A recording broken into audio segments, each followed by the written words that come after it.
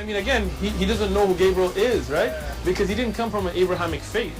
The people of Mecca were pagan. Quran is mentioned, if this book was from other than God, they would have found in it many contradictions. If a book is without contradictions, that has no bearing on whether it comes from God or not. I've had phone books that are inerrant, but I certainly don't think God gave them.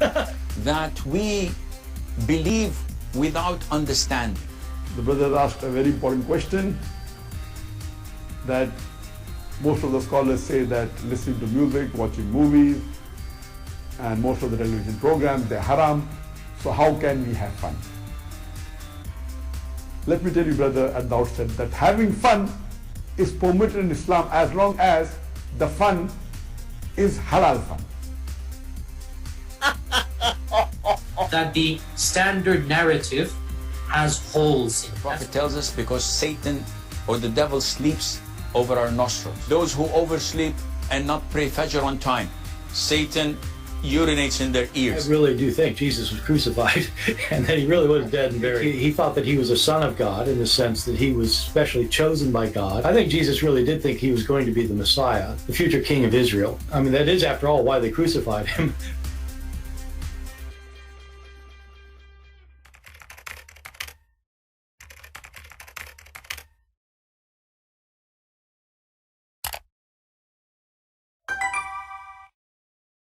Hello everyone, and peace of Christ all of you. I hope you're having a good time. Today we are going to talk about a very important topic. The most important man in history, Prophet Muhammad, peace be upon him. He's perfect in everything. He's so handsome. His eyes like the wings of a big bird. His lips are so beautiful to the point women, they want to kiss them non-stop. The angels, they love him. Allah is crazy about him. If I describe for you, no description can make it really good. So I'm going to borrow a video of someone in the internet. He made a video about Muhammad, that he is the best man before. Let us see what this video is saying. Oh, not this one.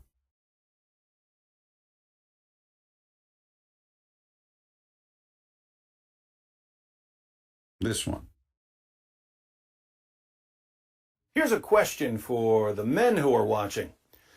Suppose you're walking down the street and you see a beautiful woman. What do you do? Some of you are thinking, well, I'd ask for her number or try out my awesome new pickup line. Yo, baby, how you like your eggs in the morning, scrambled or fertilized? But what if you're already married? What do you do then? Do you still ask for her number or use a lame pickup line? All right, here I am. What are your other two wishes? If so, then you're a total dirtbag, unless you believe in the Quran, which allows men to have up to 4 wives. In that case, you could already be married and still approach a woman as a second or third or fourth wife. So you could ask her for her number or try out an Islamic pickup line. Are you sure you're not the prophet? Because you robbed my heart. Yo, girl, you want to share my prayer rug? Girl, I know you're a Muslim because your body is slamming. Are you sure you're not the shaitan? Because you fell from Jannah. Yo, girl, I know I'm only allowed to marry 4, but you're a 10. I like your burqa. I'm wondering if I could talk you out of it. Girl, I need to break my fast. Can I have a date? Are you sure you're not the black stone? Because I just want to give you a big, slobbery kiss. But suppose you're a Muslim and you've already massively exceeded the 4-wife limit. Suppose you already have 9 or 11 wives, not to mention multiple sex slaves. You're walking down the street and you see a beautiful woman. What do? Fortunately for us, the Prophet of Islam has the answer. He always does, doesn't he? Sahih Muslim 3407. It was narrated from Jabir that the Messenger of Allah saw a woman. Then he came to his wife Zainab, who was tanning a leather, and fulfilled his desire. Then he went out to his companions and said, "A woman comes in the form of a devil and goes in the form of a devil. If one of you sees a woman, let him go to his wife, for that will repel what he feels in his heart." Now, what does Muhammad mean when he says that having sex with his wife will repel what he feels in his heart? I think it's obvious, but he elaborates in Sahih Muslim 3409. Jabir said, "I heard the Prophet say, if one of you likes a woman and feels attracted to her, let him go to his wife and have intercourse with her, for that will repel what is in his heart." So Muhammad saw a woman and he was attracted to her sexually. So he went to Zainab's house. She was busy working, but Muhammad made her stop what she was doing so that he could have sex with her. Then he went and told his followers that a woman comes in the form of a devil and goes in the form of a devil, and that if a man sees a woman and is attracted to her, he should run home and have sex with his wife because that will help alleviate his sexual desire. All right, there's a lot to think about here. Let me share my thoughts. First, take a look at the chapter heading for these hadiths. Recommendation to the one who sees a woman and is attracted to her to go to his wife or slave woman and have intercourse with her. Again, this is about Muhammad, history's greatest moral example, being sexually aroused by a woman and then running to Zainab to, quote, fulfill his desire. Notice that a man can run home either to his wife or to his slave girl. Yes, Islam allows men to have sex slaves. But David, I thought that Islam abolished slavery. Well, Islam did abolish slavery in one particular area, Fantasyland. Here on Planet Reality, Muhammad and his followers bought, owned, sold, and traded slaves, and they had sex with them. Second, how much self-control and willpower did the Prophet of Islam have if he couldn't see a woman walking down the street without running back to Zainab's house and saying, "Stop what you're doing! There's an emergency in my thawb. I need you to get into the bedroom because I can't stop thinking about this sexy woman I just saw." To be fair, I think that if you don't have much self-control or willpower and you become sexually aroused while running some errands, you should go to your wife instead of sitting around obsessing over the woman you saw. But think about this. How many women do you walk by every day? Probably a lot. Do you have to run home every time you see a woman? And keep in mind, Muhammad saw a woman in 7th century Medina.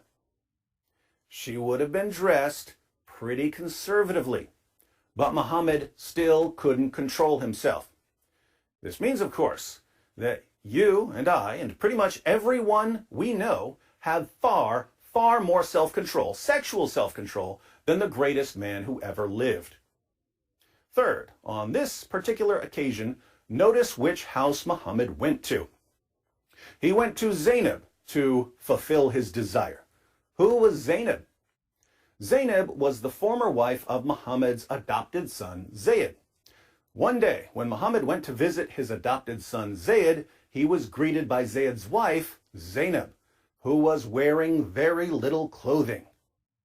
What happened next?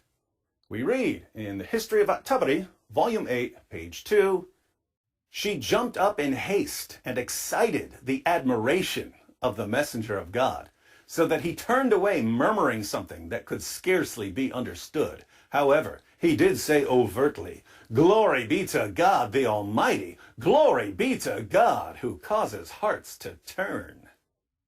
What do you think the narrator means when he says that Zainab excited the admiration of Muhammad? Long story short, Muhammad's adopted son Zayd heard that his adopted father/prophet was lusting after his wife, so he divorced her so that Muhammad could have her. People complained about Muhammad marrying the wife of his own adopted son, so Muhammad abolished adoption in Islam. What a prophet. Putting all of this together, Muhammad saw a woman walking down the street and he started lusting after her. So he ran to the house of Zainab, a woman he married after breaking up her marriage by lusting after her. Wow. No wonder Allah says in Surah 33, verse 21 of the Quran, that Muhammad is a wonderful pattern of conduct. He sure sounds like one. Fourth, when Muhammad saw this woman walking down the street, and he had to run to Zainab for some relief, he already had somewhere between 9 and 11 wives, not counting his sex slaves.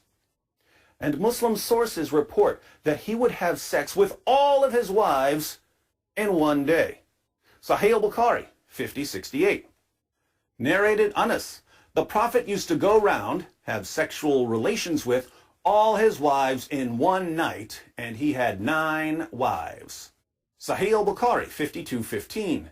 Narrated Anas bin Malik, the Prophet used to pass by, have sexual relation with all his wives in one night, and at that time he had 9 wives. Side note, check out the chapter heading. Whoever had sexual intercourse with all his wives and then took one bath only. Yes, history's greatest man would have sex with 9 women, but would only take one bath. Can you imagine what he would smell like when he was climbing on top of poor wife number 9? This is Allah's pattern of conduct.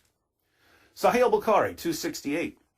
Narrated Qatada, Anas bin Malik said, the Prophet used to visit all his wives and around during the day and night, and they were 11 in number.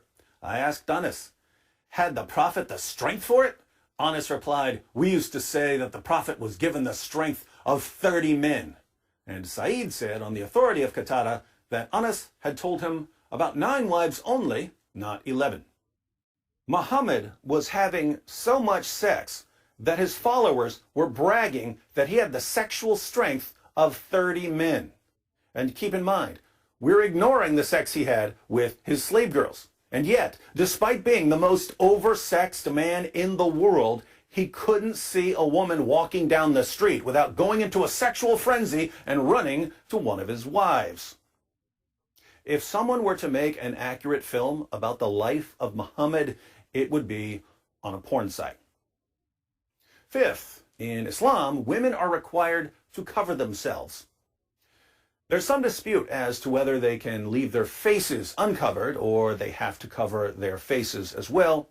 But think about why they need to be covered. Who founded this religion? A man who would lose his mind when he saw a woman walking down the street. So I asked the Muslim women who are watching, what's the real reason you cover yourselves? The real reason you cover yourselves is that your prophet couldn't control himself around women, so he demanded that women cover themselves.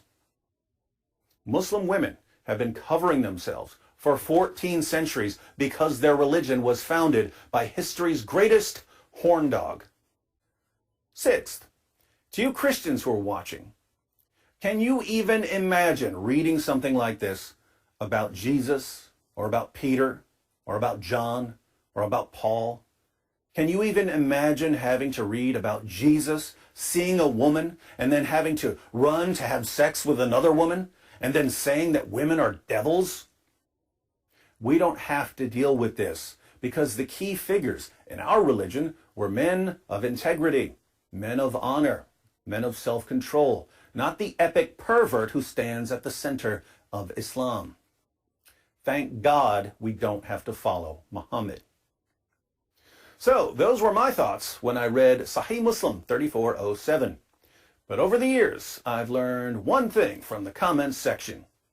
Other people notice things that I don't.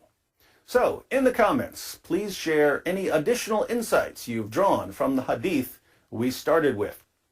As an added bonus, the apostate prophet and I agreed ahead of time that we would both make videos about this hadith. We didn't confer on what we'd say in our videos beyond the passage we'd be discussing, so I have no idea what he's going to say in his video. Let's all click the link and find out what AP's got to say about his former prophet lusting after some random woman. I hope to see you there in the comment section. All right, thank you very much. We just brought back David Wood for you. The Muslims are happy that they don't see him no more, so we brought him back. Now, he said many great points, but he made a mistake.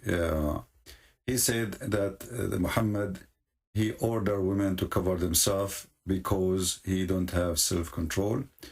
Well, obviously, Muhammad is a pervert, and he will not do such a thing, to order to cover themselves. The reason for Muhammad to cover the women, or to cover the hijab, is because of Umar. Umar ibn al-Khattab, he is the one behind the order of covering the women. Umar, he used to go to the house of Muhammad, and he used to flirt with the wives of Muhammad.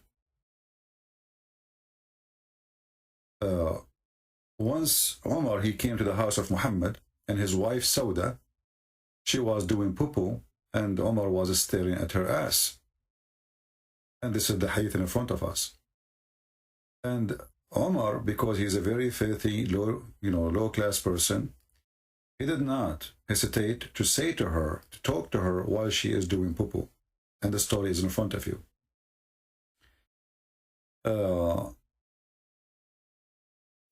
Aisha reported, the wives, actually you can read the title here in the top. Chapter permissibly for women to go and out to relieve himself. So imagine, they have a chapter about doing shit. This is Islam, what you expect. Shitty religion, shitty chapters, shitty prophet. Aisha reported that the wife of Allah Messenger used to go out to cover, and in the cover of the night, when they went to open, they went to open field in the outskirts of Medina, for easing themselves, like, Umar al-Khattab used to say, take a note, used to say, which means he always do that. Allah Messenger, ask your ladies to observe veil. So what this hadith here is saying to us, that the wives of Muhammad, they use, they wear clothing which is not decent. Maybe they are dressed like hookers. Maybe they are dressed in a... But obviously, they are not dressed right. And Umar is asking Muhammad, not the Muslims. He's asking the one who's supposedly in charge of religion. He's the prophet. Tell your wives to observe veil. Each time Umar he come, he said to Muhammad, tell your wives to observe veil. Now ask yourself, why Umar, he is saying such a thing unless he sees something not right. There's something not right.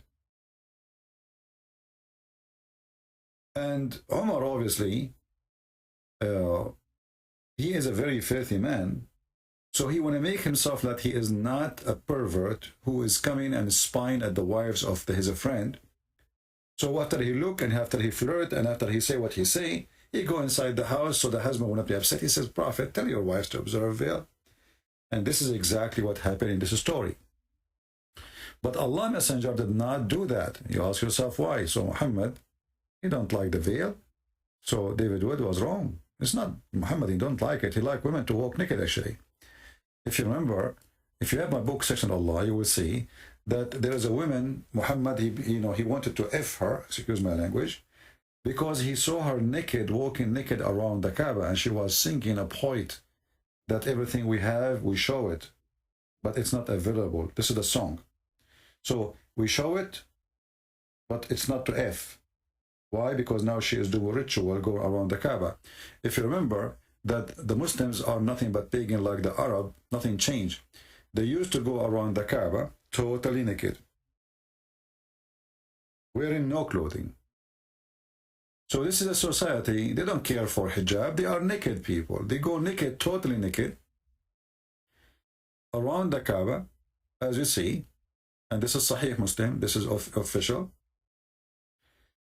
It says, Hisham narrated from the authority, etc., etc., that when Quraysh is the family of Muhammad, all Muhammad family are Quraysh, and their descendant, they used to go around the Kaaba naked. Do you see it? Totally naked, in the state of nudity, naked. So this is a religion, and this is actually a society and a community where nakedness is not even a big deal. You know, before the bikinis exist, they are totally naked. So women and men, because the Kaaba is a sexual temple of worship. You see, the Hindus, they have a temple for sex. Sexual object is put there, and they have a penis, and they have a vagina, and it have a name. And those who knows the name, they can post it for you in the chat. And you can check the images. Muhammad, he himself, in his followers, obviously, they copy from the Hindu, the sexual religion, and they have a black stone which present the vagina. Women, when they cannot have babies, they go around the Kaaba totally naked, and men, they go with them, and even they do have sex. There's different hadith that says that the Muslims, and this is after Islam for sure, they used to go around the Kaaba, and their penis is a dripping sperm.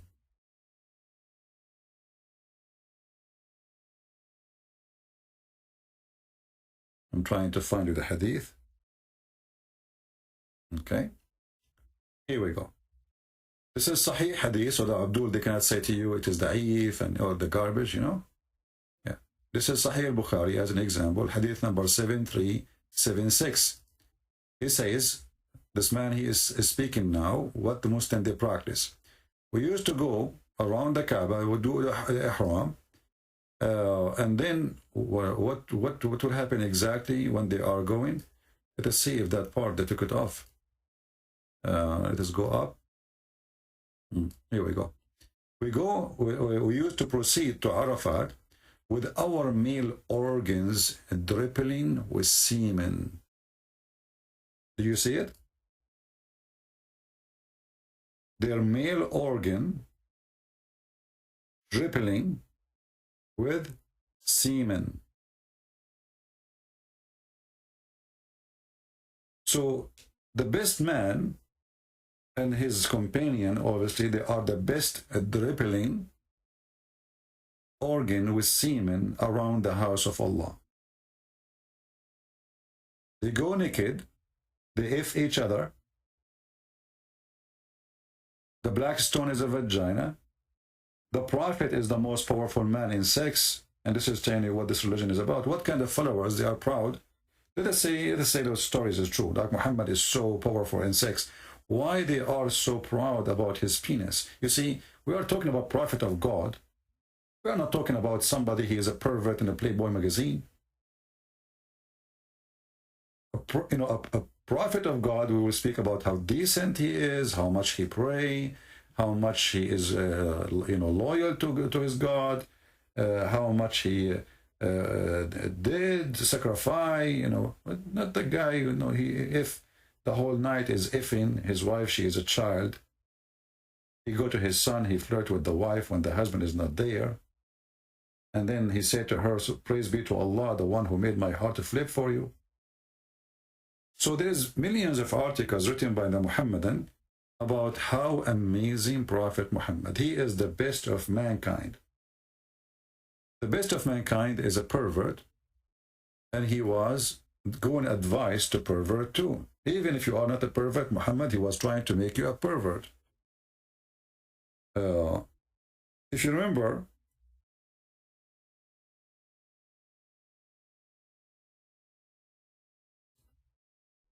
there is many stories of Muhammad encouraging his men to marry children. You see the Muslim here in the translation, they are talking about marrying a virgin. But this is not really what it's about. It's not just about virgin. It's about children's. He is asking them to have sex with the children. This guy here, his name is Jabir, as you see in the story. Muhammad, he asked him, and he is one of his companions, and he used to go to war. Muhammad sent him to war. So maybe to sleep with his wife too. Actually, Sauda bint Dama, he sent her husband to war, and he got her. So,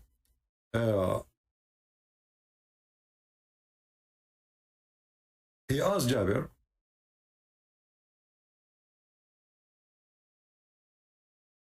did you marry Jabir? He said yes.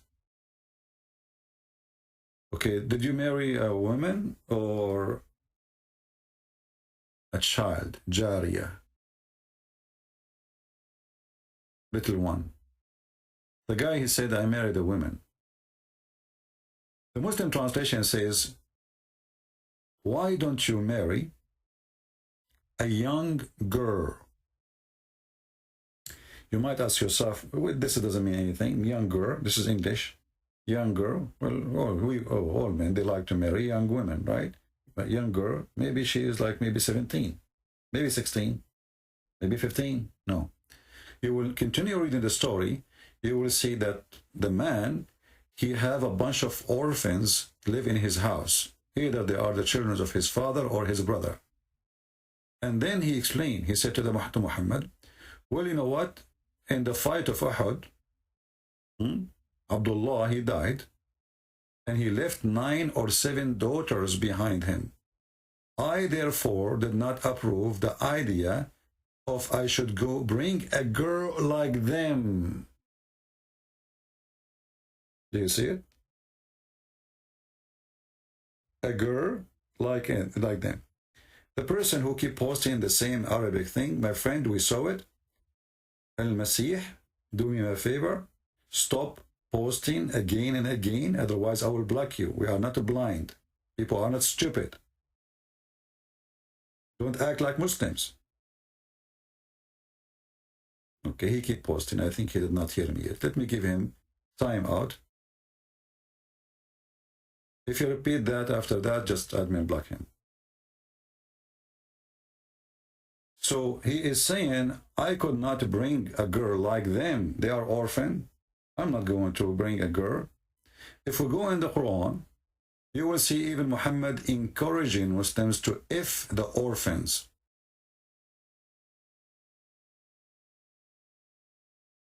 You see, when Muslims, they speak about charity, never give a Muslim an orphan to live in his house.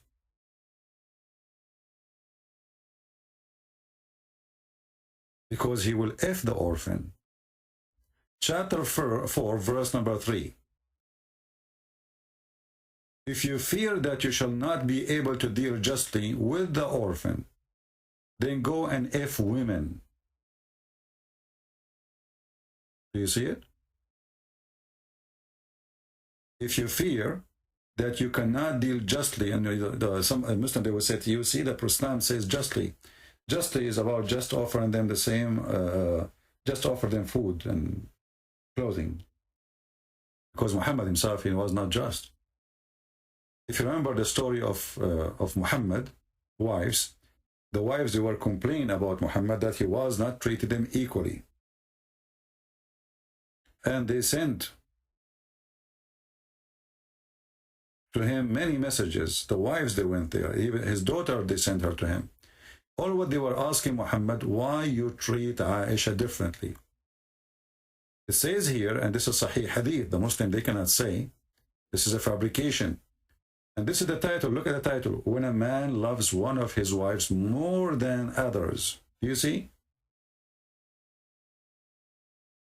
So, according to the filthy Muhammad, he loved Aisha more, but this is not love, because love a man, he love a woman. He don't love all women in the world. And this is a lust. So this pervert man, he liked children, as we saw from the previous hadith. So now, because she is the youngest, she is the child, so he is the pervert, and she is the perfect one. So she is in control. So the wives of Muhammad, they gathered together and they asked Fatima, his daughter, to go and ask him to treat them equally. All what they want is just treat them equally. You see, it says here, Aisha, she said to him, your wives have sent me, and they are urging to be equitable. They are not urging, like asking for special treatment. No. Just treat all the women equally. So the Muslim, they claim that in Islam you cannot marry more than 4 unless you are treating them equally. But as you see, Muhammad again is a pervert man. He is mistreating his wives, and he don't treat them equally.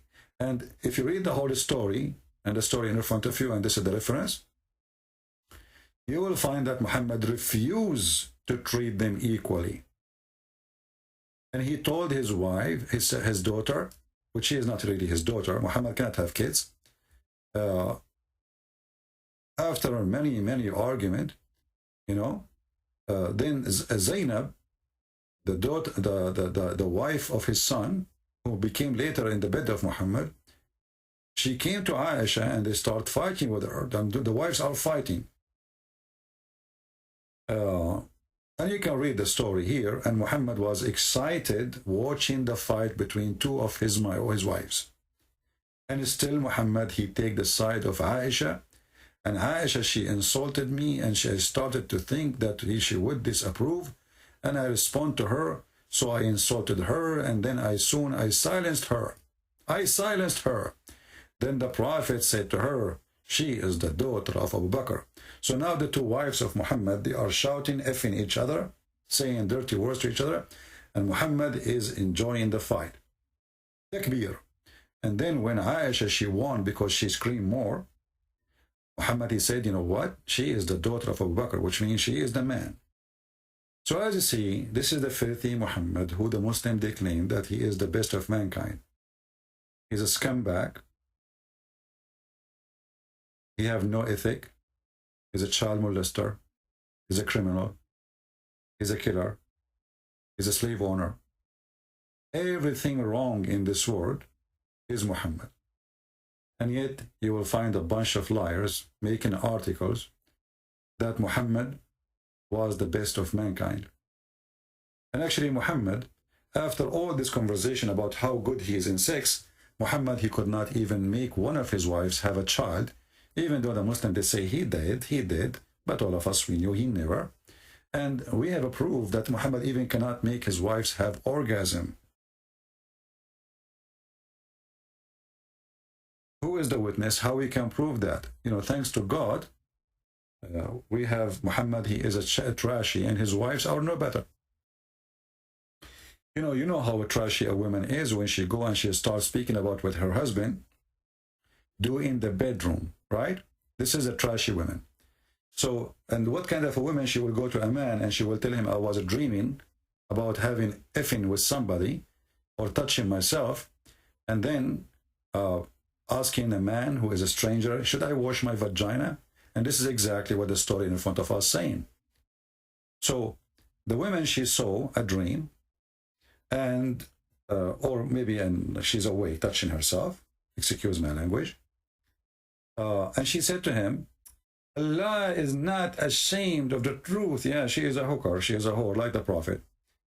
Is any washing necessarily for a woman when she has sexual dream? The Prophet, he is expert. Just ask him about that for free. He said, yes, yes. But we just heard David Wood in the video that the Prophet, he had sex with all his wives, and he did not have one bath until the end. And then it says here, yes, when she signs of liquid, Salama covered her face. This is the wife of Muhammad. This is who? This is the wife of Muhammad. The Muslim in translation, they are trying to cover up what Salama said. She did not say, do a woman have a sexual dream? She said, وَتَحْتَلِمُ الْمَرْأَةِ, do women have orgasm?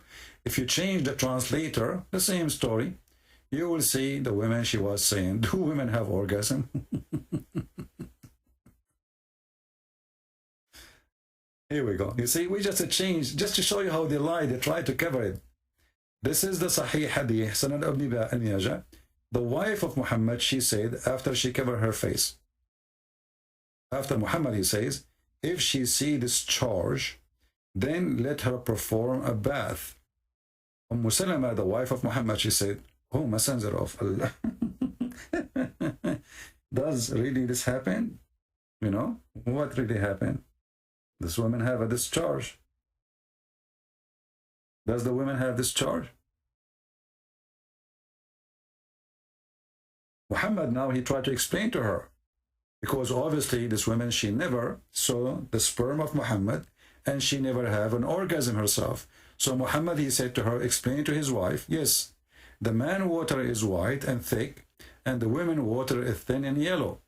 Whichever of them comes first, the baby will look like the parents. And this is additional proof that Muhammad is a stupid fraud prophet, because whoever comes first, what does have to do with the look and the gender? So the wife of Muhammad, obviously, she never ever had orgasm, and she did not even know what orgasm mean. She don't know. And as you see, this is a very sahih hadith, you know. And the Muslim, they say to you, oh, this is not about male and female, Christian Prince is lying. Well, the hadith in front of you, and we can read them, you know. Here we go.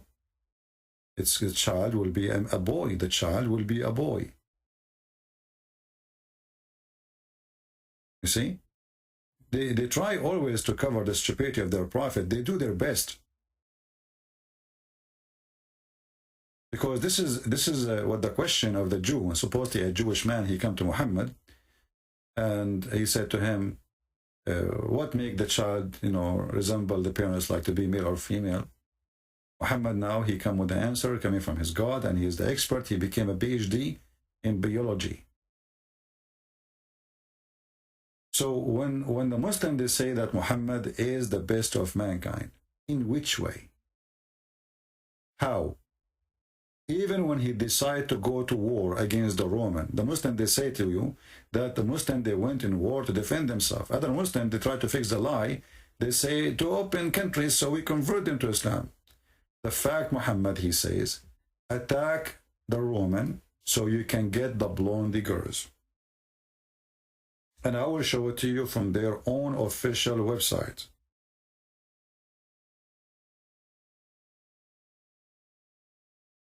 And you know, the funny is, when you show the Muslims their stories, the first response for the Muslims, he's a liar, he's a liar. You show it to them from their website, he's a liar. You show it to them from the Quran, he's a liar. You show it to them from Tafsir, he's a liar. The denial of those people is additional proof that Islam is a fraud. You see, a person who is proud about his belief, he will not deny his belief. Is that correct? Why a person, he will deny a belief? He deny it only if he is ashamed of it.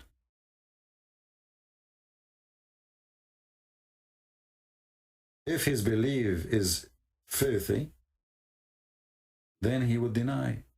And this is why we see the Muslim keep saying this is a weak hadith, this is da'if hadith, this is a strong hadith. Any hadith, any story written by them, printed by them, translated by them, published by them, taught in schools by them, but in front of you, we do not know it. We never heard of it. This is the official government website of the Kingdom of Saudi Arabia. And I will show you the link in the banner so you can see. This is Saudi Arabia Education. This is government of Saudi Arabia University. And this is Tafsir al-Tabari.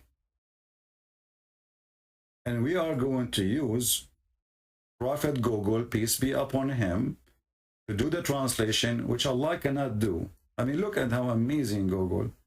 Can Allah speak to us in other language other than Arabic? No. Google can. Almost all languages in the world. So who is Allah? The God who he claimed that nobody knows if it's going to rain tomorrow or not, it's except him, which is proving the stupidity. Who knows what is inside the womb? And he is making a challenge about it. And then here it says that there is a person And this is page number 195 in the book of At-Tabari. When Muhammad, he said to his men, let us act the woman and get the blondie girls. I'm going to post the link for you, and you yourself, you can search for it. Like now here, it's appeared hadith number 1678. It's appeared again, hadith number 16786. This is 16785. And it appeared again here in 16788, etc. And this is all is sahih. So I'm going to use Google in front of your eyes, translate to English, and all what you need to do, it says here, attack the book, invade the book, and size the daughters of the Asfar. Asfar means the blonde, yellow. You know, the savage Muhammad, he don't even know, he don't speak good Arabic, because Asfar is a stupid word to say, really. You know, there is Asfar is like gold, you know, Asfar. Asfar is not really a color to describe the blonde people. So he's a stupid even in the language. So he said, invade Tabuk so you can capture and rape and if the white, blonde, yellow women. A man from them, they call him the grandfather, he said, excuse me, don't tempt us with women. Are you taking us to war because of women? This man is decent. Muhammad, he accused him to be a hypocrite. He is a hypocrite.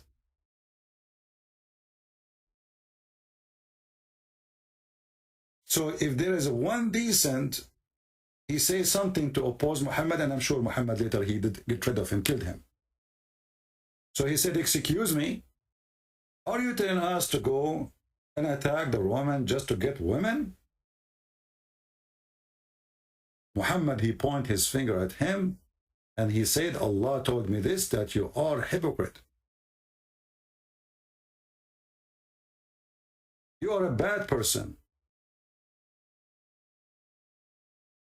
You are making an excuse not to go to war, claiming that you don't want to be tempted by women. But you just told them, attack the Roman and get the blondie girls. You did not say attack the Roman so we can spread Islam. He said attack the Roman, and get their women. Let me post the link for you. And this is again the official government website of the Kingdom of Saudi Arabia. It's going to come to you in Arabic, but all what you need to do, you can click in the side of the page, and you can, you know, actually the admin is posting it already. Thank you. And then you click at English translation. So when the Muhammadan, they speak about Muhammad, the greatest prophet, how truthful those people are. You tell me. Is he really the best of mankind? Or the worst, the evilest, the disgusting, the pervert, the pedophile, the criminal, the thief? Not to mention how many, the Muslims themselves are proud about how many times Muhammad, he jumped in the highway and his men, and they took and they robbed everybody in the highway. And they say to you, they are doing that because the tribe of Quraysh, they kicked them out from the city, so they lost everything. The fact that even the story says that Muhammad and he took his slave with him. What lost? He lost what? You see, all days, you do not need to take a mortgage to have a house. Those are Bedouin. Those are literally Bedouin. Today, if you leave a house, if you leave an apartment, it might cost you your life saving. At that time, all your life saving is movable. It's either animals or the slaves, and Muhammad, he owned many of them. So Muhammad, he went out, and most of the ones who were with him, they were the slaves they owned. So they lost nothing. But Muhammad was a thief.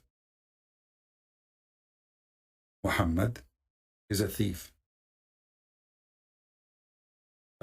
We have somebody saying, open Skype. Nathan David, are you a Muslim, Nathan? Why you want me to open Skype? Are you a Muslim?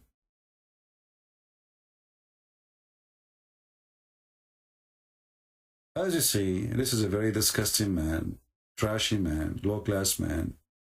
And the Muslim, they worship him as God, they speak too much about his good, but the second you start reading, and remember, what do you see in English is not even 1% of what it is in Arabic. The garbage in Arabic is way beyond. That's why I'm using a garbage of the official website of Saudi Arabia, and I had to use Google translation.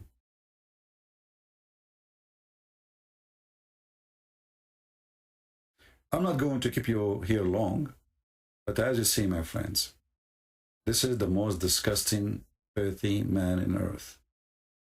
His name is not Muhammad. Muhammad is the praised one. He changed his name from Qasim to Muhammad, and he wanted to replace Jesus. He is the devil himself. By making himself Muhammad, he chose to be called God, because the praised one is God. No man is to be praised.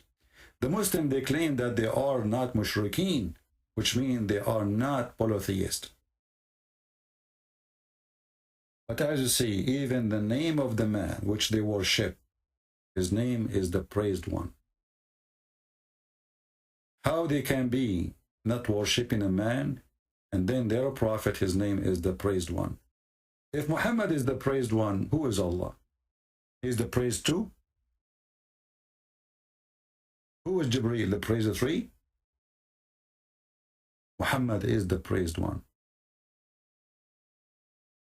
So for how long their lies will work, that depends on you, and how much you share our videos, and how much you make comment and bring people more to listen and to hear. And by the way, I just want to remind you, I don't know if you saw my post in Patreon, the coward Zakir Naik, he made a copyright claim. I mean, you are a potato. You are literally a potato. You don't dare to debate us. And why you are afraid of sharing your video, as long as your video is good? Copyright?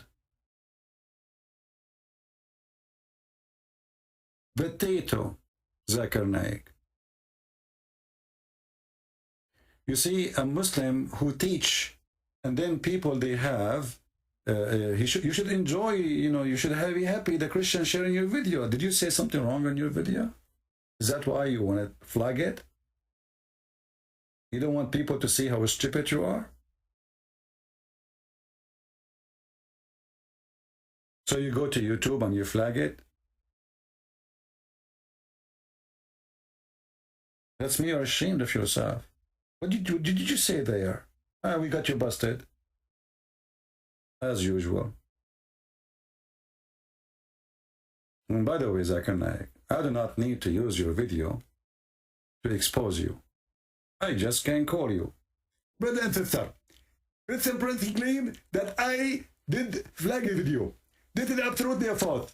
I threatened him to tell me the reference and to tell me the proof. Zakir Naik, it's in front of you on the screen, man. It says copyright from YouTube. How I can make this? Christian Prince, first of all, the devil, he came to the Prophet Muhammad in the shape of Jibreel. And it's very possible that somebody, the devil, he came to YouTube in the shape of Zakir Naik. Zakir Naik, the devil will take your shape. I mean, he could not find better shape than yours. Come on. Think about it. Christian Prince, you get the point. Actually, maybe when I'm waking sleep, because sometimes I woke sleep. Zakir Naik, what wake sleep? What, you are always asleep. Don't you see yourself? You say stupid things, you debate stupid things, and you lie a lot. So do you lie even when you are asleep? Christian Prince, things happen. And this is a very famous statement in USA, that things happen. Zakir Naik, so now, you did flag my video. And what you did, nothing.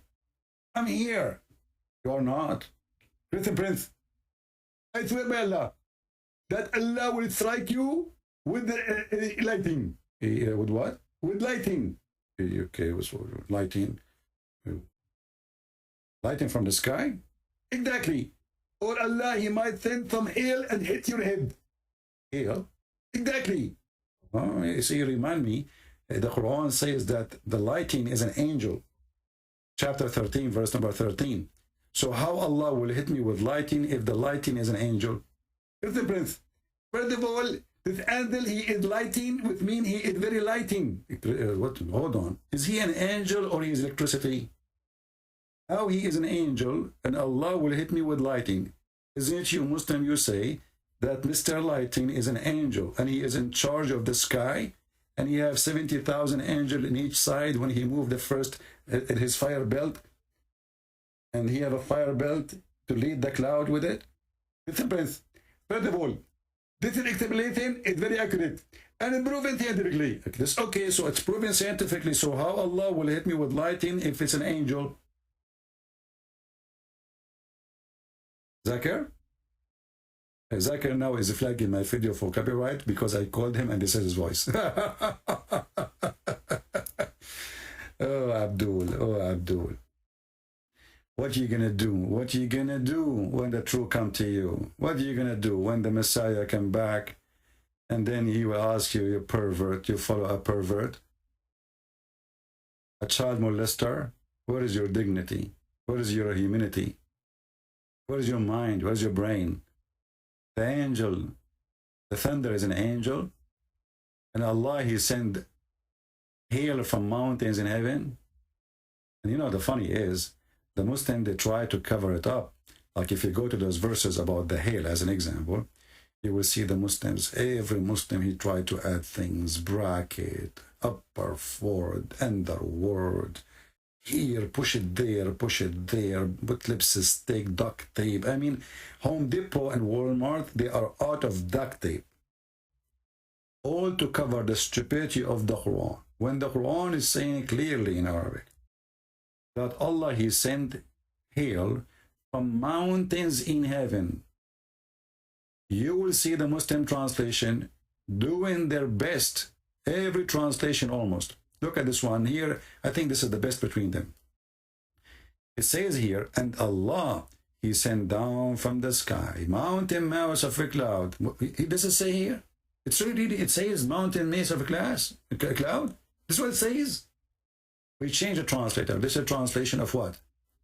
Yusuf Ali. Let us go to a different idiot. What this name's guy? Wahadouin. All of this is a name. All of this is the first name. Okay, Khan. Okay, Wahadin Khan. All right. He sent down from the sky mountain masses of a cloud. Okay, what is the cloud? Where is the word the cloud here? Let us go. What is the word? You know, I mean, mountain of cloud. It says from mountains. Change the translator. We will keep changing the translation until one of them is slip. This is a translation. This is what his name, Ultimate Forty, read for me, just to make us think that he speaks Arabic. This is what the Muslim read for you, by the way, to make the fool you believe that they speak Arabic. They don't. All of them anyway. You will see all of them on this one after one saying the same, that there is a mass cloud, and and he sent down out of heaven mountain in which there is hail. Who is this translator? Finally, there's one of them here, little honesty.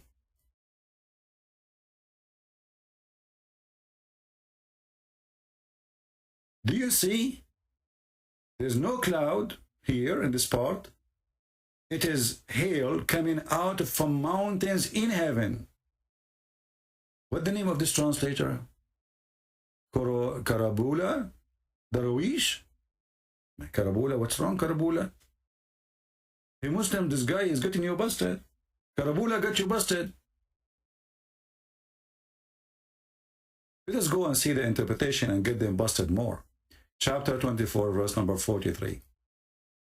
Remember, the best man, Muhammad, was the best in weather too. He knew that the thunder is an angel, as you see. He knew that hail is coming from mountain is heaven. I mean, come on. He is the best even in weather news. He knew everything about weather. Where the hail coming from, what is the thunder. He knew it all. He is the best in everything. Cooking too, even in cooking, by the way. I mean, the guy who ordered his followers to drink camel urine. What do you want more? The best drink ever. So, chapter 24, verse number 43, 24.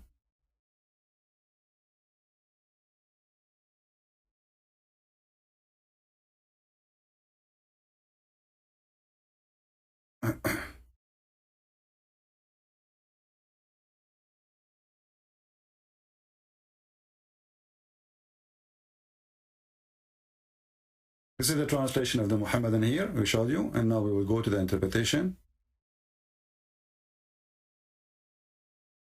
Read with me. He sent down from heaven mountain wherein there is hail. He said, he sent down hail from mountains in heaven. Do you see it? Do you see it? Why in their Muslim translation they keep adding clouds and you know just to cover the stupidity? The Muslim Abdul is translating the Quran. He look at this like, what the heck? Everybody will read this, will die laughing at the Quran.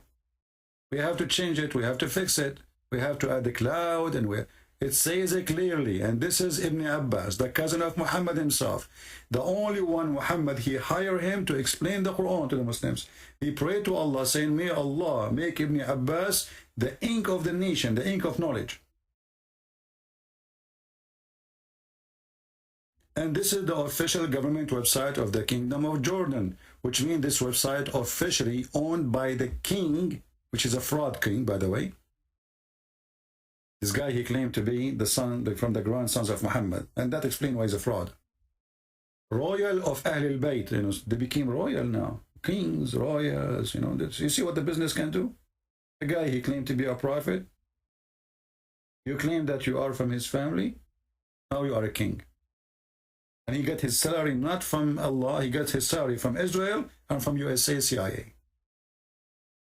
If you remember when one of ISIS, he exploded himself, or Al-Qaeda, he exploded himself in an office for ISIS, for the CIA in Afghanistan. The one was injured inside the office was the prince, which is the brother of the king. All of them, they are CIA member. So, as you see, this is what it's meant.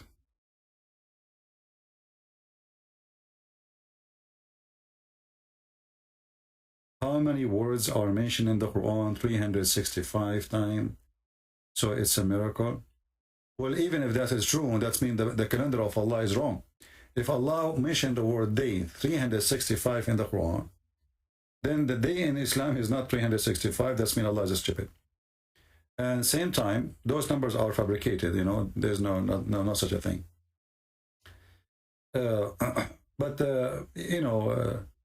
Muslims are desperate to find something in their book. As you see, okay, let us say the Quran mentioned the word day 365 times, and the word night 365 times, and the word shit 20 times, and the word non-shit is 20 times, the word piss is 20 times, the word non-piss is 20 times. Let us say, you know, just for the sake of argument, what we will do with this? Because this is, anyone can write, anyone can, if he have a plan, he can write, he can add a word in equal number. This is not like raising somebody from death. This is writing a book.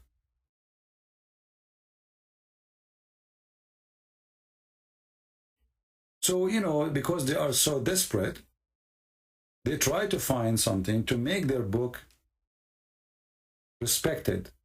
But as you see, there's nothing respected there. It's just a stupid book. And, you know, the 365 proving that the calendar of Allah is wrong, because the calendar, the most accurate, there is no real accurate calendar, you know, there's no perfect calendar, but the most accurate is not the Muslim using. However, the Arab before Islam, they used to fix the calendar, you know, because they understood, they learned that from the Jews, that this calendar is not perfect, it's not good. So they have to add more days to the year to fix it, at least every 2 or 3 years to fix it. Muhammad,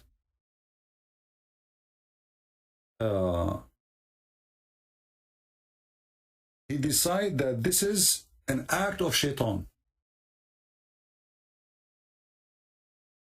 What is the act of shaitan?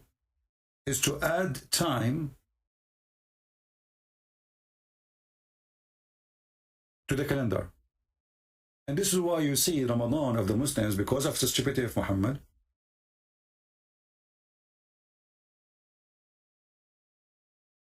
Ramadan sometime come in July, sometime come in March, sometime come in December, sometime every year will change. Every year it must be changed.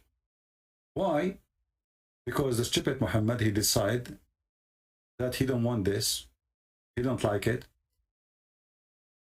and mostly because it was about a delay of an occasion he want to celebrate.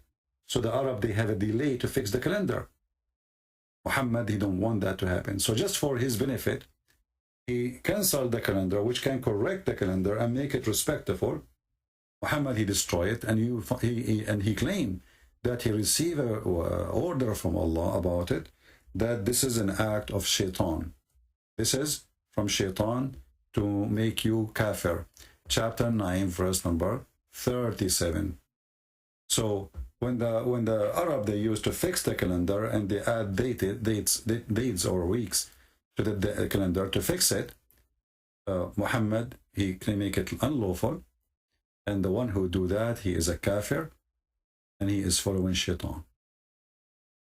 All right, and the reason actually he wanted to kill his enemies. So because there is a few months the Arab, you see the Arab, they have rules, and they used to be way more respectful than Muhammad. Muhammad is a scumbag, literally. So there's certain months they don't fight, they don't kill. So Muhammad, he want to kill them. Now they are weak. If we give them some time to increase, if we respect the rules, you know, they might, you know, get stronger. Now we need to attack. So, but his followers, they said to him, but we cannot. What about the honor of respect for those tradition? Muhammad, he have, as usual, the way to change things. Just tell them Allah said. So he gave them a verse from Allah, which is him, changing the time and the date and the calendar. Chapter 9, verse number 37. And you can open the interpretation so you can read what is behind this story. So even the calendar, Muhammad, he screwed it. This is how stupid, how evil this man is. You see? The best man is the best fraud. Ramadan is supposed to be one night? No. Ramadan is a practice of Asabian, and they are people from Iraq. They, you know, Ramadan is a celebration for the new moon. The new moon. This is why, and it was 30 days or less than 30, depending on the month. So they go by the moon. When the moon disappears, when the moon come back, the crescent moon. This is why you see that Muhammad,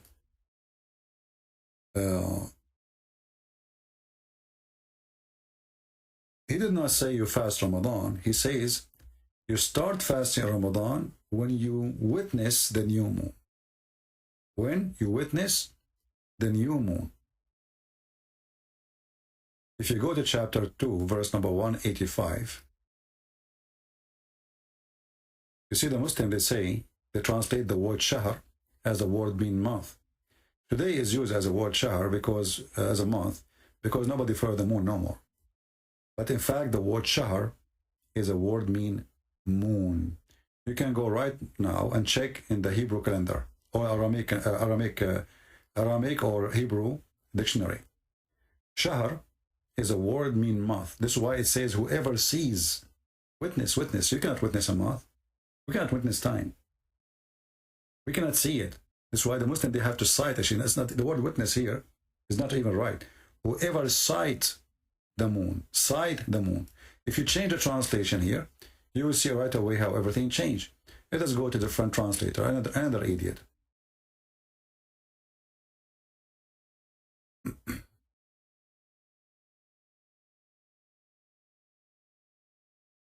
In this here translation, look what he says. So whoever of you sight the crescent of the first night, not of the month, of the moon. You sight the moon. You don't sight the month. And is it true that the Muslims, they sight the moon to start Ramadan? Is that correct, guys? This is why Muhammad, his God name is Lah. Lah was one of the gods worshipped by the Sabian. The Sabian, they have ranks of God.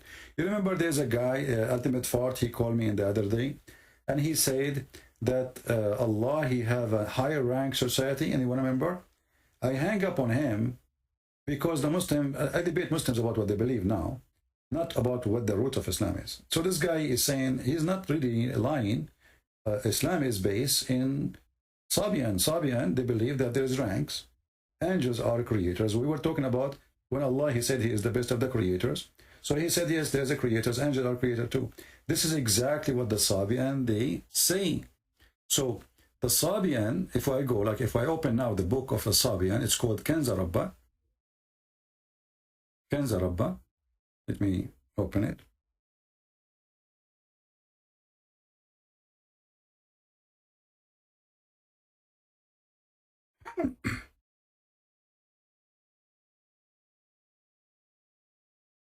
Kenza mean a treasure. Rabba coming from the word Rabb. This is the book Kenza Rabba.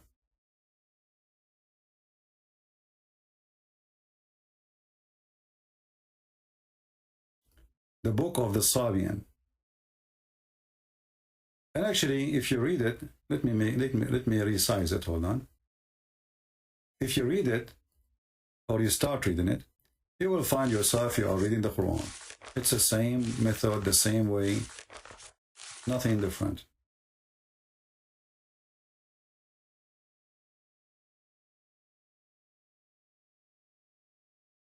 Let me see if I size a page, one page at a time.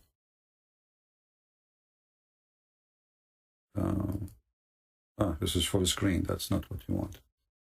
Okay, how we can zoom in. Right here.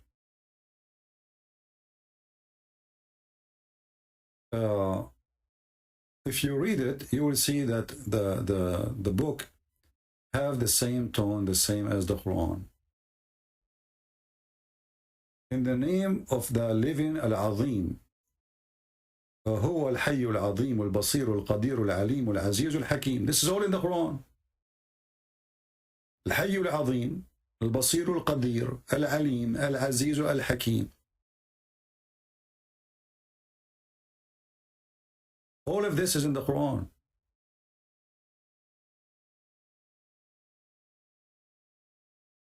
And you will see it's in the same as Muhammad's statement with the same letter. Here you notice in the book here, it says Al-Athariyin. Al-Athariyin.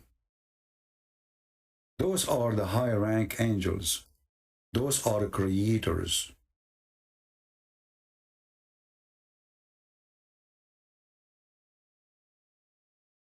And Allah is the boss.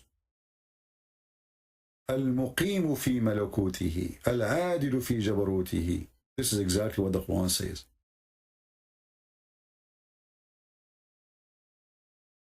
Now maybe, I mean, if we want to go in details, deep in details, that would be too much academic for many and too much heavy-duty information. So, we try always to share what is enough for you to expose this garbage cult.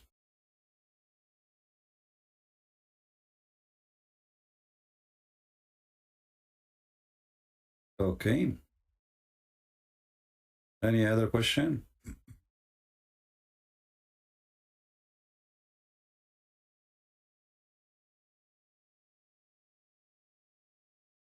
Sabian English translation, I don't know. I can give you a link for their official website, but I don't know. Remember there was once we received a call from a Sabian. Who remember? I don't know if any of you copy it. You see, the Muslims, they target them. You remember the Yazidi? The Yazidi, when you see they speak about the Yazidi, they read with their women. Those are the Sabian. So the Yazidi, they have in their belief, they believe that Shaitan, like the Muslims accuse them that they worship Shaitan. And somehow they do. So what they do, they make Shaitan, let us say, they fear Shaitan. So they try to make Shaitan happy, like not to be harming us, because he is the one who is in charge of the earth.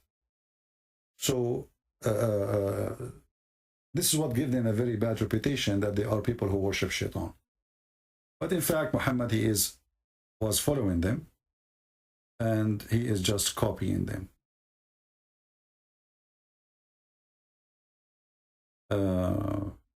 Anything else?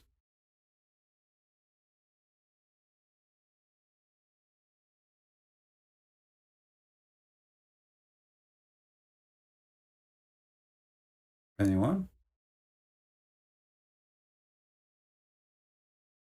Have you been in Israel? No. And I don't want to go. Let us see. I don't like to go anywhere in the Middle East. It's a cursed land. Oh. All right. So do we have any serious question?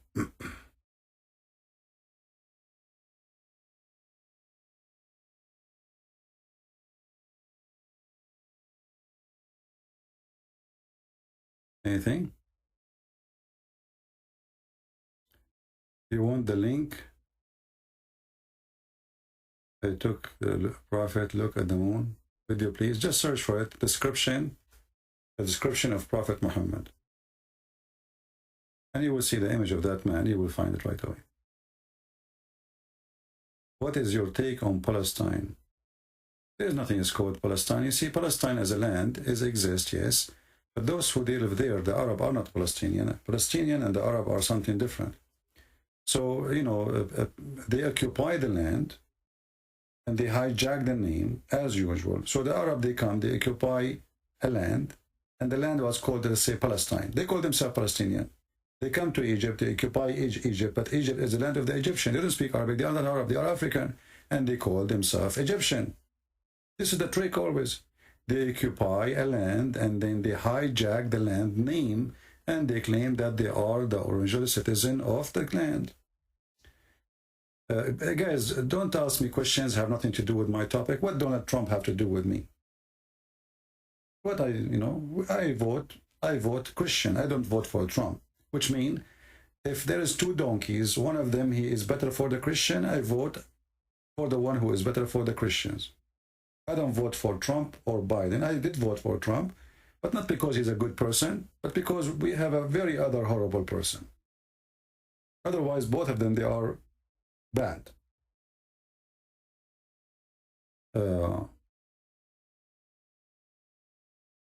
The praised born eternal servant of God, that is Jesus, right?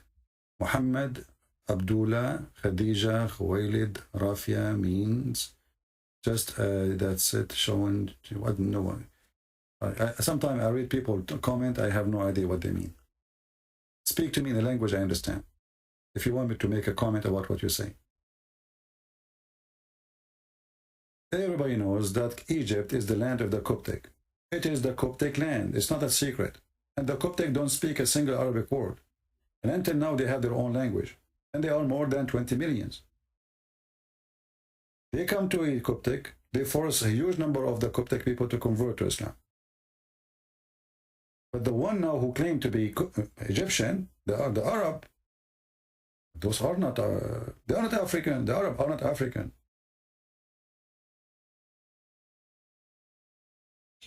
Furqan. You see, Furqan, supposedly, it's mean like the one who show you the guidance, like the clear guidance, the clear, etc. But there is a book actually, it's called Al-Furqan. There's a book actually made by an ex-Muslim. I don't know if I can find it.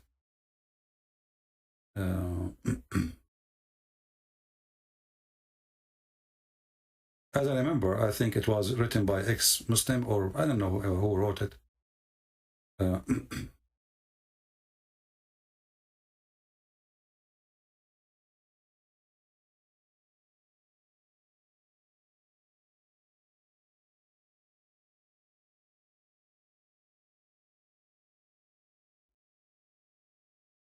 Let us see.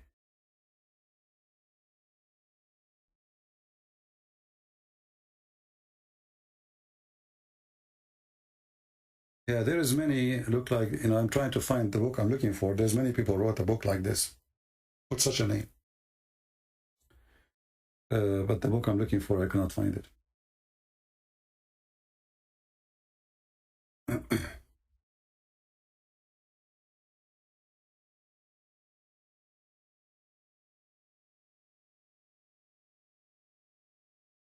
But you notice that the Quran is a very stupid book. It says here that we gave Moses the scriptures and we gave him the Furqan.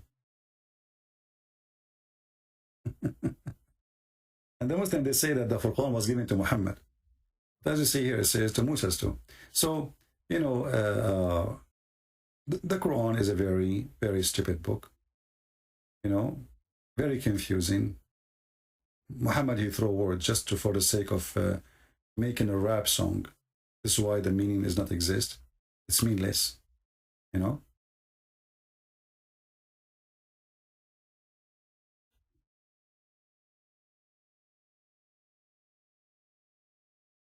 Any other question? Do you like songs in church? Well, you know, traditional churches, they sing. Like if you go in the Middle East, Christian churches like Aramaic churches, they sing the whole Bible. Not only they sing it the whole Bible. The whole Bible is recitation of song. Why not? You know, as long as you are glorifying Lord, with respect and love, doesn't matter how you do it. Right?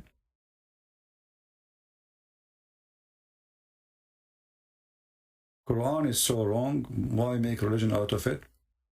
Well, you know, the man, he got an army and he conquered and he forced people to convert to Islam. And this is why there's a chapter in the Quran. It's called ALLthat. When the victory came, people, they enter into Islam like waves, like an ocean. So when the people, they enter into Islam, when the victory came, this is the chapter of the victory. So when Muhammad became victorious by the sword, people, they enter Islam by sword. So, and then who dare to leave? And then you join the gang because you find yourself, either you die or you join the gang grow. They attack other nation. And then they force the same nation they just attack. Either you join us to attack the neighbors so we can treat you better. We won't treat you the same as we are, the Arab, but we will treat you better now because you are a Muslim, you are a soldier for us. All right? And making religion out of something false, well, there's millions of them. Okay?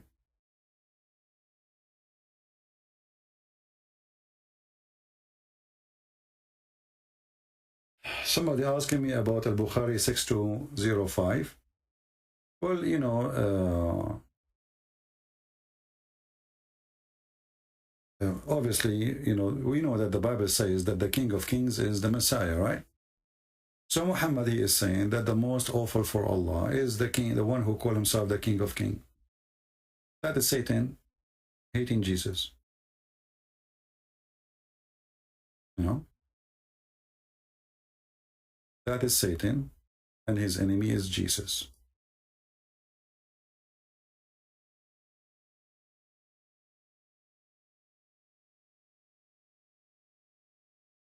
And you will see that Allah, he says, I am the King of Kings. So clearly that Muhammad is trying to replace himself and his God by Jesus. So the most person Allah he hates is the one who called himself King of Kings. And then Allah himself is calling himself the King of Kings.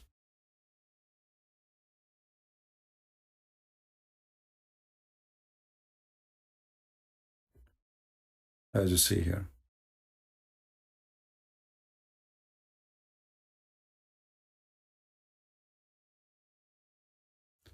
Any other question?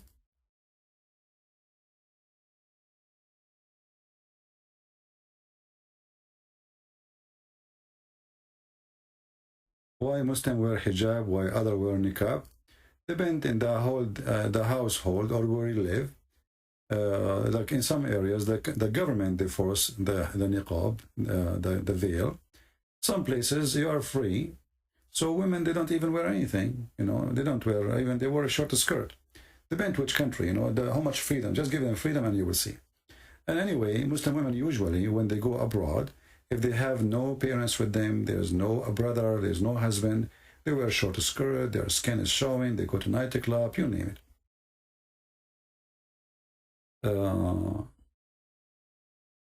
There is a hadith says Adam was made in the image of Allah.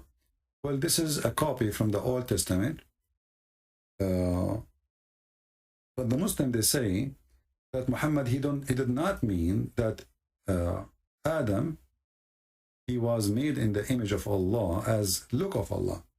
They say that Allah was saying he made Adam in the image of Adam, which is silly to say. I mean, he made Adam in the image of Son. I mean, have you ever heard stupidity? I mean, they don't know what to say. I mean, he created Adam in his image.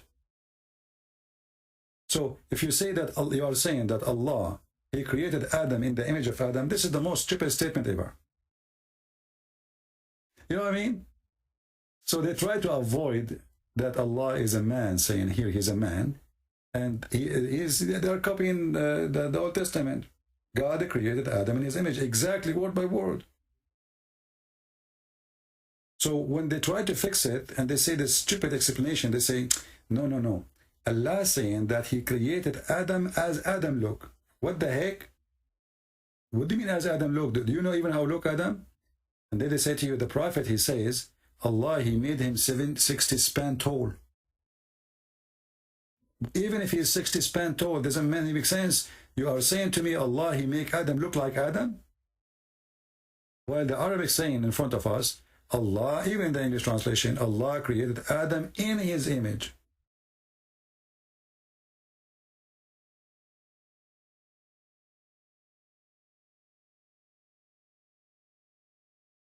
Anyway. And you know, if you search in Google, let us search just for fun. You will find the Muslims they have a graveyard for Adam in every country.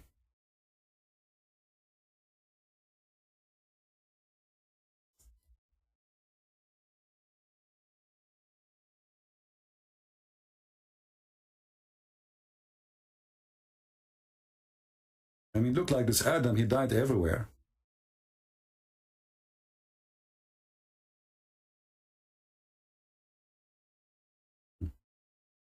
Here I found, this is a grave of Adam and Eve, brother. Not Adam alone. They died next to each other. Look how beautiful it is. And look how tall it is. And the funny is, Adam and Eve, they are in the same height. Interesting. See how long the grave of Adam and Eve, brother and sisters? MashaAllah, MashaAllah. It's MashaAllah. Which one is Eve? Which one is Adam? There's one in white and one in green. I guess the white is Eve. And the people, they give money and donation, and you know, it's scam. It's a jolly scam. And not only that, let me show you, just hold on.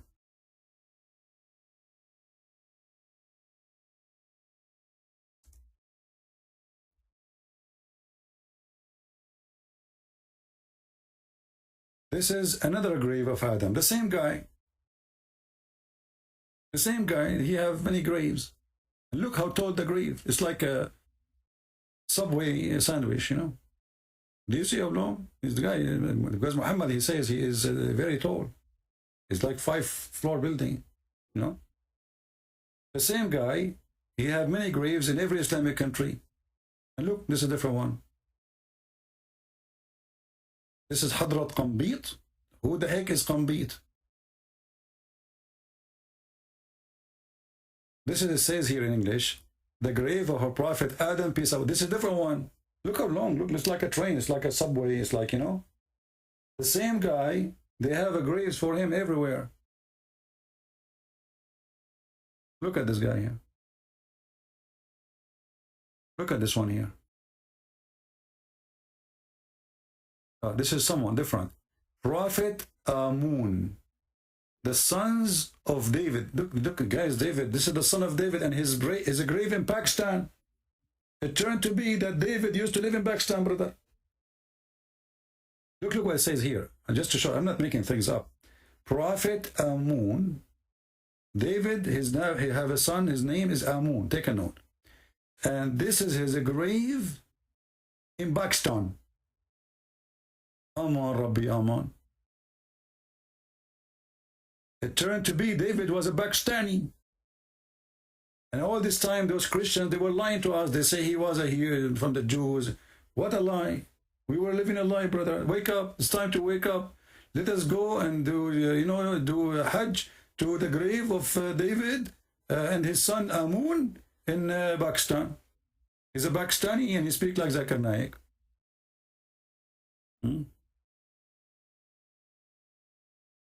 This one is what? Grave of what? This is a grave of what? The same guy, he have other grave. Hazrat Amun. Look, how many grave you have for the same guy? Look, this is the same Amun. Look. This is different grave. The other one, his grave is in the middle of the room. This one, he have different, you know. The room is small. Let us see the grave of Noah. Hold on.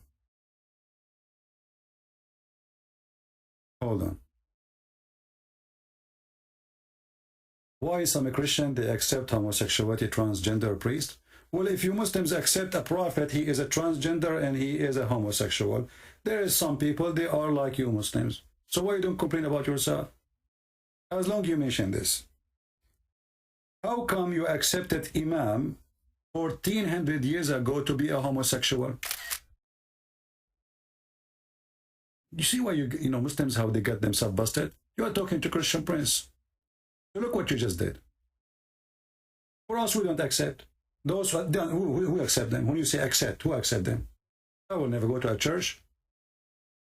The one who is in the church, he is breaking one of the most important command of God. Who is going to go there? People like him. But look what happened in the time of your prophet. In the time of your prophet, right away after he died, Uthman became the caliphate. Focus with me, Abdul. Hamoud. A man, he come to the caliphate Uthman. And he said, there is an imam, he pray on us, and he is a gay. He's a mukhannath.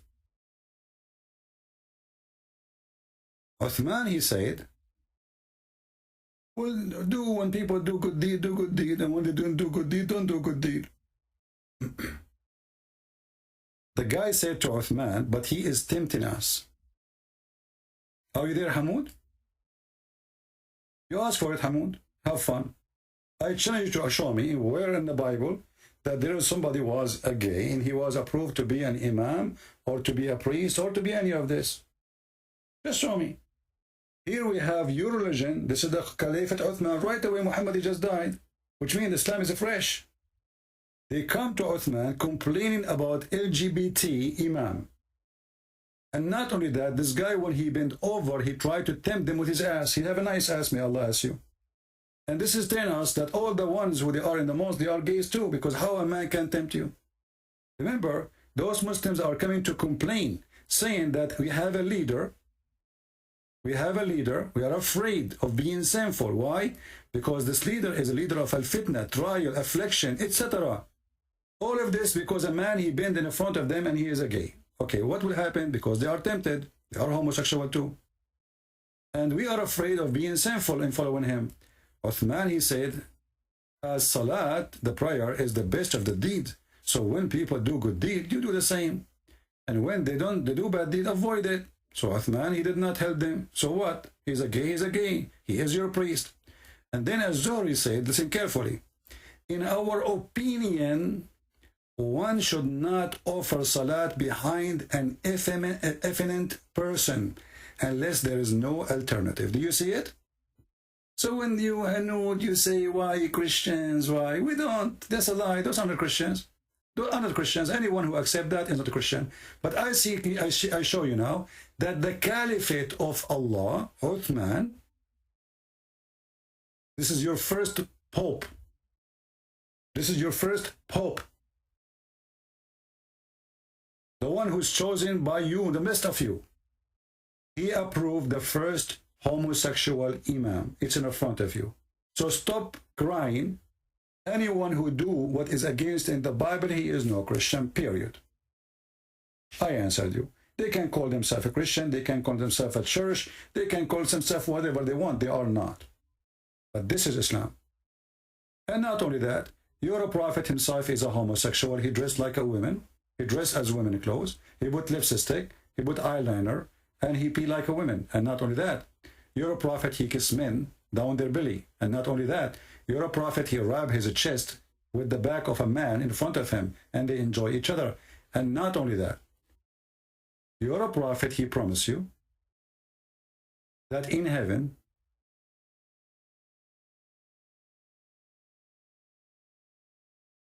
there is a bazaar where there is no buying nor selling except pictures of men and women.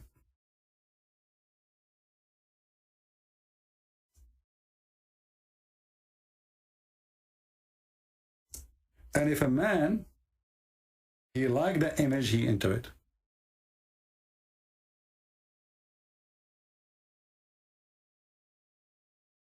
And let me show you the hadith. And you are talking about homosexual. Look who is talking. In the world today, people are free. They call themselves what they want. You know, somebody is a gay, he say he's a Christian, but he's not. A Christian is the one who follows God. Jesus says, not everyone says to me, God will enter the kingdom of my Father, but the one who do his will. And the will of Jesus and the will of God is in the Bible. And this is your prophet to promise you a magazine full of pictures of men and women. All right?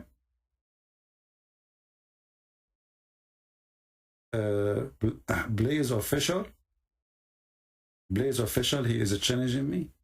Who's this Blaze Official? He's a Muslim? He want to call me? Okay, I will call it just for Blaze Official.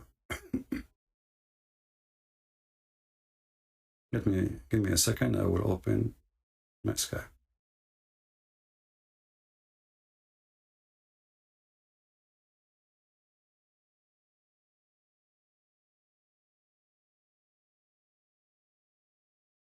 All right, we are loading Skype. Feel free, Mr. Official. You just give me a text and I will call you back.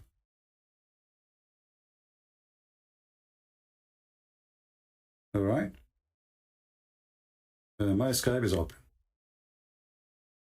So as you see, in the Muslim, they speak about things, but the fact they are the one who have it.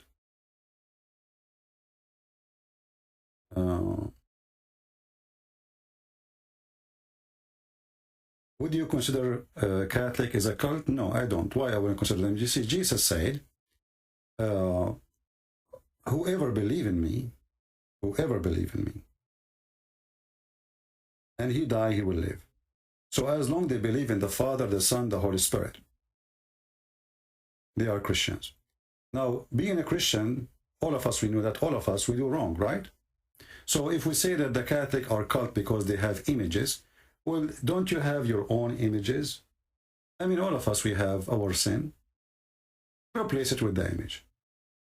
So if somebody he have wrong, even the images they have, just because they love Jesus, not because they hate Jesus, even those images, the purpose is to worship God.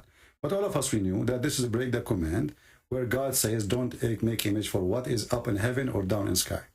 So this is wrong, but doesn't make them not Christians.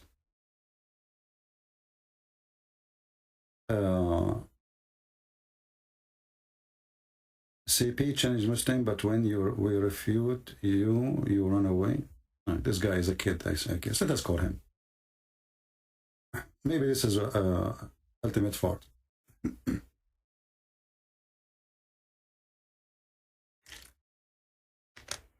Hello?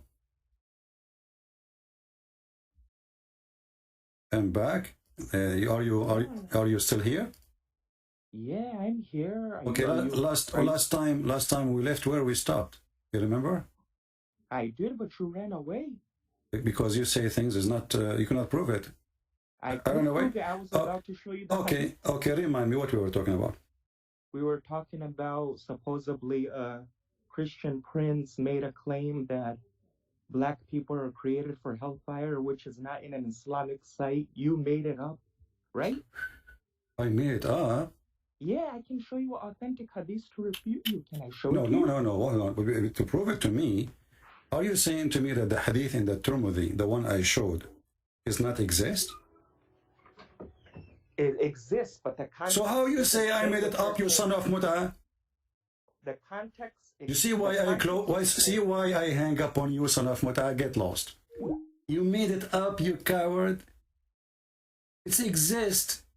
And it says that Allah, He created the black from the left shoulder of Adam, and He said to them, you go to hell and I don't care. I run. Don't waste my time. I don't have time for kids. What a potato. I run. No, I don't run. But I don't have time for a stupid. Every Muslim, you agree. That's what it says.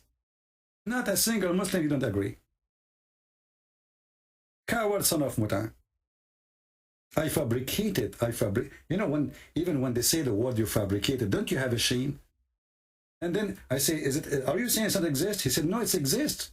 But you take it out of context. Take it out of context. It says it clearly. I will show the hadith on the screen. And I don't care what you say. People will judge. People have a brain. People have eyes. Not like you coward. You're trying to duct tape.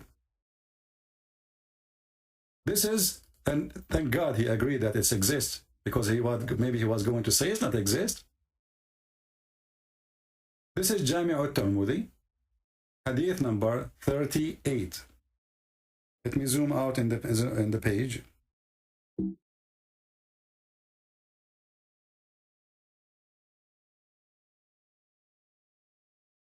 And the hadith in front of us. Allah Messenger, peace be upon him, he said. What he said? Read carefully. Allah created Adam when he created him, and he struck his right shoulder, and there emitted from it white offspring. So take a note. It is offspring. Offspring of who? Of Adam. What is their color? White. From which shoulder they are coming? Guys, take a note. Just to show you how this, I mean, this is stupid idiot. The way you open the topic, are you trying to expose your religion again? So they are offspring. And the funny, he says to me, you are taking it out of what context? Even this one have a context. He created from Allah, created Adam. And when he created him, he struck his right shoulder. What come from the right shoulder? White offspring. And they were white like ant, which means very white. Is he talking about a human? Yes. Is he talking about their color? Absolutely. And then he continued. And now let us change the color so we can differentiate between them. And then he struck what? The shoulder. What shoulder? The left shoulder. Of who? Of Adam. And there emitted from it black offspring. The black offspring, not black, the black offspring, which means all the black is the offspring of Adam, but they are emitted from his left shoulder. And again, Muhammad described them, saying, as if they were circle. What? Circle. When he called me last time, he says, there's people, they are black like circle. I said, yeah, there is. Black people, yes, they are. No? A true African, they have a deep color. Then he said, those who had been emitted. Do you see the word those? Those are human, not object. Who been emitted from the right shoulder. Who are they, the one emitted from the right shoulder? It has go back. Change the color. Who is the one who emitted from black shoulder will go to heaven? We'll make it a green heaven. Who are they? The white. The white people. They are the one who emitted from the black shoulder. From the right shoulder, sorry. And they are white. Like white ants. And why he chose the right shoulder? Because in religion, the word right means they are right. The left present always Satan. This is why Muhammad, he forbid Muslims to eat with left hand. If you eat with the left hand, Shaitan, he share with you. This is the hand of the devil. So what the first thing Muhammad is saying, that Allah, he created the black people from the hand of the devil. And not only that, he continues saying, so he said to those who they are emitted from the right shoulder, which is the white people, you go to paradise, and I don't mind. Who go to paradise? A human. Who go to hell? Human. Who is the one going to paradise according to Islam or Muhammad? The white one. And he said to those who they are emitted from the left shoulder. From where? From the left shoulder, which means the black people. The one who wear like circle. The offspring of Adam who they are black. Those who they are emitted from the left shoulder, they are for hell and I don't care. In Arabic it says, wala ubali, and I don't care. And this cover he says, I'm taking it out of, even this one need context. Who of you in the chat did not see clearly that the first thing Muhammad is saying that the black people will go to hell? Be honest. Did I take it out of context?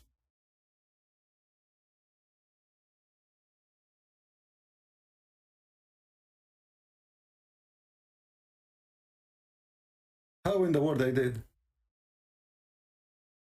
So I hang up on you because you are just stupid. You know, it says I don't have patience to speak to stupid. Not because you are strong. Because what you say is very stupid. Everybody's laughing at you.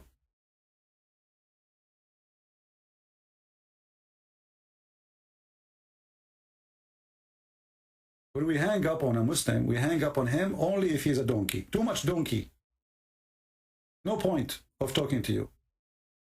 If I feel like you have a hope of a human being brain, I would talk to you. So all of this is out of context. The story in front of us, that's it. The end of the story is over. What context? You see, if we have a movie and there's movie before and an event before, this is the story, the whole story. Muhammad telling how Allah created Adam and his offspring. Muhammad trying to explain how white people came to existence and how black people came to existence. And the funny here, Muhammad, he think that Adam, he never used his testicles. And he used his penis. He used his shoulder. Look like Adam when he was created, he did not know what this penis for. He was looking at it, maybe this is a microphone. If she looked at his penis, she said, what is that? Why you have a tail in the front? Adam, he said, I don't know. She said, well, as long as Allah will create babies from our shoulder, why you have it there? Adam, he said, I think we should just cut it off. If she said, you know, don't cut it off, you never know, you might need it. We can mix the salt with the food with it. But not when it's hot. Be careful. Shoulder, This is the intelligence of the stupid Muhammad. He's trying to explain why those are black and why those are white. Because the black people, they are coming from the left shoulder, from the bad location of the body of the human being. The right shoulder is white people are coming from.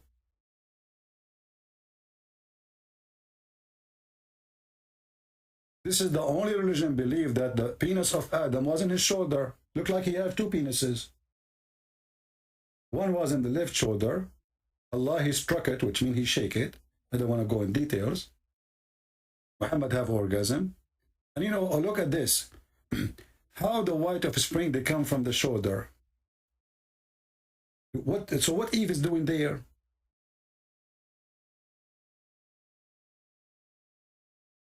Did Allah hit Eve somewhere? Are you sure you did not hit Eve somewhere? So you hit the shoulder of Adam and then the offspring that came from his shoulder? Mental.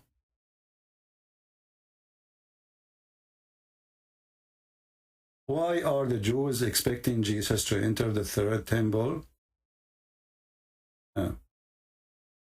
My friend, if you have questions about the Jews, ask the Jews. We don't care. Here we have different topic, and we have way more important things from your, you know, I don't want to be silly, I don't want to bully you, but don't bully me. You ask me about the Catholic, and you ask me about the Jews, and you say, what are we doing here? We are here to teach about the stupid Muhammad. What is your next question? Should I shave my private part, like the Muslims? Is it halal? Can we eat falafel? Who cares? The religion, this earth is full of crazy stuff. In Japan, they have a festival for penis. Are you going to ask me about it too? What we care for, that we are a Christian and we believe in Jesus, and those who don't want to believe in, this is their problem. We are here to get them busted.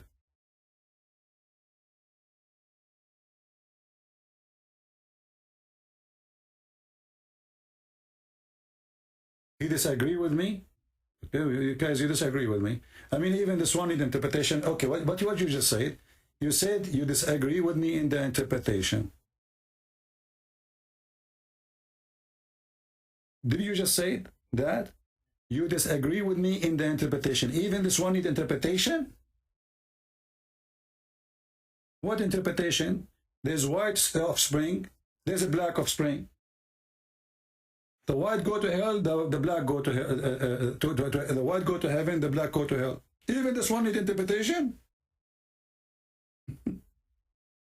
So what your prophet was saying here, you see, this religion is so stupid to the point, even little tiny text of Muhammad need interpretation. This is not Quran. Interpretation.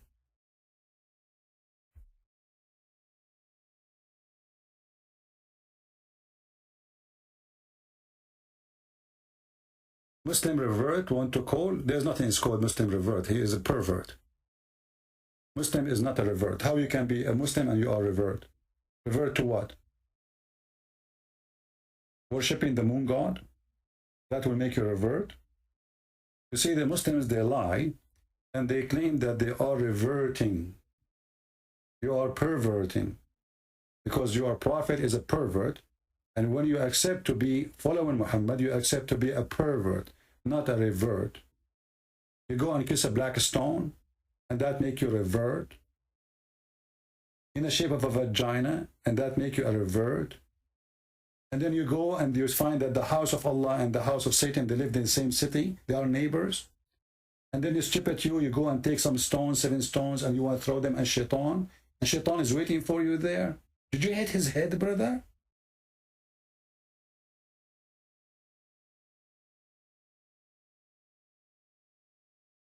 I mean, this is the most stupid religion. And not only that, guys. You know that the Muslim, even they build a nice house for Shaitan? Let me show you. Shaitan used to have a poor house in Saudi Arabia. Very poor house. But there's a problem with this house. It's just a column and there's a hole around it. And the Muslims, they are throwing a lot of rocks, and this house keep collapsing. So how the religion will be practiced? Islam missing something.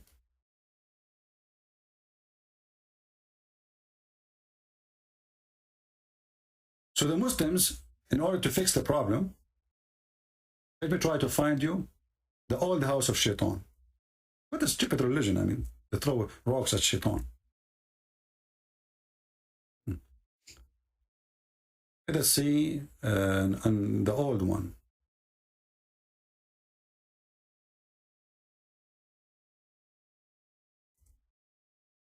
And then we will show you the new updated villa of the Shaitan.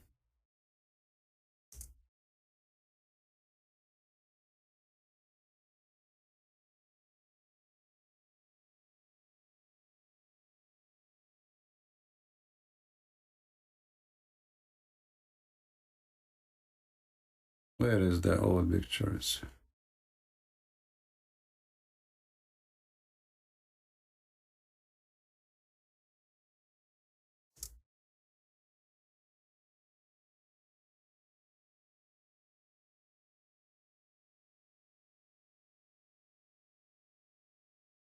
I'm sure there's many of them. I don't think they can delete them from YouTube.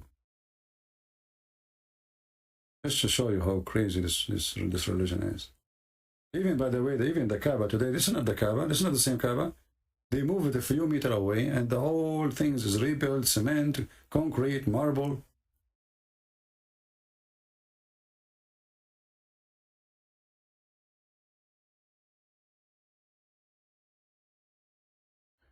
I could not find the old picture. I don't know what I need to search for to find the old one.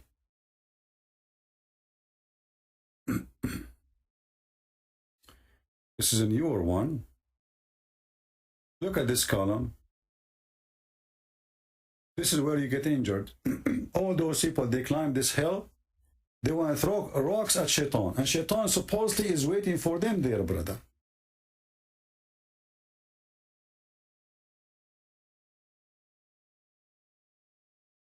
And not only that. This column is not really a new, not an old column. This is like, there's an older, way older. This is like more strong one, big one. Let us show you the new one.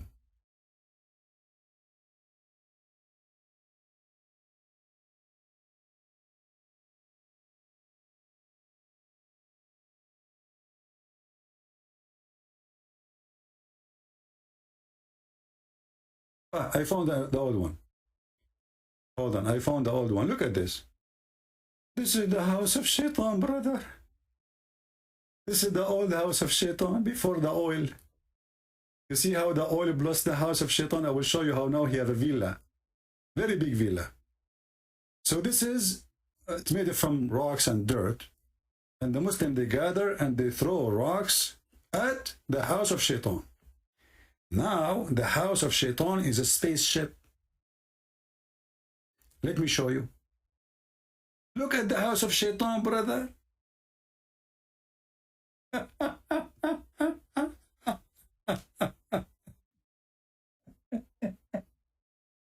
What happened? It was like that. It's like this now. What is that? Did you get approval from Shaitan when you change his house? And they make it many floors, by the way, because there's too many people. So what they do, they have a floors, floor number 1, floor number 2, floor number 3, and then the rocks, there's holes. The rocks will go all the way down, and there's trucks. They take the rocks and they put them in the other side so people grab them again. What the heck is this?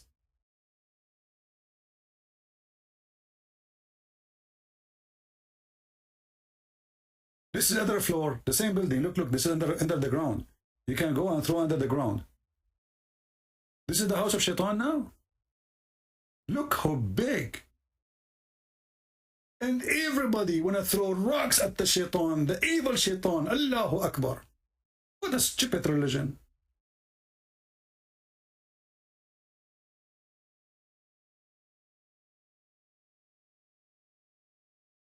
And by the way, this is where you get injured. You might die because people, they throw rocks, and now they are trying. They force small rocks because people, they used to bring big ones, and then because it's so busy, you know, you have to throw it from far away. You cannot reach. You throw it, you hit somebody in his head, you kill him. So now they force everybody to use a throw rock. So if he hits somebody, he will not kill him. He will injure only. And look, this is the other floor. Look how many floors. I think this is the third. It's like this, the ship of Noah. Look how big this is. This is, you see what?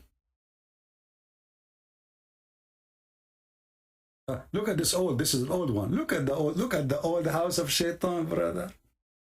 There's 20 people doing Hajj there. Thanks to the Western and the airplane. Attacking religions is not the answer, Mr. Computer.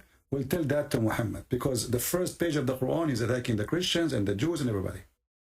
Attacking religion is not the answer. I mean, this is the silly, the bully guy. Attacking religion is not the answer. Do you attack Joe Biden or Trump? Will he have his own religion? Do you know what religion means? Attacking religion is not the answer. I mean, people don't get married. Your wife, she will leave you.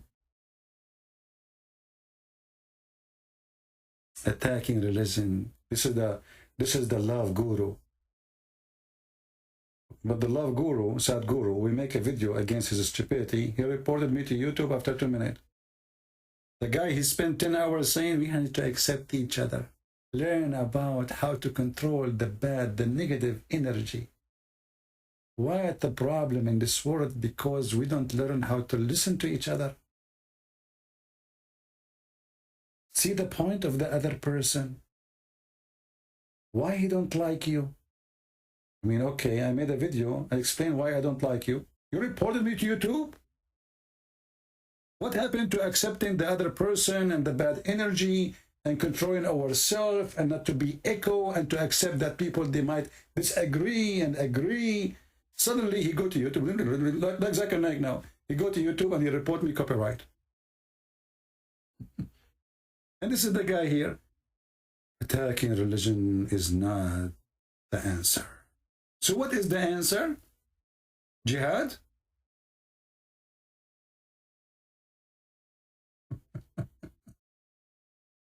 And your name is a computer? Did you use your computer to find the answer?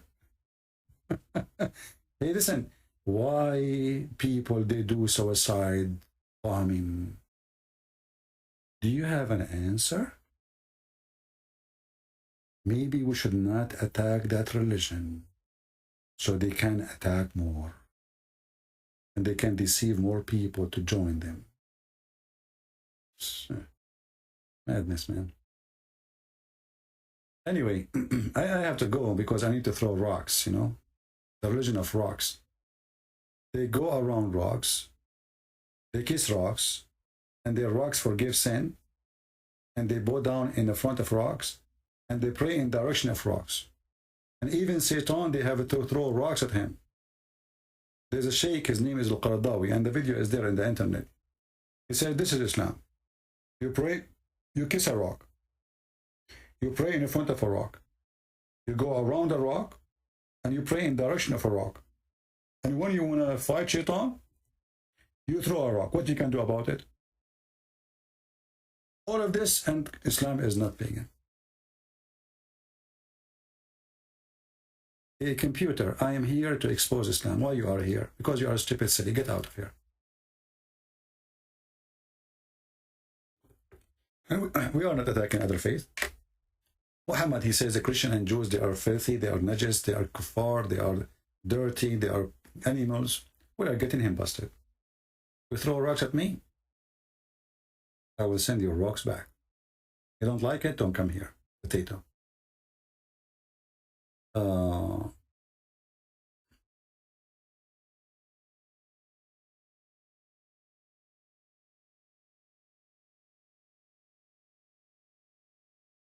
I never heard you talking about the hadith which Muhammad's stepdaughter died and he ordered a guy to go in her grave with her. I'm sure you know this is the hadith is da'if.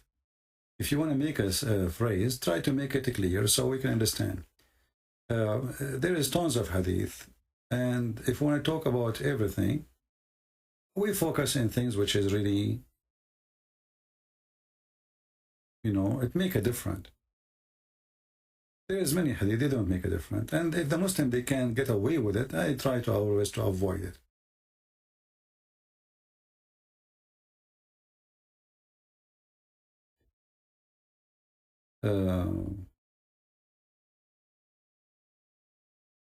I mean, look at this. We are showing them a hadith in their website, and the hadith is so clear, and they are saying I fabricated. Imagine, and At-Tirmidhi is a book of Sahih. I fabricated. And then they, in order to fix it, they say there's the wrong interpretation. There's no interpretation for this. It's very simple. What interpretation? White offspring, black offspring. Black go to hell, white go to heaven. Allah, He made decision. White is created from the right shoulder. And right shoulder always in Islam is the right hand of Allah. Allah have two hands, both of them they are right. Did you ask yourself why?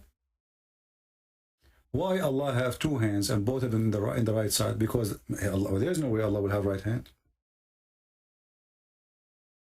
And this is telling us how stupid Muhammad is. You know, he keep telling them that the left hand is the hand of shaitan, the left hand is bad, the left hand is ugly, the left hand. Now has God have hands? So when they ask him, okay, what about Allah? Do Allah have left hands? Muhammad, he have to come with a solution. So he come with a God who have two hands and both of them are right hands. I mean, do you see even how silly, how stupid this picture is? Imagine you see a man, both his hands are in the right side. But look what Muhammad did. If you make his hands in the right side, still he have left shoulder. Is Allah round?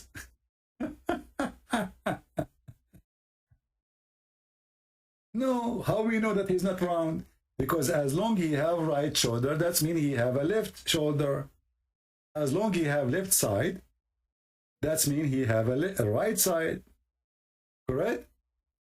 I mean, this is stupidity. Okay, so now we get rid of the two hands. The two hands, both of them are right. What we will do with the left shoulder? We still have left shoulder. And this is where offspring coming from.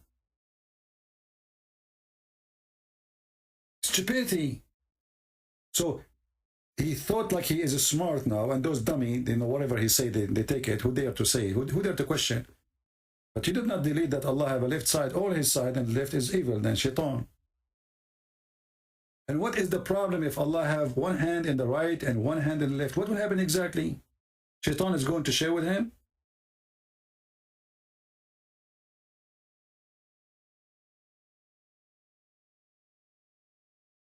This is the religion of those who they are stupid. If you are stupid, you take it.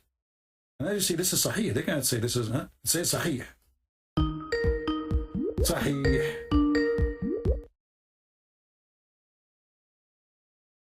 Hello? Give you 1 minute.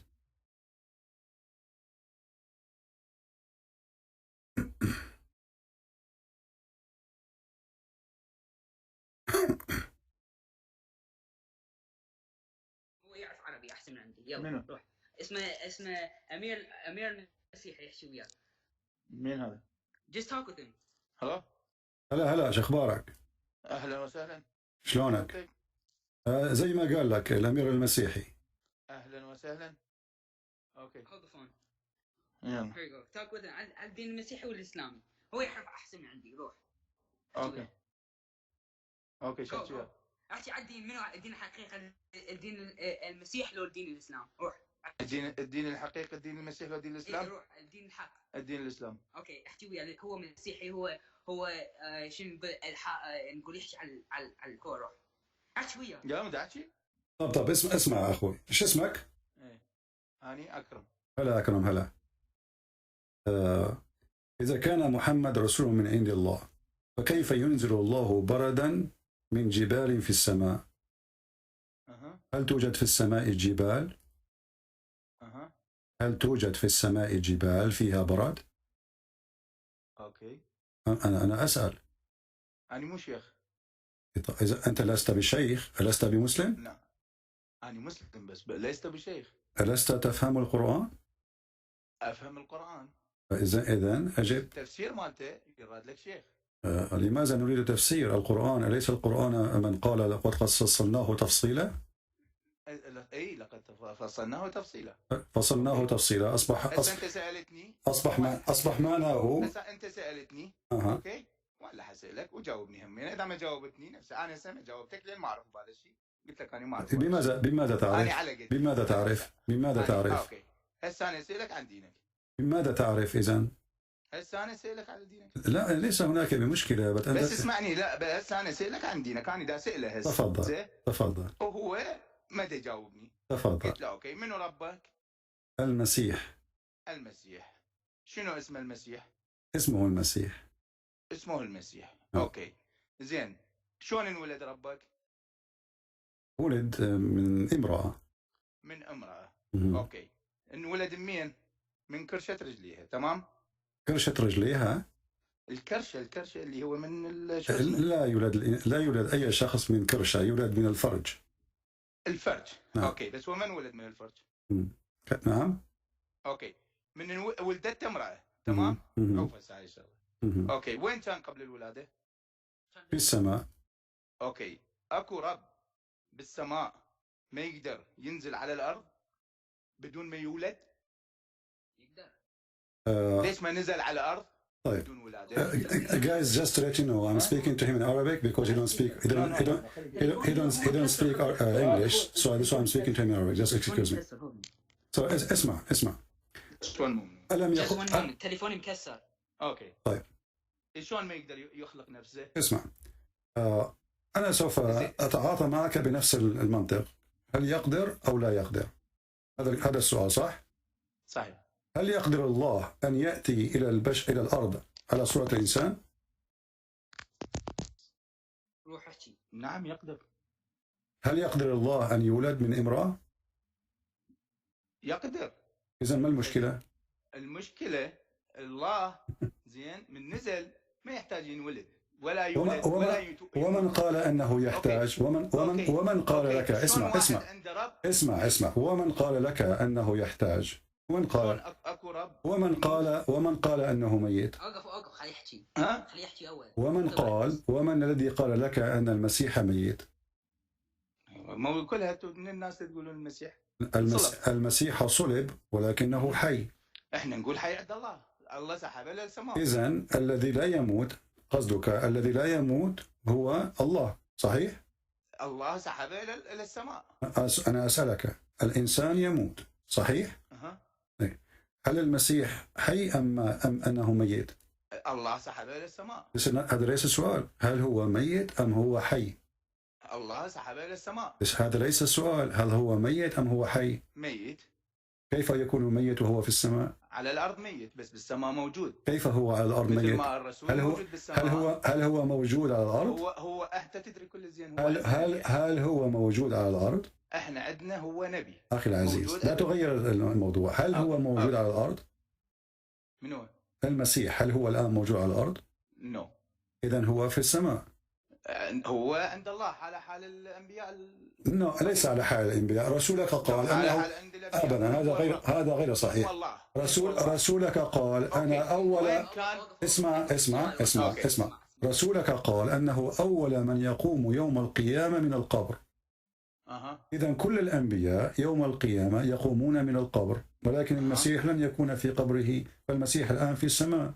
فإذا رسولك مات، موسى مات، إبراهيم مات، كلهم ميتون. أنت القرآن قال أنت ميت وهم ميتون. هل تنكر؟ أنت ميت وهم ميتون. بالضبط. المسيح حي لم يموت. روح عند الله وفقا للقرآن. حسنا، لماذا هو عند الله ورسولك ليس عند الله؟ عند الله. لماذا رسولك ليس عند الله؟ لا هو عند الله، هم اثنيناتهم عند الله حيين. أعطيتك آية تقول أنه ميت ليس بحي. حيين عند الله بس بالأرض ميتين. أجسادهم بالأرض. هذا كلام أطفال ليس فيه حقيقة. هل لديك برهان؟ هل لديك برهان؟ أنت تقول no. Do you speak English? No. So don't say لا تقول no. Speak only Arabic. Speak Arabic only. Okay. اسمع. أعطني دليل على أن محمد حي عند الله. شلون؟ أعطني دليلك أن محمد حي عند الله. وأعطيني دليلك أنه عيسى حي عند الله. بسيطة. هذا هو القرآن يقول. أنت ما تتبع القرآن، ما لك شغلة بالقرآن. أنا لا أتبع القرآن، أنا أعطيك من كتابك المسيح في كتابي. هل تؤمن بكتابي؟ أنا أؤمن بكتابك بس أنت ما تؤمن بكتابي. لا أنت لا تؤمن بكتابي. لما الكذب؟ أنا أؤمن بالكتب الأربعة السماوية. لا تؤمن. كتابك مو اللي حاليا مو إذا لا تؤمن. لا تؤمن. اسمع، أليس القرآن قال إذ قال الله يا عيسى إني متوفيك ورافعك إلي؟ ما معنى متوفيك؟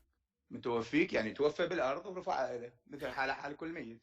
إذن حينما قال القرآن أن المسيح قد شبه به قد كذب القرآن. شلون؟ حينما قال القرآن أنه قد شبه بالمسيح فقد كذب القرآن.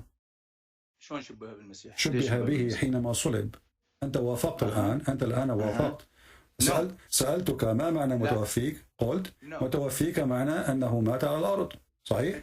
متوفيك هم أجسادهم بالأرض أرواحهم بالسماء. يا أخي طب متوفيك معنى إنسان توفى. صحيح؟ توفى بالأرض. كلنا توفينا بالأرض. كلنا انسحب. اسمع. أنت حين تتوفى. لا تغير الموضوع.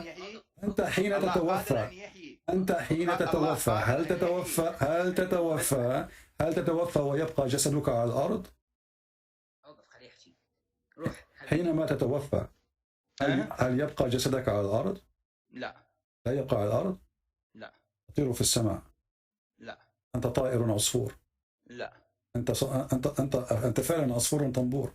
نعم. كيف تقول نعم؟ أنت عصفور؟ لا. طيب أنا أسألك حينما يتوفى الإنسان هل يبقى جسده على الأرض أم أنه يطير؟ This guy keeps saying to me no, doesn't matter what I say. لماذا تقول لا؟ ما راح نتفق. حبيبي احكي وياه حبيبي. ليش لا؟ تعال احكي. ليش هو wrong؟ تعال احكي اركم. Run away. واي. تعال احكي كمل. يقول لي عيسى. خل احكي. ما موجود. ابوي تعال احكي وياه. هذا أبوك؟ This is your father? أخي. Hello. Is he your father? No, he's my father's brother. This is my father. يلا احكي وياه. Put this in your ear. Okay, احكي وياه. السلام عليكم. أهلا وسهلا. شو أخبارك؟ يا أهلا وسهلا. منين؟ من أي جنسية أنت؟ أنا من هذه الأرض الطيبة. كليتنا على هذه الأرض الطيبة. طيب أخي العزيز، أخبرني عن محمد. لماذا أنا محمد؟ أسألك أنت من أي أرض؟ عوف محمد عليه الصلاة والسلام. أنا من أرض الرب الواسعة التي خلقها. ونعم بالله. بس من أي بلد؟ لا يهم. شوف أنت إذا ظل متروغ بالكلام أنا ما أقدر أحكي لك. أنا لا أتروغ. أنا لا أتقدم إلى وظيفة عندك تسألني من أين أنت ومن أين أتيت. أنا من العراق. اسمح لي حبيبي، أنا وسام من العراق. هلا يعني شو أخبارك؟ شلونك عيني شلونك؟ شفت أنا أحسن أحسن من عندك. أنا أقدم نفسي. أنت أحسن مني، ولكن هل أنت أحسن مني؟ أنا رسول الله محمد. أنت رسول الله محمد؟ نعم. ليش قلت هيجي؟ Why you say من أين هو محمد؟ أخبرني. أين ولد محمد؟ أين ولد محمد؟ أين ولد محمد؟ عليه الصلاة والسلام. ولد في مكة والتلجهم. ما هو الدليل؟ أين هو الدليل أنه ولد في مكة؟ الدليل بأنما بعث إلى أهل مكة. أين يقول القرآن أنه بعث إلى أهل مكة؟ هسه تسالني بالدين، انا اسالك انت من ايه؟ انت سالتني، انا اجبتك. يقول القران ان الله ارسل محمد الى ام القرى. يحكي وياك انت ما تقدر ام القرى. اسكت يا حبيبي. ام القرى اين تقع ام القرى؟ والله يمكن بباب الشوجي. انت تسخر من الرسول؟ اذا انت تسخر وانا ما اسخر. طب انا اسالك، القران يقول ان الله ارسل محمد الى ام القرى. زين انت ليش تحكي عن محمد وانت ما تعرف محمد اين يكون؟ هل انت تعرف اين محمد؟ انه تحت الارض. محمد تحت الارض. صاحبك اخوك قال لي انه في السماء.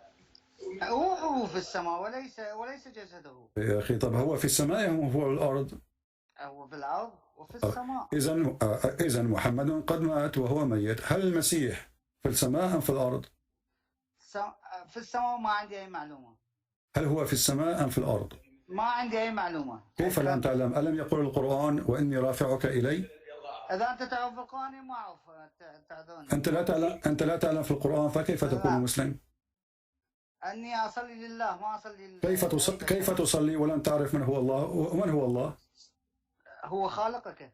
كيف يكون هو الذي خلقني وهو لا يعلم كيف خلق الخلق؟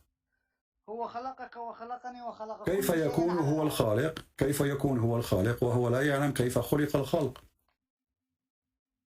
ما اعرف شلون سؤالك، شنو كيف خلق الخلق؟ القرآن يقول في آيات. انت لا تقول لي كل صح قرآن، انت مسيحي. اذا انت تحكي بالقرآن فانت انا مسيحي واعلم القرآن. انت مسيحي وتعلم القرآن ولا تؤمن؟ شنو يعني؟ حيوانك طبعا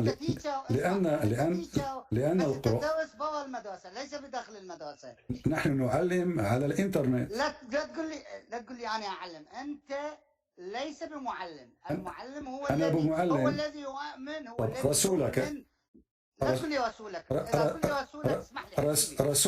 رسولك هل يعلم القراءة والكتابة؟ هذا الشيء عادي انه امي. هذا الشيء كيف يكون اميا ويكون كيف يكون اميا ويعلم الناس علما؟ كيف يكون اميا ويعلم الناس علما؟ كيف يكون الجاهل معلم؟ لان الله اعطاه فيزا خلاه انه امي يعلم الامه. اوكي، الله اعطى محمد فيزا لكي يعلم، لكنه قام يسخر. انا ما متجاوز عليه ودا يسخر. انت من قلت فيزا. لست انا ما اقول فيزا، انت قلت فيزا. مو فيزا، انا ما قلت لك فيزا. لكن قل له امي وانت خريج شنو واكتب كتاب مثله. انا خريج من انا خريج حقوق واعلم الشريعه. اوكي. معي شهادات في الشريعه الاسلاميه. من انت؟ يعني انت سوري هسه طلعت. فاذا انت لا تعلم في القران شيء ولا تعلم في دينك، انت فقط مسلم جاهل. اوكي، يعني هسه انت سوري. اذا انا جاهل وانت مسيحي تعلم الناس الدين مالتهم، ليش تتدخل بالدين مالتهم اذا انت لماذا تدخل محمد في ديننا؟ الم يسبنا في القران؟ الم يسخر منا؟ لا. الم يقل محمد لعن اليهود والنصارى؟ لا. انت تكذب. انت تكذب. انا اعطيك الدليل. انت لا تعطيني دليل. انا اعطيك الدليل. انت الذي اسمع، اذا ما اعطيت محمد انه كاذب ومحمد صنديق ومحمد كذا وانتم الذي صناديق وكذابين يا اخي. عيب. اسمع اذا اعطيتك انت ما تعرف شو انا ما تجاوز عليك. دعنا لا نسب. انا قلت هذا طبعك في الحياه. انا قلت انت كذاب لان لدي دليل. اذا اعطيك الدليل ان محمد سبنا وشتمنا ماذا تفعل؟ ما حسبكم ولا حشتمكم. طيب اذا اعطيتك الدليل الان وانك كل دليلك كذب. كيف يكون دليلي كذب وهو من كلام محمد؟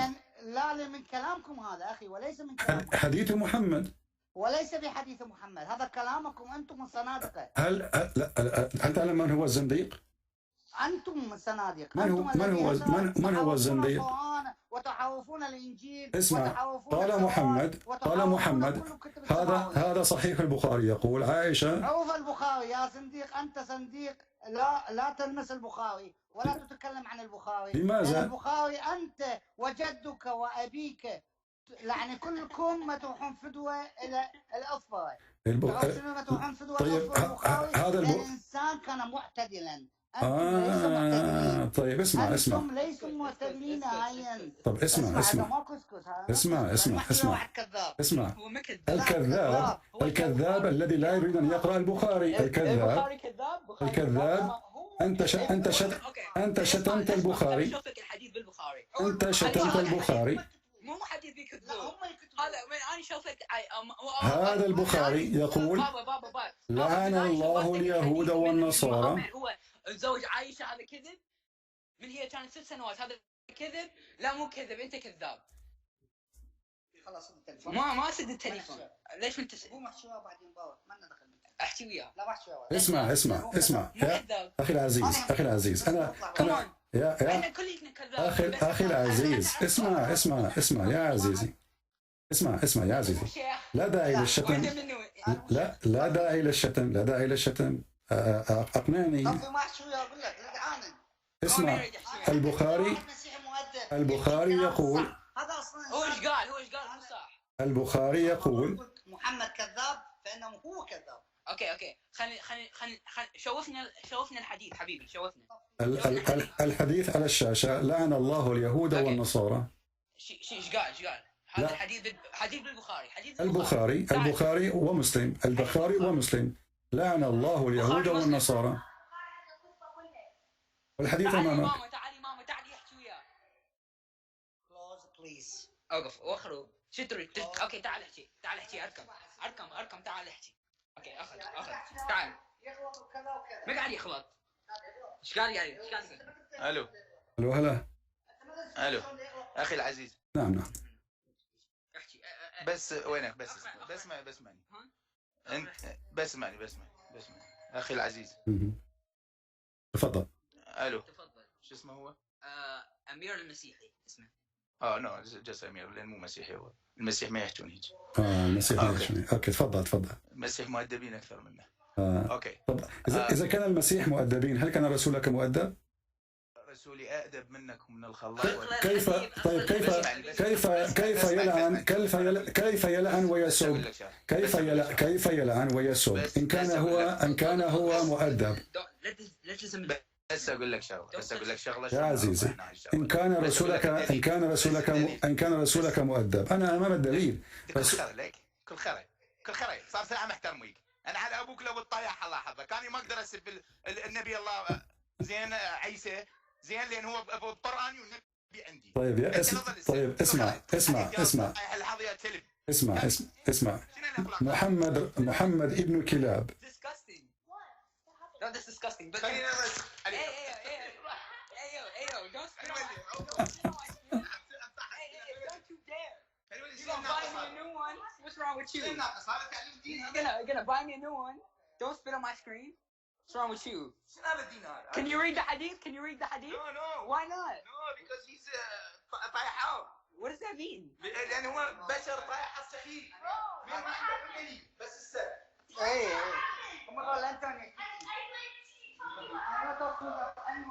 Hello? Yes, I'm here. شلونك يا حبيبي؟ تعرف من نجيب الحقيقة هم حقيقة. هو بالحديث صحيح. عزيزي هذا الحديث صحيح. يقول عن أبي هريرة قال رسول الله صلى الله عليه وسلم. اللي انت طلعته هذا الحديث مالتك مال دينك. مال ديني مال دينك هو هذا. اسمع الرسول يسب المسلمين. الرسول هو قال you can just please go outside you listen. No. That's it, don't talk. الرسول يسب المسلمين. اسمع. اللهم هو إني. قال الرسول يسب المسلمين. اسمع. هذا صحيح مسلم. هذا صحيح مسلم. بالدليل والبرهان.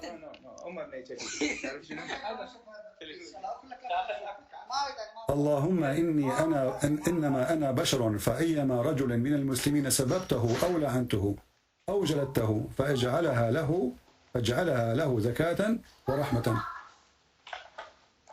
Hello? Did they hear it? Well, my friend, thank you for bringing your family. I understand that you are an ex-Muslim and you are trying to make them leave Islam too.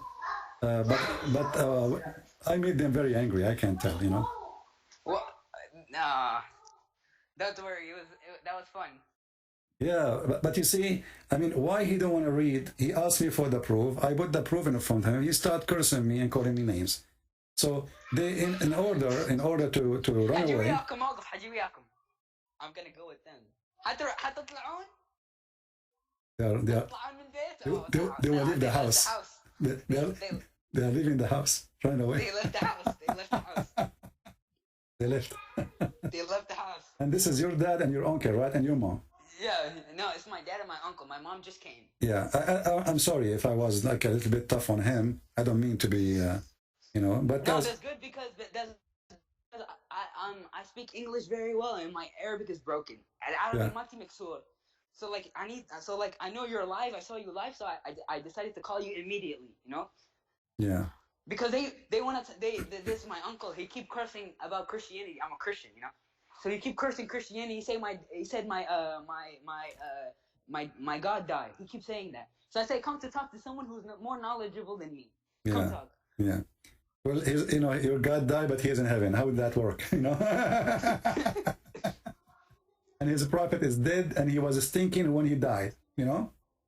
And the funny is, the second we try to show them the reference, they don't want to read it, and they start cursing me and start saying, insulting, saying, Al-Bukhari is better than you. He's a Who Bukhari? Bukhari is a scumbag.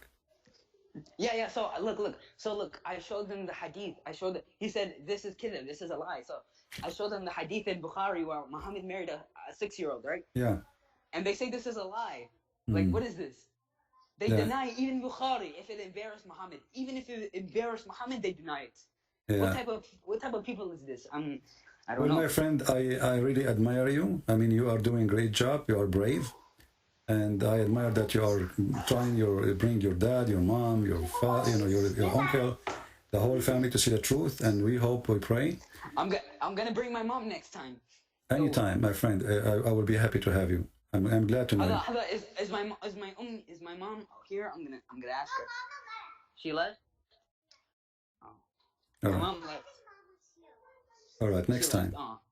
And I try my best to to speak slow in Arabic so they can understand me, because usually I speak fast in Arabic.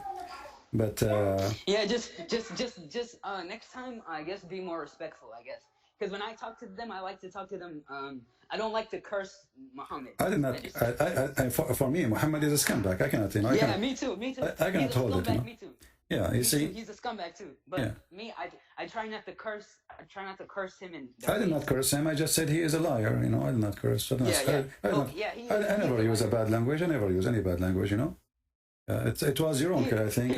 Your uncle. He spit on my phone. He spit on my phone, bro. He spit on my phone. He spit at your phone. Okay. Yeah. He's gonna break my headphone. All right, my friend. Well, thank you very much for calling. It was fun. We hope soon they will listen more and they will see the truth. You know, never give up. Never give up. I don't give up. All right. I try to tell them the truth. You know, they make fun. All right. And then he want to say the gospel is mahruf. Even in your Quran, the gospel is not mahruf. And you know, and even if the gospel, as they say, it is muharraf, that's mean that Allah is stupid, because He is the one who said the gospel. So this is the problem of Allah, not my problem. Yeah. You know? Yeah. Even you hear him, right? He said Allah sent the 4 books, right? Yeah. You hear him. Yeah. So if those are the book of Allah, and then Allah don't want to protect them, so what's my problem? You know, I don't live forever. I'm a person who will live 60, 70, 80 years. I will die, right? And then I cannot protect the book. The God who sent the book who protected. So why Allah want to protect the Quran? Don't want to protect the gospel He sent? That is even more stupid. Anyway, my friend. Can you post that clip with subtitles for me? Can you post it with subtitles? About what? You mean your recording? No, like my parents, my dad and my uncle. Yeah. Okay. Well, I will try later to just record it and post it again in YouTube. In subtitles, with subtitles. A subtitle, that will be a hard job for me. I don't have time. Maybe you can. Maybe you can add subtitle. You know? All right. All right. Thank you. Okay, my friend. Take care. Yeah, the problem, you know, this is his, you know, his father, his mother, his uncle, you know. And they get really so angry, you know, they get really, really angry, and they start calling me names. And as you see, he spit at the phone of his son. Now his son, he left Islam, he became a Christian. And he is trying, and I think he come, I don't know, as I remember, I think he come a Christian after he listened to me and called me. As I remember, he can correct me if I'm wrong. And now he's trying to, you know, to make his family wake up, his mom and his dad and his uncle. But I can tell they are like old generation, and it's very tough to speak to them. But what we can do? The funny, I said to him, let me show you the reference from Sahih al-Bukhari. He says Sahih al-Bukhari is honorable, not like you. You are not a Christian. Christians are nice people. So Christians are nice people. Why you want to kill them then? As long as we are... So you see that the Islam, the stupidity of the religion, when you are not exposing Islam and the Muslim taking your land, humiliating you, then you are a good Christian. The second you stand against this garbage cult, you are a bad person. It's a very difficult job, not for me. Nothing difficult for me. If they stay, if they are really consistent and they're there, they will leave Islam in a few hours. You know?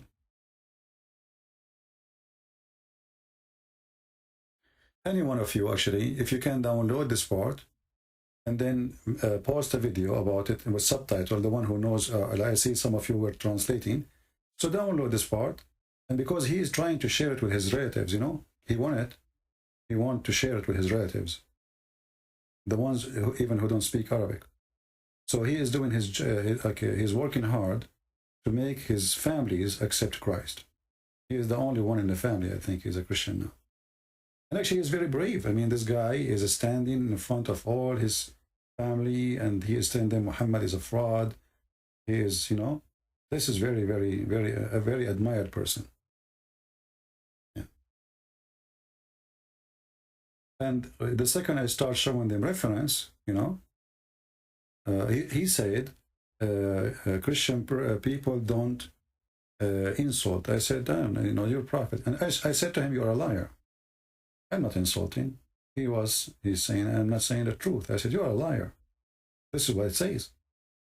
So then he starts saying, Christian people don't insult. I said, well, your prophet, he insulted the Christian, he insulted the Jews, he called them names, and even he insulted Muslims, as you see the hadith in front of you. I still have it in Arabic, but let me put it in English. Muhammad, he claimed that when he insulted Muslims, and he even beat them, he beat them up. He put condition in his God that anyone he insulted him or he did beat him, that is going to be a blessing for him. Yeah, and when I start going like tough with the proofs, he starts using the word, the shit word, you know. But it's okay. I you know, just because he is, for the sake of his son, actually, I was being extra patient. I did not hang up. Yeah.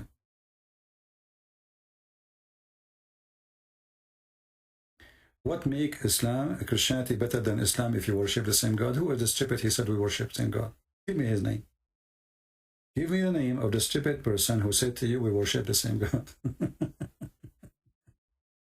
Who is the donkey he said that to you?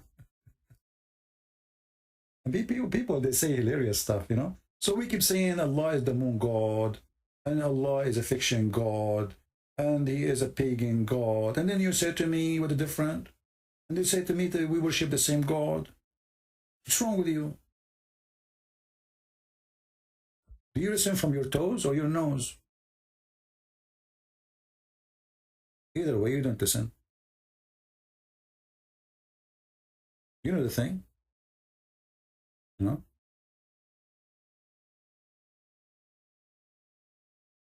Yeah.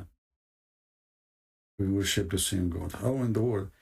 Only the foolish people, they say that Christians and Jews and Muslims, they are Abrahamic. That is a big fat lie. They are not. Is it talking about Islam in Arabic? Well, Arabic for me, you know, Arabic is my first language, so I can say I am 100 times more powerful in Arabic, speaking Arabic, than speaking in English. Because most of the time I'm trying to express something, I will be very short in words. You know, my English is not really that much. It's enough, I mean, to do what I'm doing. But in Arabic, for sure, it's fun. You know, for me, it's easy, very easy. Even though they are rude and they are savage, and you know, but I mean, I know how to deal with them. I'm a Middle Eastern. I'm not coming from the moon. I know how to put somebody in his place if you want to go rude. So when he starts saying, you know, I told him, you're a liar. You know, I don't hesitate. I say things as it is. Doesn't matter who.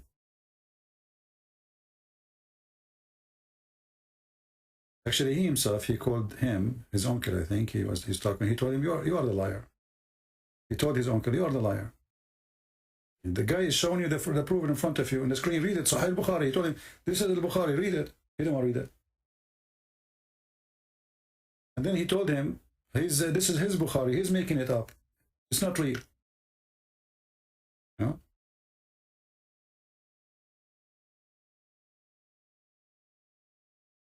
Indonesian Christian worship Allah too. No, my friend, this is false. Those Christians who live in Islamic countries, they've been forced to use the same word. However, we always advise any Christian who read the translation of the Bible using the word Allah to delete that word immediately and not to use that word. That is a false word. That is a false word. No Christian should use it.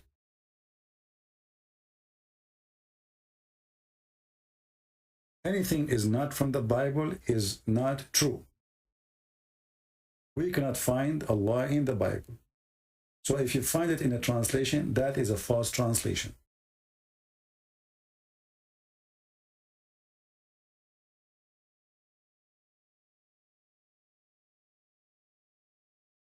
And don't call him a kid. He is a man. He is a brave man.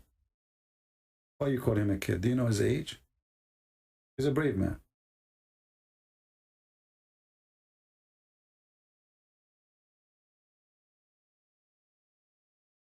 Yeah, amazing. I mean, he didn't want to read it because it's embarrassing.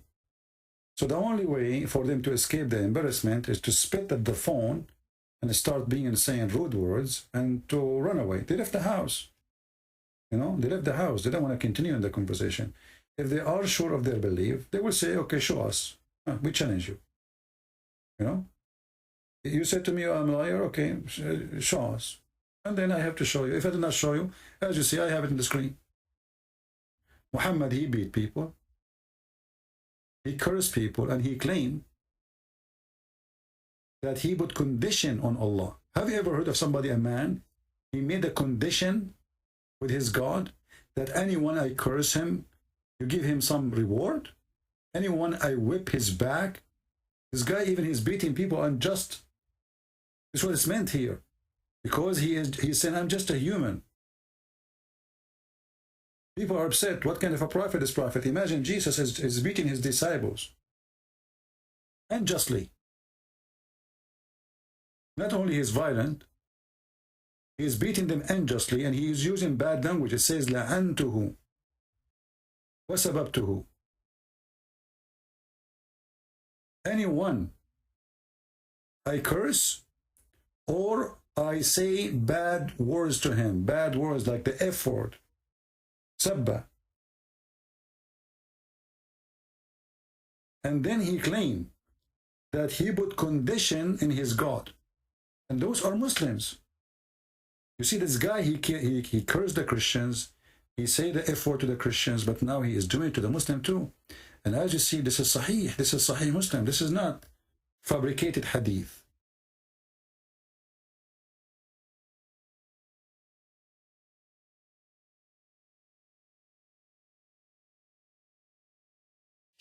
If you read the title, because a Muslim might say to you, no, those people, they deserve to be cursed. They deserve to be beaten. Read the title. Chapter, whomever is cursed, reviled, or prayed against by the Prophet, when he does not deserve that. Do you see it?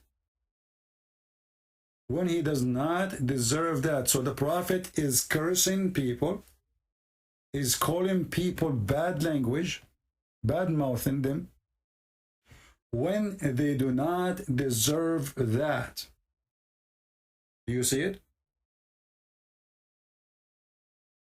Because they might say to you, oh, this is not true, those people that deserve it. The name of the chapter exposing them. They don't deserve it. And I cannot believe it that there is a human being, he put a condition. I have a made condition. Listen, Allah, I'm Muhammad.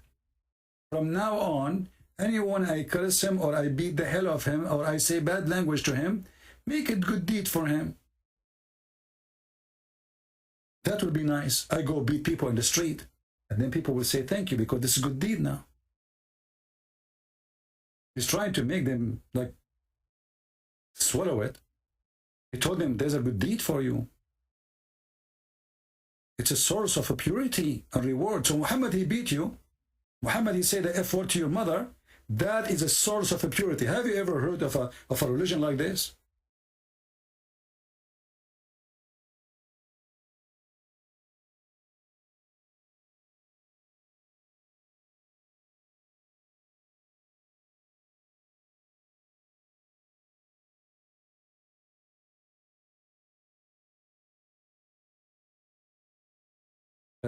Catty Cat saying,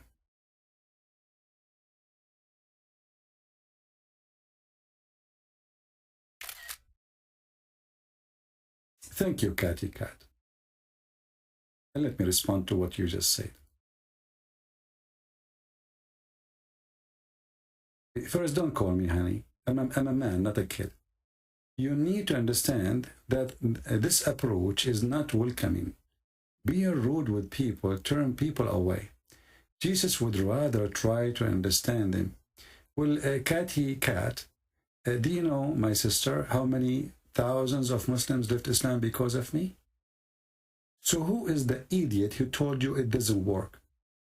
Secondly, who told you that Jesus was not rude? Isn't it Jesus who called people hypocrite, sons of snakes, evil generation? What do you know about Jesus? Do you really read the Bible? If you do read the Bible, you will see Jesus is describing way more than I said. Idiot is nothing. Stupid is nothing. Jesus called them the sons of the devil, the sons of snakes, evil generation. What do you know about Jesus? So those funny Christians, they think that Jesus, he used to hug everybody. Hey, give me a hug. Do you have a hug? This is not Jesus. Jesus, he went to the temple and he flipped the table on those who, and he said to them, you made the house of my father a bazaar. What do you know about Jesus? And as long, Sister Catty Cat, you are too much of a cat. As long you don't think my way work, so why you don't do better, open a channel and make the Muslims leave Islam? Compete. Let us see your way. Let us see how many thousand they will leave. As you see, the one who is calling me now, he left Islam because he listened to me. And now he is bringing all his family, trying to make him to leave Islam. And you are telling me it doesn't work? Lord have mercy. It doesn't work. If it doesn't work, and all the noise I'm making, and do you know how many people read my books around the world? Do you know that the biggest country in the world of Muslims, Indonesia, is #1 listening to me? Do you know that every sheikh in Indonesia speak about me? Do you know how much damaging we are doing to this stupid religion? But if you are here, what you will do? You will sing to them, you say, I love you. Do you love me? They will laugh at you.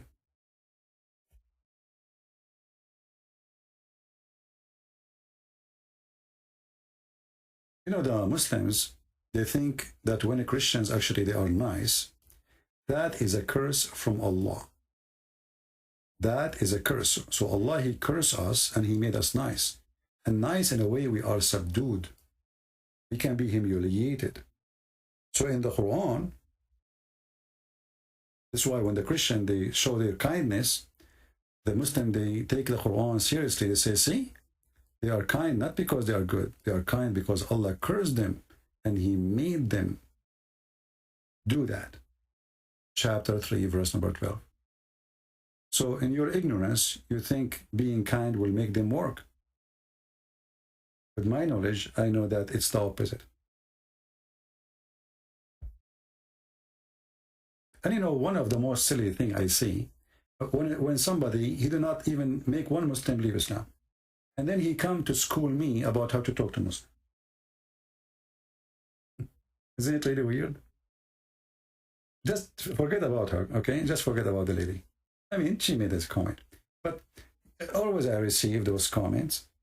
You know, people say to me, I think you should change the way, trust me. The reason I am scaring the hell of this Satan, because of my way. Straight, direct, honest, as it is. Don't do politics. We are sick of it. Never sugarcoat. Speak like Jesus. If you are proud of Jesus. Any priest who don't say things as it is, he is a scumbag. He's a false teacher. These days you ask them, what do you think about homosexuality? They don't dare to answer. What do you think about Islam? Oh, God love everybody. And we did not ask you if God love everybody or this is not the question. They do their best to avoid to answer because they are doing business. They don't want to be truthful.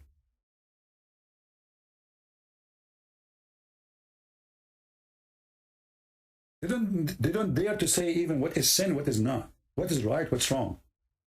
So what is exactly, what make you priest? Or we do ritual. We are hippie.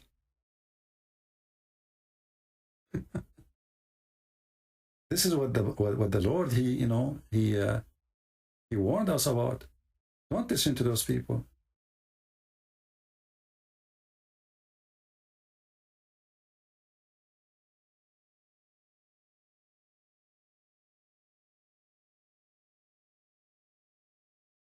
Why you are insulting Christians for asking not to insult us? Well, you see, Hafiz, let me call you so everybody will laugh. So this Hafiz is a Muslim. He said to me, why you are insulting Christians because they asked not to insult us?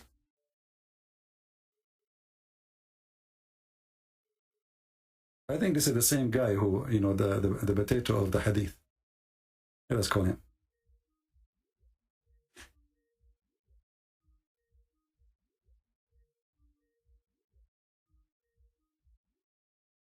Hello? The ultimate fault. You are not even a Muslim. You are not a Muslim, son of Muta. You are not a Muslim. Why you are calling me potato? The one who even agreed the Quran missing tons of verses.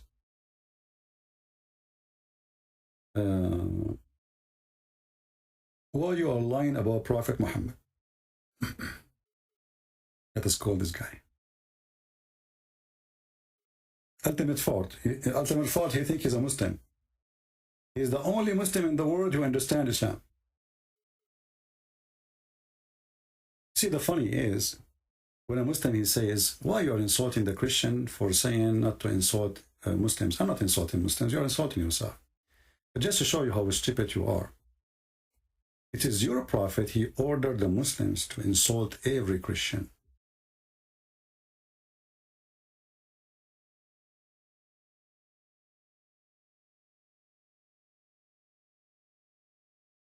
Not only to insult, to humiliate and to harm physically. This is even if they pay the jizya. This is after they pay. If they don't pay, they will kill you anyway. So this is the command of Muhammad. Let us show you in the screen. What and how a Muslim he deal with someone is Christian if he see him in the street. What he will do with him.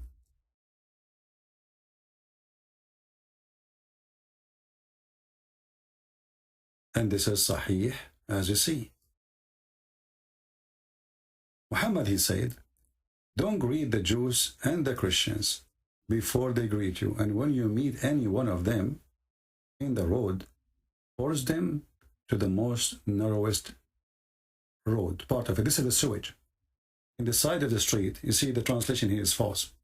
It says, لا تبدأوا اليهود والنصارى بالسلام, which means the Muslims are higher. You know, they have always to greet you first. They are higher than you. They have to be subdued. They are the one that salute. You don't salute. And if you meet any of them in the road, you have to give them no position in the street. They don't walk like normal people, with the people of honor. You force them to walk in the sewage. The narrowest part of it is the sewage. In the side of the road, there's low ground where all the water from the houses come. Women wash dishes behind the door. There's a hole in the door or next to the door where the water go out. And this is exposed sewage. A Christian is coming by and a Muslim facing him from the other side. The Christian, he have to salute the Muslim and he have to jump, otherwise the Muslim will force him. And this is telling you how Muhammad is the best man. You see the best man? This is the best man.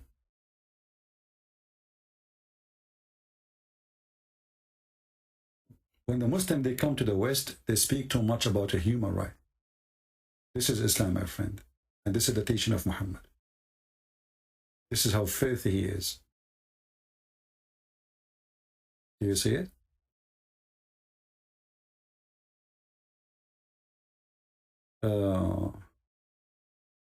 Can you show us the Arabic word sewage?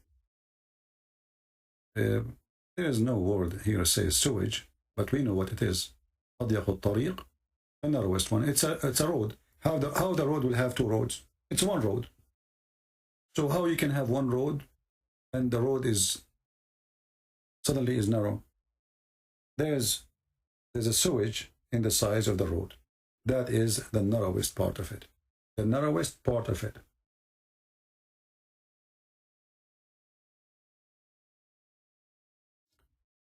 Hassan is saying he will be burned in hell. Well, Hassan, and you will be burned with your penis. You are a penis worshipper. You don't worship God, you worship your penis. Everything is about your penis. What kind of God? He promised you a penis will never go limp unless he is a penis. You see, if God is noble and he is holy, this is the last thing we'll think about, and penis. Don't worry, your penis will never go limp. This is God. This is a pimp. Penis worshipper. What kind of God he promised you women with big boobs? Why even he thinking about the boobs? Okay, he will give you women. Okay, he will make them beautiful. Why he describe the boobs? Why he even describe the vagina? It doesn't work without describing them, like just to make you excited, just to make you die for him. Muhammad, he knew that you are a pervert. He knew who's going to follow him, the pervert one. And the pervert, they like to be pervert. I do not need to explain it. So let me talk to them about boobs. And then when we control the sexual organs, the brain will stop functioning because he's horny now. Fully breasted. Look at this Muslim translation. Every translation give you different translation. Fully breasted. This guy is what? A splendid spouse. Splendid. The boobs is gone. There's no boobs now. Splendid. Different one. A top. Full bosomed. The other one splendid. It became what? Full bosomed. I'm so glad they are full bosomed. You know, I was worried that they are half so bosomed. I mean, I cannot take it really to have women who they are made for my joy, and they have so poisoned. I mean, enough is enough. We want full poisoned. You see, this God, he wrote his office, and he's holy, and now he's thinking, how I will make my slaves happy. I will give them women with full poisoned. Hey, brother Abdul, how big the poison do you want? How many kilos? The poison God. So right now, as we speak, Allah making poison, full poison, sorry. And look, this guy, every one of them had different words. Look, a youthful median-like age. Look, what the heck? There's no breast no more.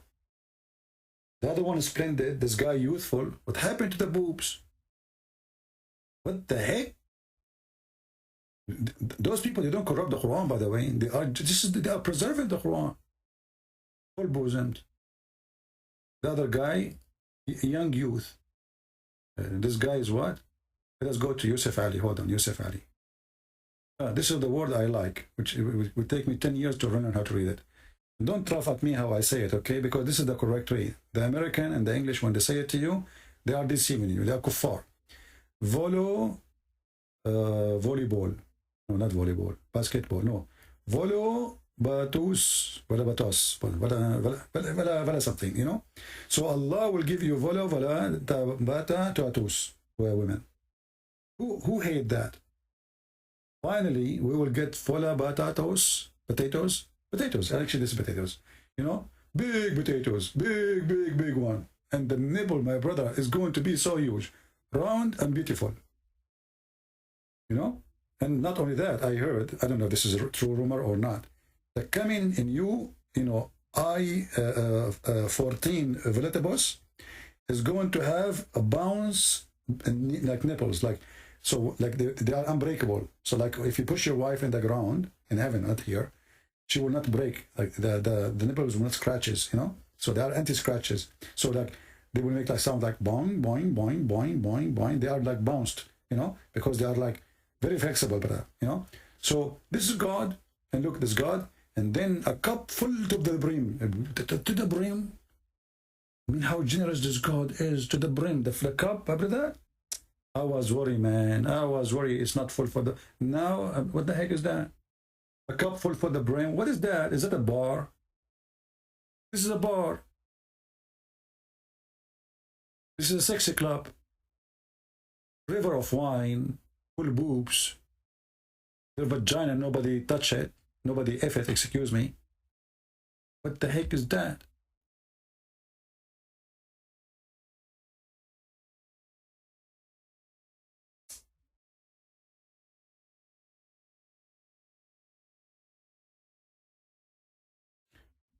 Too bad I hang up in Ultimate Fart, because I wanted Ultimate Fart to explain to us this one. The Ultimate Fart, what is the metaphorical of this one? Where then both will be those median restraining in their... Oh no, man. Or genie yatmuthun. He has opened their hemens with sexual intercourse. That's deep. It's God, he brings us details about what is inside the vagina. Is it brand new? Is it used? There's wax in it? There's no wax in it. Is the tape is caught? Or the silk tape is not caught?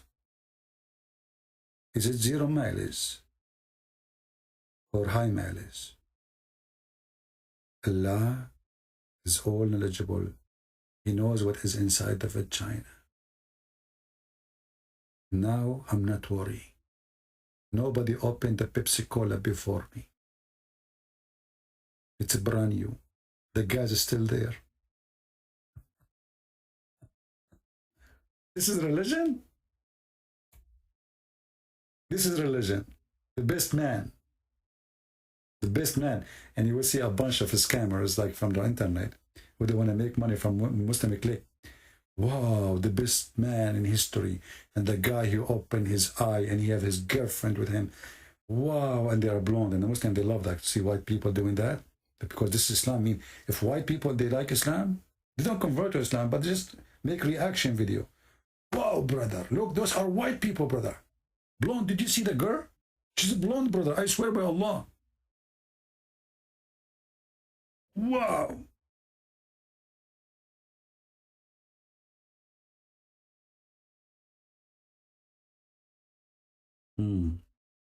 I'm really convinced. Anyway, guys, I think we have enough for today. If any of you download the video and you have add subtitle to the Arabic conversation, send me the link so we can share it, you know, like I will post it in Patreon, so our friend here who brought his family who speak Arabic, he can download it or he can share it. I want to say thank you all for being here. We pray to the Lord to forgive those Muslims who were cursing me today. I don't hate them and I will never hate them. They are poor people, you know, they are being lied to, they are being fooled. And obviously Muhammad is the problem. It's not them. People, they are born in this religion, they think they are right. And they struggle to hear the truth. But the truth is coming. All days is over. It doesn't matter how much you try to fight it. You can't stop it no more. This is why we encourage all of you to download my videos, share them, tell your friends about them. I have a lot of books, it's for free, in many languages. See which language is yours and download and share with your family, your friends. Educate yourself, educate your family. And all my videos for free. Feel free to use them. Add subtitle in your language, in your whatever your language is. Save your people. Education is what we need. We do not need war with the Muslims. We do not need to kill each other. We want peace in this earth as the Lord He wants. And the devil, he wants us to kill Muslims. The devil, he wants the Muslim to kill us too. For this is how we enjoy this earth. So we will not hate the Muslims, but we will defend ourselves if we have to. However, we will not hate them and we will fight hate. And we are here to fight the hatred of Satan, aka Allah, aka Muhammad. The Lord, He says, love your enemy, pray for those who curse you.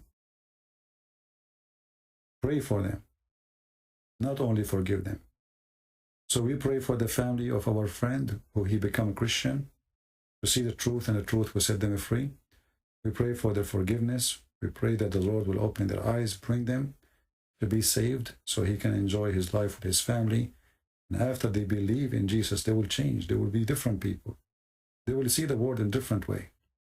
Christ save you and Christ save me, for he is the Savior. And when a Muslim, he say that he believe in Isa, he just admitted that he believe in Jesus, Yeshua, the Savior. Yahweh or Yahweh save. This is what you are saying when you say his name. Yahweh save. God save. That is Jesus. And the Messiah is even a way more powerful title. How you can run away from such a name? His name is holy, and he is holy. Right now he is in the holy heaven, and one day he will come with the glory of his angels, and those who don't believe in him, they will live with sorrow, but they will live forever, but in hellfire. And those who believe in him, they will join the Lord and live in his kingdom, and we will not be after sex. And our joy is going to be joy of the Lord, which nobody can describe and have nothing to do with food and eat and money and sex. For the house of God is holy, and only holiness inside his house, which we are going to be. Thank you all. May the Lord bless you. Until we see you soon again. Christ is Lord, Islam is false, and we prove it every day. Take care.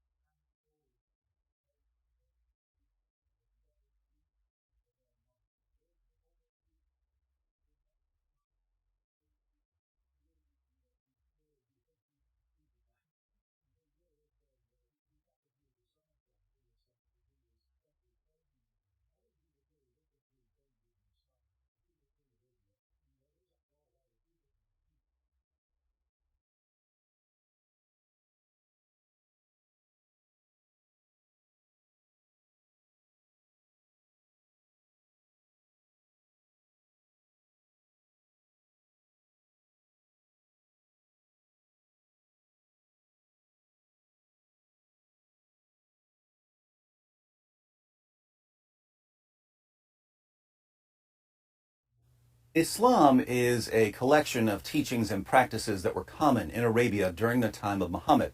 There were several tribes of Jews preaching monotheism in Arabia. These Jews had the Torah, along with tons of other stories that were recorded in the Talmud and other sources. Many of the stories in these additional sources were based on biblical characters, but they were fictitious. Stories about Abraham being delivered from a fire, or a bird teaching Cain to bury his brother, or Solomon talking to animals. Muhammad heard the stories, and now they're in the Quran. There were also a variety of tales about Jesus and Mary that certain heretical Christian groups believed. Stories about Jesus speaking at birth, Jesus giving life to clay birds, Mary giving birth under a palm tree, and so on. No historian on the planet believes that these stories are authentic, but they were popular in Arabia during the 7th century. Muhammad heard them, and now they're in the Quran. In Surah 18, Allah tells us that Dhul Qarnayn, the Arabic name for Alexander the Great, traveled so far west, he found the place where the sun sets. This was a popular story during Muhammad's lifetime. Muhammad heard it, now it's in the Quran. The Quran even claims that Alexander the Great was a devout Muslim, when we know historically that he was a complete pagan. During Muhammad's time, the Sabians, who are mentioned several times in the Quran, recited a creed, La ilaha illallah, there is no God but Allah. Muhammad heard this creed and simply added the words, and Muhammad is his messenger. The Sabians also prayed at all 5 of the times Muslims prayed during their prescribed daily prayers. Some of the Persians believed that after death, a paradise of sensual delights awaited them, complete with houris, the perpetual virgins Muslims believe they'll be awarded in paradise. It seems that Muhammad simply took a bunch of the beliefs and practices that were popular in 7th century Arabia, gave them an Islamic twist, and incorporated them into his new religion. The pagans, by the way, thought this was hilarious. They regularly made fun of Muhammad for believing everything he heard, so they called him the ear. Let's read a passage from Ibn Ishaq about Muhammad and one of his critics, a man named Nabtal. I have heard that it was of him that the apostle said, whoever wants to see Satan, let him take a look at Nabtal bin al-Harith. He was a sturdy black man with long flowing hair, inflamed eyes, and dark ruddy cheeks. He used to come and talk to the apostle and listen to him, and then carry what he had said to the hypocrites. It was he who said, Muhammad is all ears. If anyone tells him anything, he believes it. God sent down concerning him, in Surah 9, verse 61 of the Quran, and of them are those who annoy the prophet and say, he is all ears. Say, good ears for you, he believes in God and trusts the believers and is a mercy for those of you who believe. And those who annoy the apostle of God, for them is a painful punishment. So the pagans could tell that Muhammad was simply adopting stories and practices for Islamic purposes. Not surprisingly, the Hajj, the annual pilgrimage to Mecca, is saturated in paganism and idolatry. During the Hajj, Muslims walk circles around the Kaaba, the cubical shrine that they pray to. They kiss the black stone. They run back and forth between the hills of Safa and Marwa, and so on. Where did they get these practices? Before Muhammad conquered Mecca, the Kaaba was a center of pagan worship in Arabia. The Kaaba was surrounded by 360 pagan idols. Sahih al-Bukhari, 2478. Narrated Abdullah bin Masud, the Prophet entered Mecca, and at that time there were 360 idols around the Kaaba. He started stabbing the idols with a stick he had in his hand and reciting, and say, truth, i.e. Islamic monotheism or this Quran or jihad against polytheists, has come, and batil, falsehood, i.e. Satan or polytheism, has vanished. This is when Muhammad took control of the Kaaba. But why would he want to take control of a pagan temple and make it the center of Islamic worship? Let's back up a bit. When Muhammad and his followers were in Mecca years earlier, they prayed facing Jerusalem. The pagans prayed facing the Kaaba. Muslims prayed facing Jerusalem like the Jews. You could line up the Kaaba and Jerusalem if you wanted so that you were facing both. But the Qibla, the direction of prayer, was Jerusalem. When Muhammad was in Mecca, he really thought that the Jews were going to accept him as a prophet. The Muslim community eventually moved to Medina, and the Jews could tell immediately that Muhammad was a false prophet because they knew the Torah, and Muhammad only knew some stories that he had heard. He was all ears, remember. But Muhammad couldn't even get those stories right, so the Jews rejected him. And Allah said to Muhammad in Surah 2, verse 144 of the Quran, "Now shall we turn thee to a qibla that shall please thee.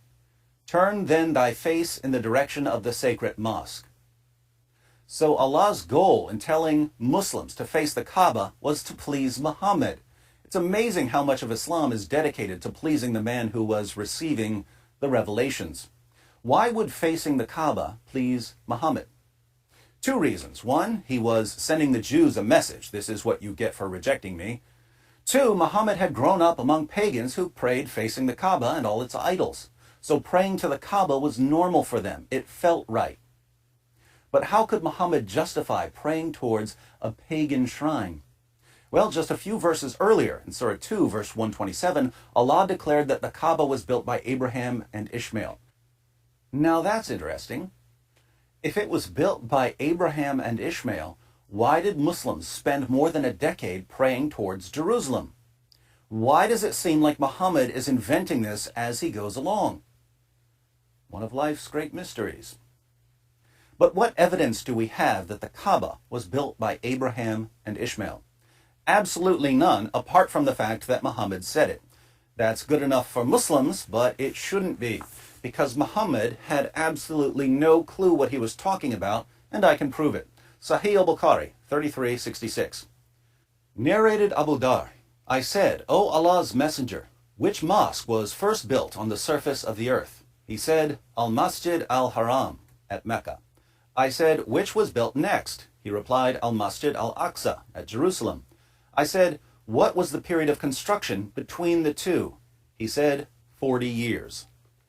According to Muhammad, there was a 40-year gap between the construction of the Kaaba and the temple in Jerusalem. Why is this important? Well, we know when the Jerusalem temple was built. Solomon built it in the 10th century BC. That's more than 1,000 years after Abraham. If Abraham built the Kaaba, he built it more than 1,000 years before Solomon built the Jerusalem temple. But Muhammad said that they were built 40 years apart. So we need to ask our Muslim friends, where did Abraham and Ishmael get their time machine? Because if they didn't have a time machine, Muhammad was wrong, and we can't trust what he says about the construction of the Kaaba. And without Muhammad making up stories about Abraham and Ishmael and the Kaaba, the only evidence we have tells us that Muslims are bowing down to a pagan temple and taking a pilgrimage to a pagan temple and walking circles around a pagan temple. By the way, why do Muslims walk circles around the Kaaba? The pagans walked circles around the Kaaba too. Why did they do that? The Muslim scholar and Quran translator Yusuf Ali, in his commentary on the Quran, has an appendix on ancient forms of pagan worship. He writes, "It will be noticed that the sun and the moon and the 5 planets got identified each with a living deity, god or goddess, with characteristic qualities of its own. The ancients knew about the stars and constellations, but they also knew about 7 heavenly objects that seemed to have their own motions: the sun, the moon, Mercury, Venus, Mars, Jupiter, and Saturn. They didn't have telescopes yet, so they didn't know about the other planets. According to the pagans, each of these 7 heavenly objects was orbiting the earth, and each was associated with a particular pagan deity. Why did the pagans of Mecca circle the Kaaba 7 times? To honor and worship the 7 planetary deities that they believed were circling the earth. This is as pagan as you can possibly get, and now this thoroughly pagan practice is one of the 5 pillars of Islam. But let me guess, if it looks like paganism and walks like paganism and talks like paganism, it must be pure monotheism in disguise, right? When they visit the Kaaba, Muslims do their best to kiss the black stone. That's funny, the pagans of Arabia used to worship stones too. Sahih al-Bukhari, 4376. Narrated Abu Raja al-Utaridi. We used to worship stones, and when we found a better stone than the first one, we would throw the first stone and take the latter. But if we could not get a stone, then we would collect some earth, i.e. soil, and then bring a sheep, and milk that sheep over it, and perform the tawaf around it. When the month of Rajab came, we used to stop the military actions, calling this month the Iron Remover, because we used to remove and throw away the iron parts of every spear and arrow in the month of Rajab. What did the pagans worship? A stone. and they would trade that stone for a better stone to worship. When does that process stop? When you get to the best stone, the black stone at the Kaaba. That's what the pagans did. What do Muslims do when they get to the Kaaba? They kiss the black stone. It's as if Muslims are saying, we want to be as idolatrous as possible, but we're still not idolaters. Interestingly, even Muhammad's companions understood that kissing the black stone was idolatry, but they kept doing it anyway because Muhammad had done it. In Sahih al-Bukhari, 1597, we read, narrated Abbas bin Rabi'ah, Umar came near the black stone and kissed it and said, no doubt I know that you are a stone and can neither harm anyone nor benefit anyone. Had I not seen Allah's messenger kissing you, I would not have kissed you. This is Umar, the second rightly guided caliph, saying that he knows he shouldn't be kissing a pagan idol like the black stone, but he does it anyway because Muhammad did it. But there's more idolatry during the Hajj. When the pagans took the pilgrimage to Mecca, they would run back and forth between the hills of Safa and Marwa. They ran back and forth between them to honor the pagan idols. Yusuf Ali comments on Surah 2, verse 158 of the Quran, the virtue of patient perseverance and faith leads to the mention of two symbolic monuments of that virtue. These are the two little hills of Safa and Marwa, now absorbed in the city of Mecca, and close to the well of Zamzam. Here, according to tradition, the lady Hagar, mother of the infant Ismail, prayed for water in the parched desert, and in her eager quest round these hills, she found her prayer answered and saw the Zamzam spring. Unfortunately, the pagan Arabs had placed a male and a female idol here, and their gross and superstitious rites caused offense to the early Muslims. Now, how do we know that Hagar and Ishmael were ever at these hills? Because Muhammad said it, right? And Muhammad's the guy who thought that Abraham and Solomon lived 40 years apart and that Alexander the Great was a Muslim? Least reliable source of historical information ever. But what do we actually know here? We know that pagans used to run back and forth as part of their idol worship. And the early Muslims knew this as well. Sahih al-Bukhari, 3847, narrated Ibn Abbas, to run along the valley between the two green pillars of As-Safa and Al-Marwa mountains was not sunnah, but the people in the pre-Islamic period of ignorance used to run along it and used to say, we do not cross this rain stream except running in great haste. Now, this is devastating to Islam because Ibn Abbas says that this practice was just a pagan practice. It wasn't part of the sunnah of Muhammad. Notice the commentary at the bottom. This statement of Ibn Abbas is wrong, as most of the religious scholars consider it a sunnah of the Prophet. Most of the religious scholars, in order to rescue Islam, have to throw Ibn Abbas under the bus. This is getting ridiculous. Sahih al-Bukhari, 4496, narrated Asim bin Sulaiman, I asked Anas bin Malik about As-Safa and Al-Marwa. Anas replied, we used to consider going around them a custom of the pre-Islamic period of ignorance. So when Islam came, we gave up going around them. Then Allah revealed, verily, As-Safa and Al-Marwa, two mountains at Mecca, are of the symbols of Allah. So it is not a sin on him who performs Hajj or Umrah, pilgrimage, of the house, the Kaaba at Mecca. Here again, the early Muslims understood that this was a pagan practice. They said that they stopped doing it when they became Muslims. But Muhammad liked it, so it ended up in the Quran. How much paganism can you fit into one religion? Quite a bit, it seems. And two things are amazing here. First, it's amazing that Muslims who are swimming in a sea of pagan practices are deluded enough to think that they're the true champions of monotheism. They're doing everything the pagans did. They just rename it monotheism. Second, the pagans of Arabia were local groups. They weren't going to spread their pagan practices around the world. But Islam has taken the same idolatrous pagan nonsense practiced by the Meccans and spread it around the world. This means that Islam is the greatest source of idolatry and paganism in history. Now, to you Muslims who insist on taking the pilgrimage to Mecca in spite of its pagan roots, I make a simple request. Watch this video, where I talk about the Kaaba and how you can convert your false pagan worship into something that actually involves God. I'm not sure you'll like it, but it will definitely be an improvement over spending your lives kissing a pagan rock and running around a pagan cube and celebrating the 7 false planetary deities and having no idea that you've been duped. The chief export of Saudi Arabia is not oil. It's paganism and terrorism. Off topic, but I couldn't resist.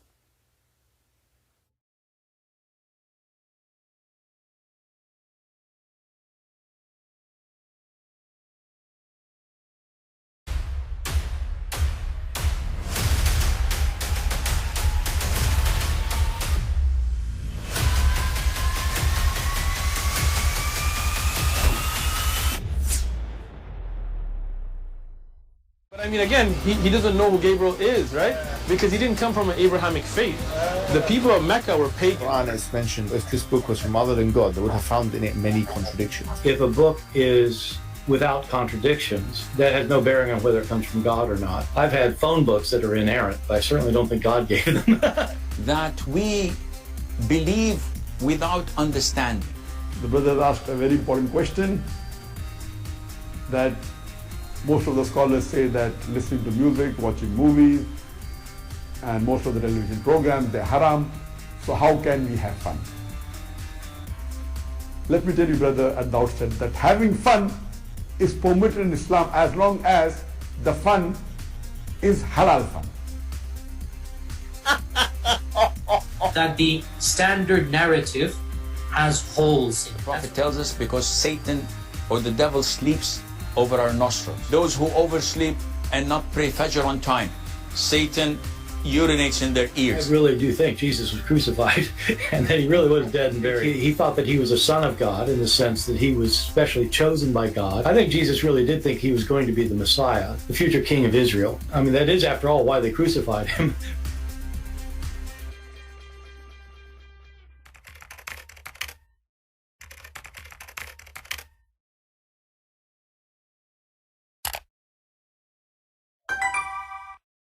Hello everyone, and peace of Christ all of you. Please invite your friends and let us have some good time together. I know that many people are here because we don't really schedule time and we don't give you enough time to know that we are here. And usually YouTube don't send notification for our channel. But it's okay. No, what is important is we deliver our message and later people download it and share it. As you see the title saying, Join Allah Community, 7 days free trial. Somebody sent me an email saying to me, you should create a community and use your knowledge, to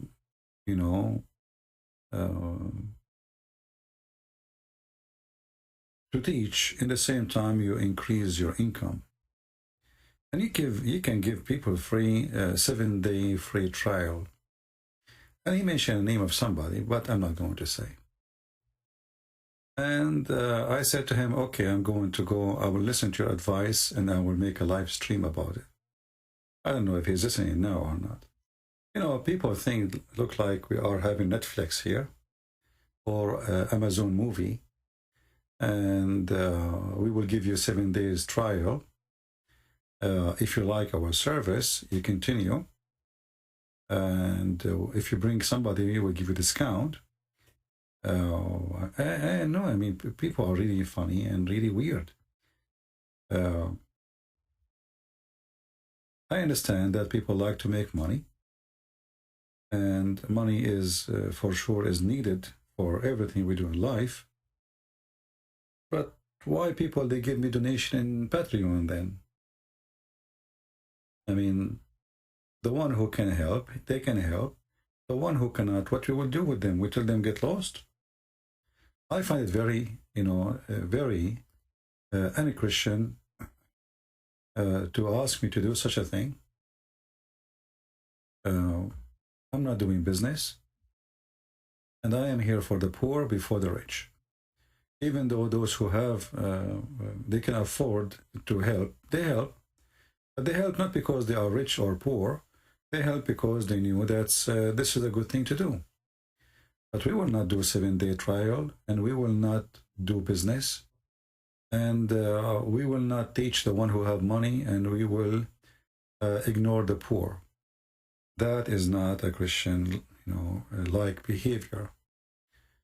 We know that Muhammad, in order to get himself to be in the position he become in, he married a woman, she is 15 years older. Some they say 20, depend. When you lose your ethic, everything is for sale. And Muhammad, he was no better. He married a woman, she is way older, and all of us, we knew that Muhammad, he liked young children. So for the sake of the money, we know the story where Muhammad, he asked his companion, his name is Jabir, why you don't marry a child so you can play with her and she can play with you. So Muhammad, he sacrificed his desire for the sake of the money. Gold is what people seek. I'm not here to do business. And most of my life work, I did not receive even a penny. This was new. In the year 2012, I thought maybe we can make a TV station, and nobody support us, so it was a failure. Very few people, they were interested to support. Otherwise, I never really thought about even collecting donation, even though it's really needed. But this is not why we are here. So if there's a donation or there's no donation, we will be here. If people help or not help, I will be here. If the one who listen, they are poor or rich, I will be here. It doesn't matter really. And I will never change the way I do things, and this is a promise from me. See, people, they can give excuses to collect money. Yes, life is not for free. But there is the Lord is providing, and as long as the Lord is providing, what we need more, you will take nothing with you extra to the grave. So don't be greedy and don't seek more, otherwise you will lose a lot. So this is my answer for the person who asked me to do this 7 days trial community. I'm not doing business, my friend. And always I will do my videos for free and my help for free. I speak to people for free, in private, in public, all for free. And it will never change.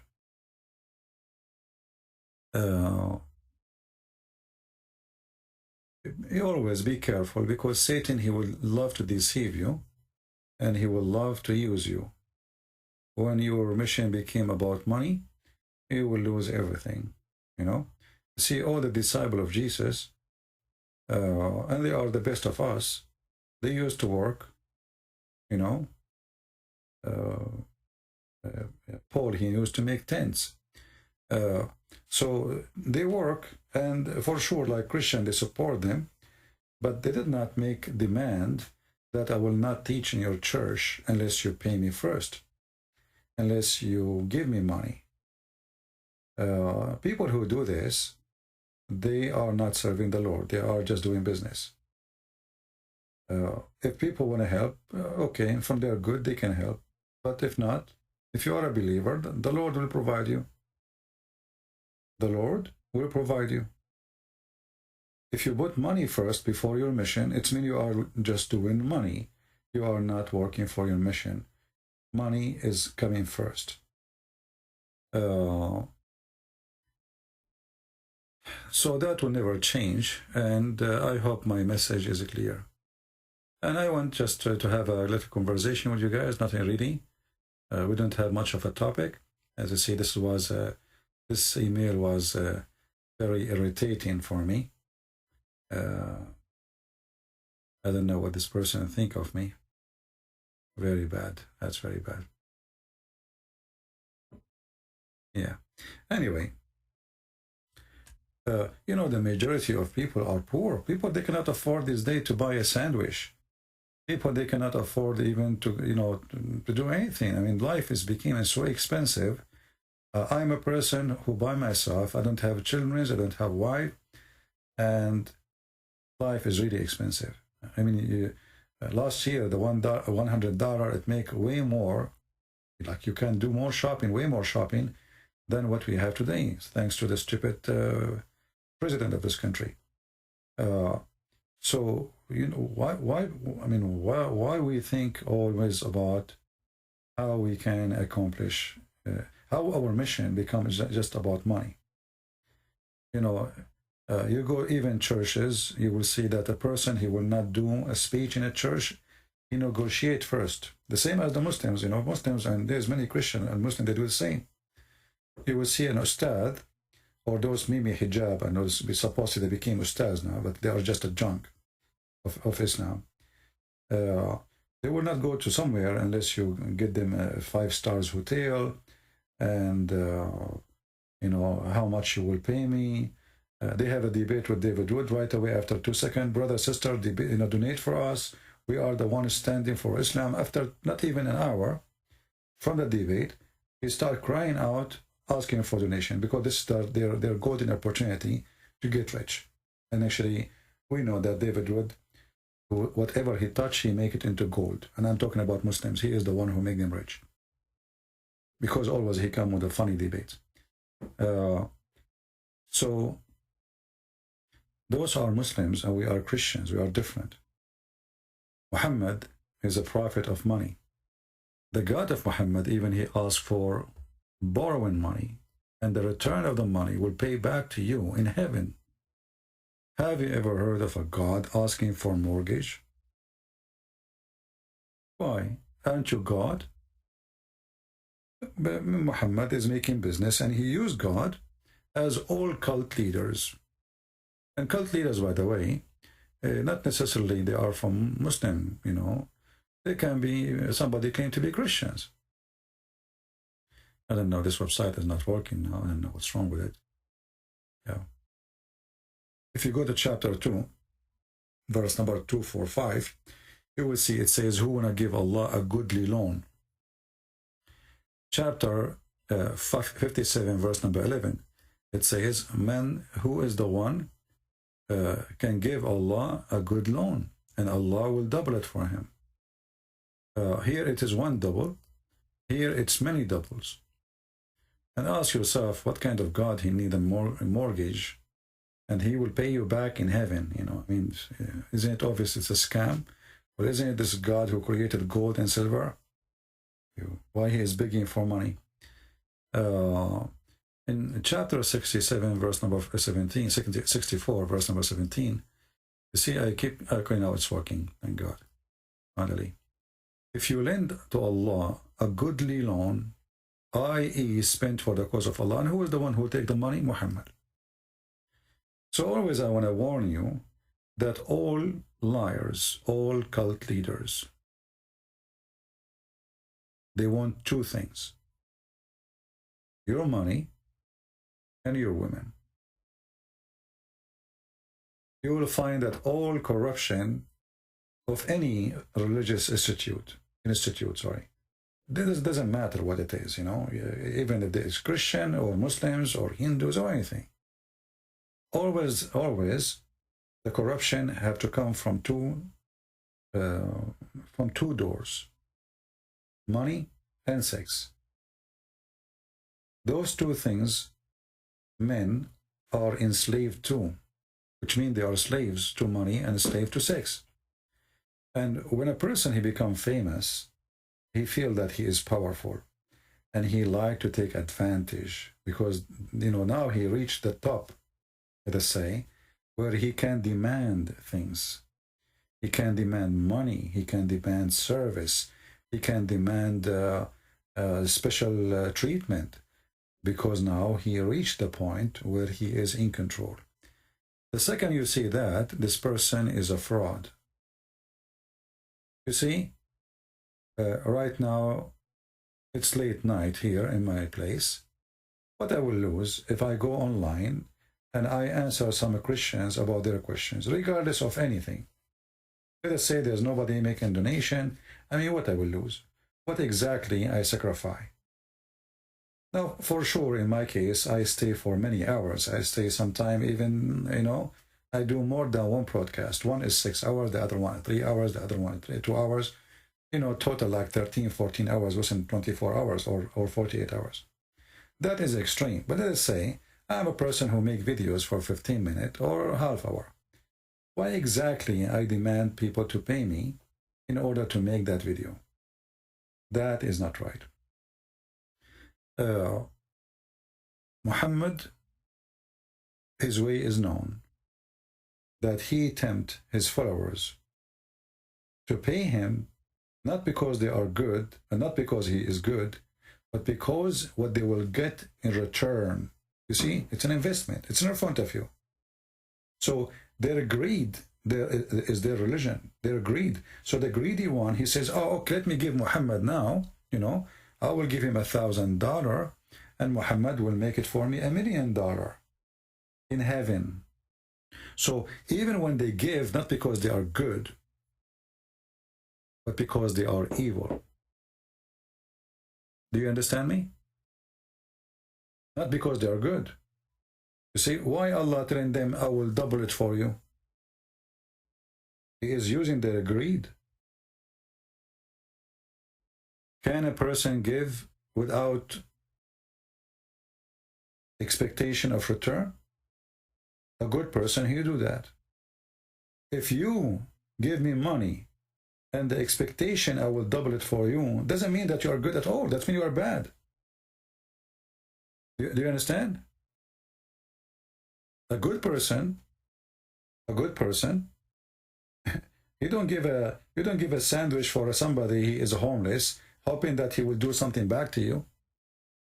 What exactly he will do? What do you want? Now Allah is God, supposedly. And this God, he is asking them to spend money, and for sure they will give it to Muhammad, and Allah will double it for them. Why a Muslim, he want money to be doubled for him? And how you can double money for him? And as long you are good in doubling, why you are asking for it? And as long the person is giving it to you, not because he is interested to help you, but now he is interested to double it.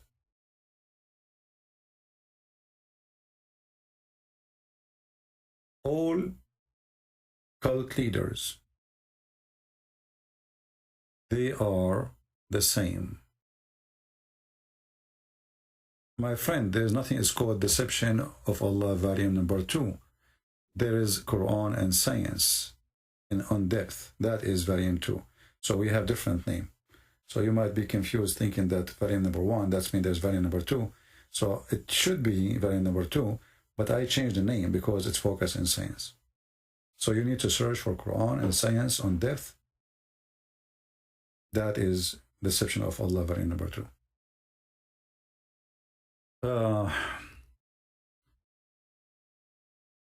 The Lord, he says, from their fruit you shall know them.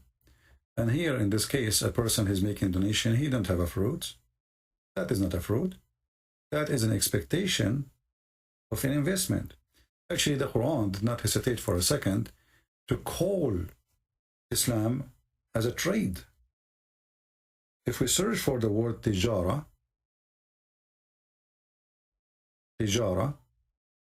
you will see the word tijara is all over the Quran. Tijara.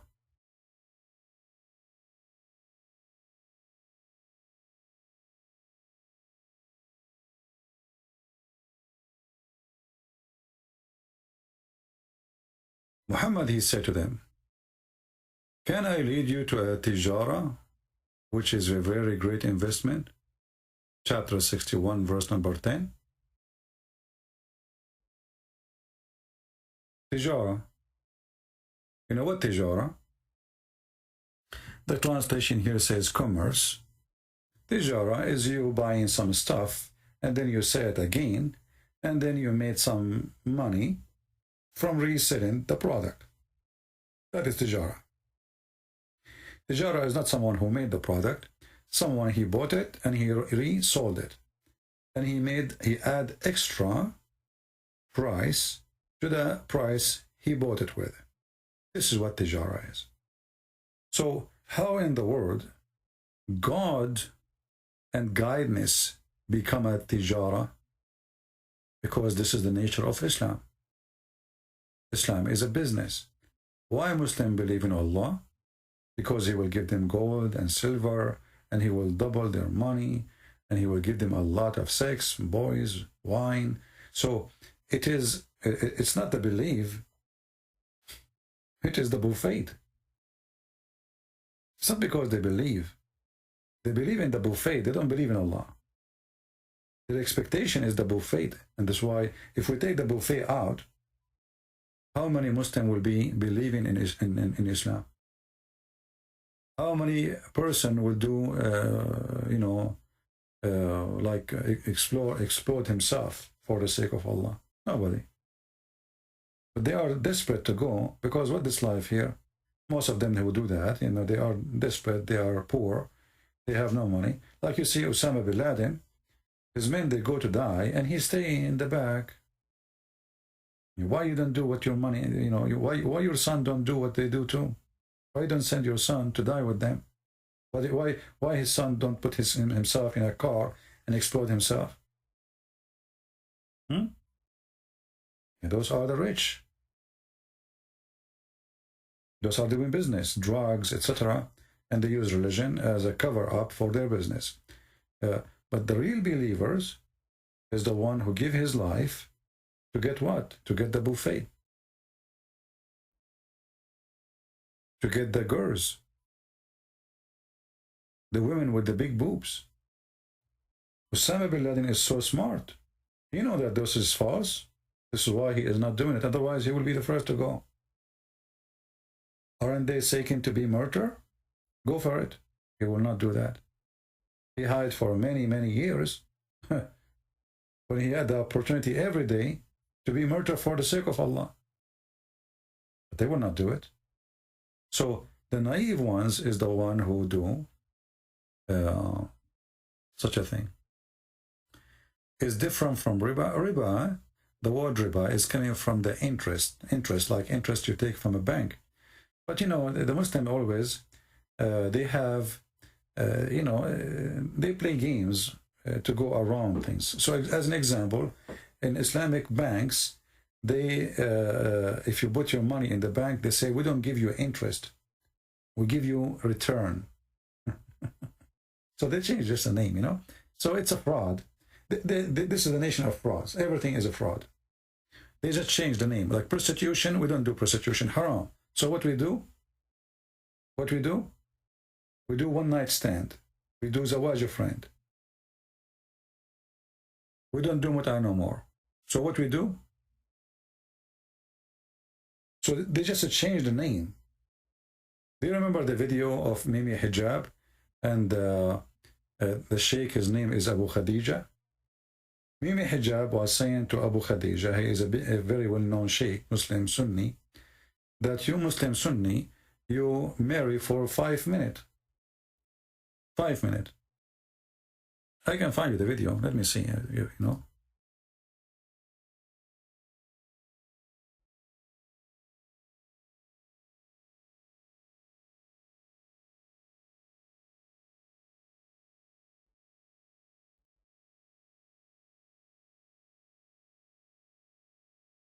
Looking for the video. Yeah.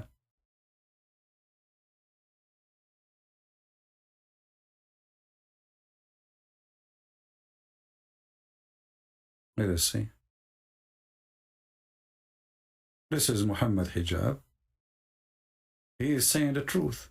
Muslims, Islam is an opportunity to be a loser, to be a sexual predator, and to, this is God. This is God teaching. God told them you can marry as many as you want. It's in the front of you. All you're happy to do, you and your friends, is acquiesce to the fact that you guys are going around, marrying people for 2 minutes and 3 minutes and 5 minutes and 1 hour, 2 hours, whatever it may be. Did you hear it? They marry Muslim, they marry Muslims, Muslim men, they marry Muslim girls or women for 5 minutes, 3 minutes, 2 hours maybe. This is what they do. All you're happy to do, you and your friends, yeah, is acquiesce to the fact that you guys are going around, yeah, marrying people for 2 minutes and 3 minutes and 5 minutes and 1 hour, 2 hours, whatever it may be. Salafis are always accused marriage and divorce, marriage and divorce. So is there any sunnah for this? Is there any evidence for this? كذابين, by the way, ikhwan. Yani that is one of the most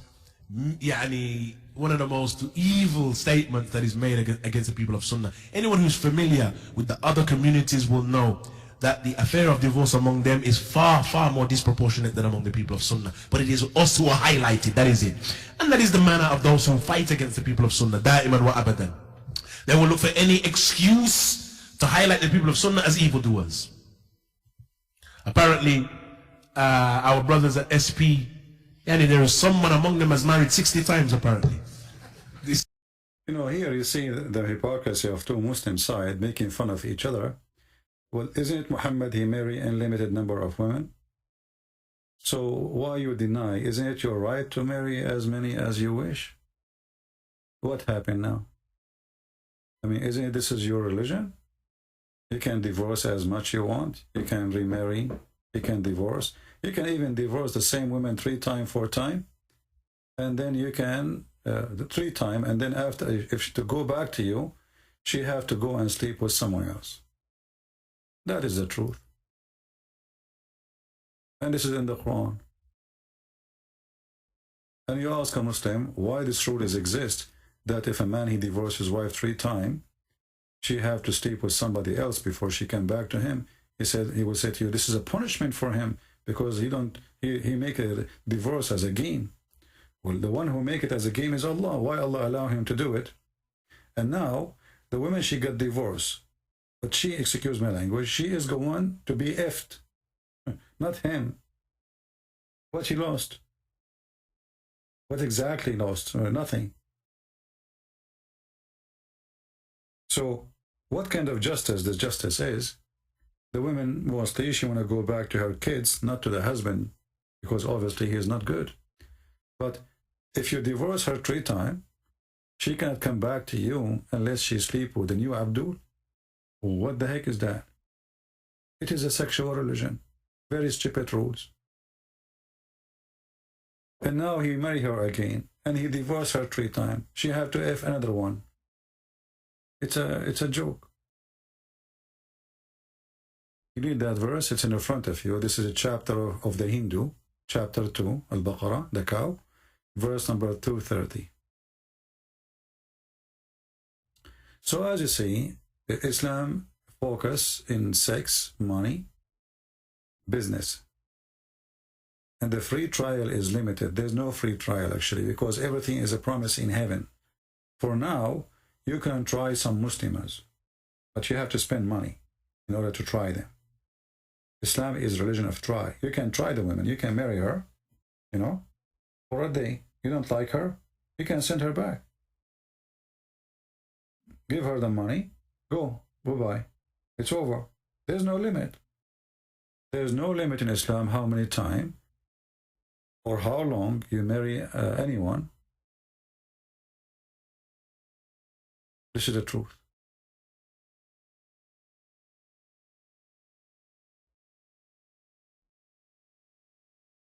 Somebody saying, I'm a Muslim from Palestine, which means from Israel. There's nothing called Palestine. I love Jesus, I dreamed of him, and I'm just scared to change. Okay, don't change then. Stay where you are. Get the versions. Anyone have a question? Can you talk about alcohol in Islam? First of all, in Islam, the alcohol, see, Muhammad almost is dead, and yet he did not forbid alcohol. He said, the Quran said, now Muslim in the hadith, they will say to you, Allah cursed the one who make it, who buy it, who sell it. But look what the Quran says.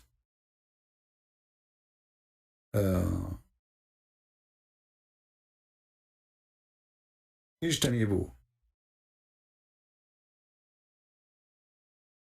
اجتنبوه mean avoid it. Does not mean haram.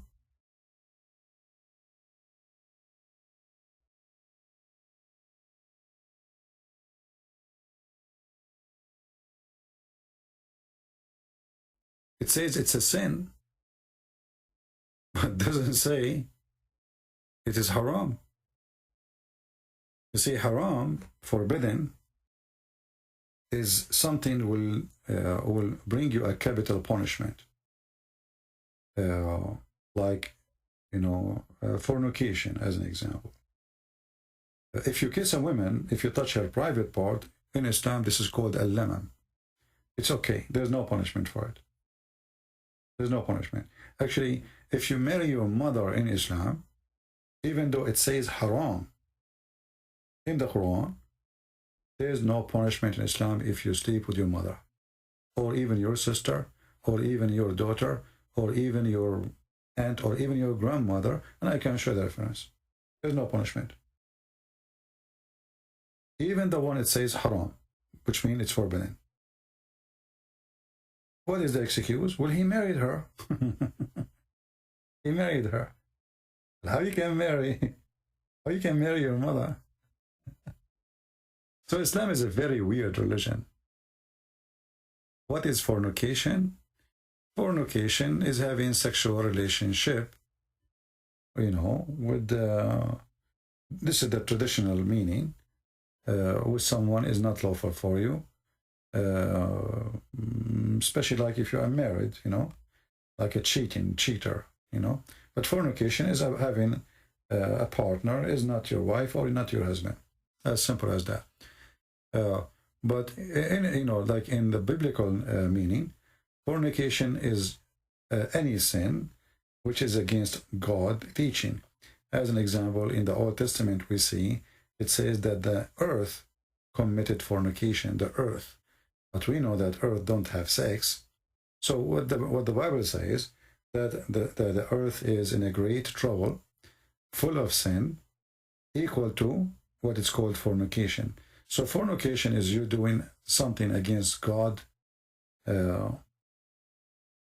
will, and it's about doing something not lawful, not right for you. As simple as that.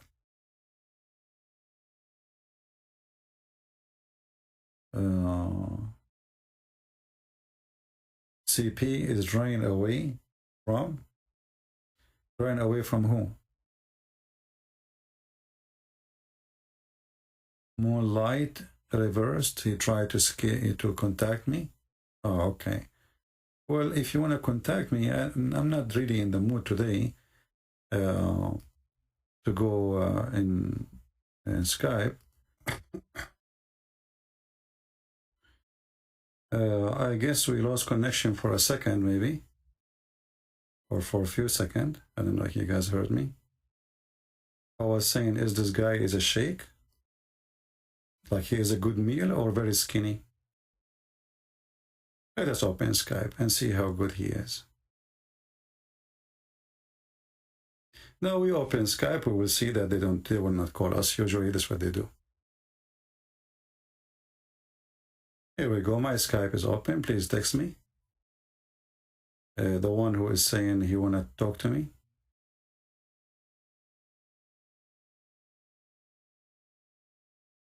Give me your name so I will find who is, because I have too many texts here. What is that? What is the name of the person who want to talk to me?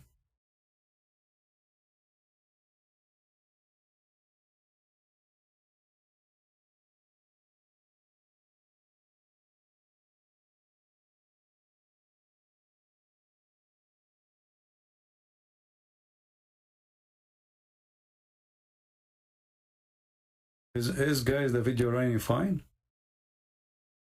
Am I heard? Okay, my Skype is open. Where is the Abdul who wanna call me and he is desperate to talk to me? And he claimed we are running away from him. Where are you?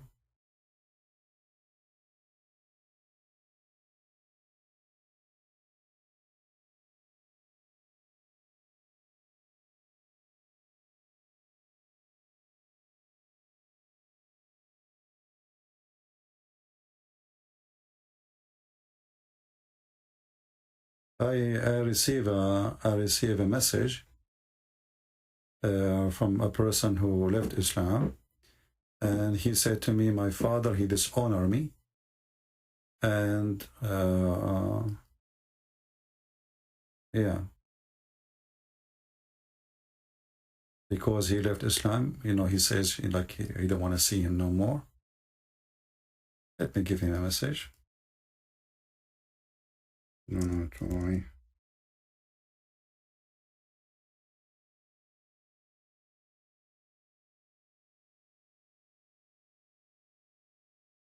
Where is the Abdul who was desperate to call me?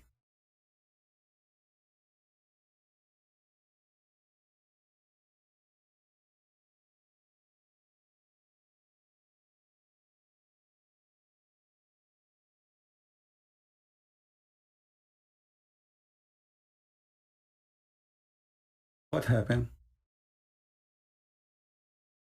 Where is the one who was so excited? Christian Prince is running away. My Skype is open.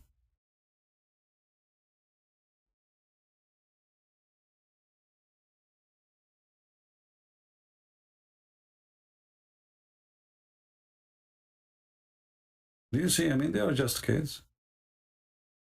Let them there. Where are you? We have a person saying Muslim here. Okay, let's see this person here.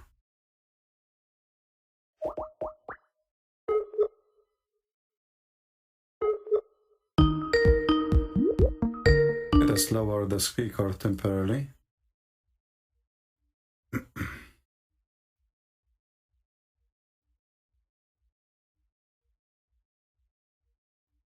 We are ringing him, so.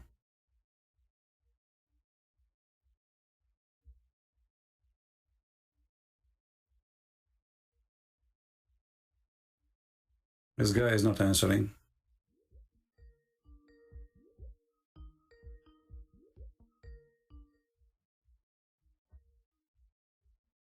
Okay, well, he's not answering. What we can do? Where is the brave Muslims who want to talk to me?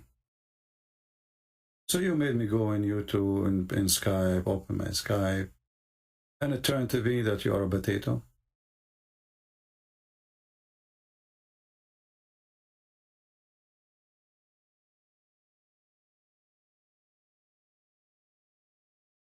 Huh?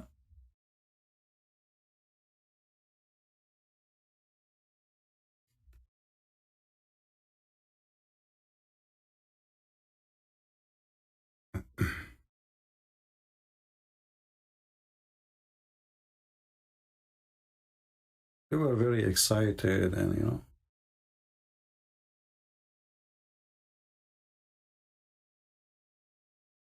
know. Somebody sent me a message saying they cannot find my book in Amazon, Quran and Science in Depth.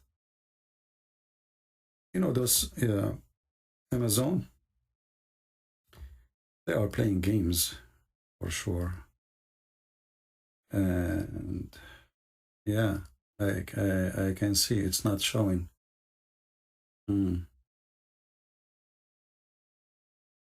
Yeah. Very filthy company. Maybe we should publish it in Google, you know. So where is the Muhammadan? The one, his name is Elias. What happened to you, Elias?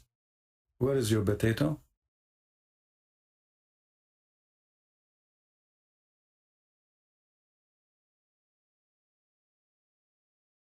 Hello? You see, when they want to debate David Wood, they will see a long line of them. They want to debate him. Here, there are potatoes.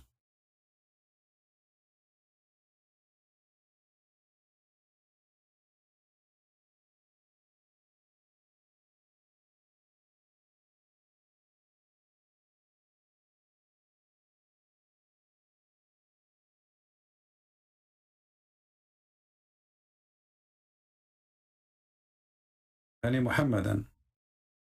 Mayday, Mayday.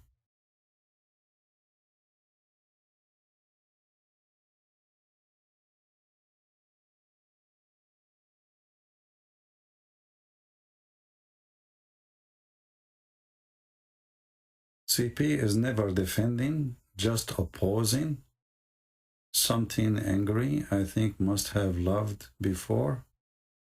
I have no idea what does that mean. I think you are qualified to write Quran too.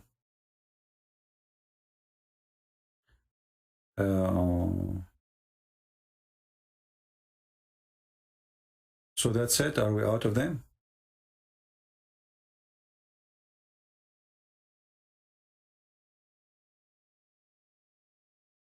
Where is the Muslims who were saying they wanted to call me? Okay, shall I exit Skype? Hey, the Abdul, where is the Abdul? Where is the one is so exciting, we want to call you? What happened? I mean, what you will lose if you call me anyway? Do you know that Allah will give you a reward just for calling me because you want to defend Islam? And you know what does that mean? That will increase your balance in the heaven. You will get extra women, their butt will be bigger. You can name it, I mean extra, a lot of extra. Your private part will be special, you know. Maybe Allah will provide you and sunglasses for your eye, you know, for your private part.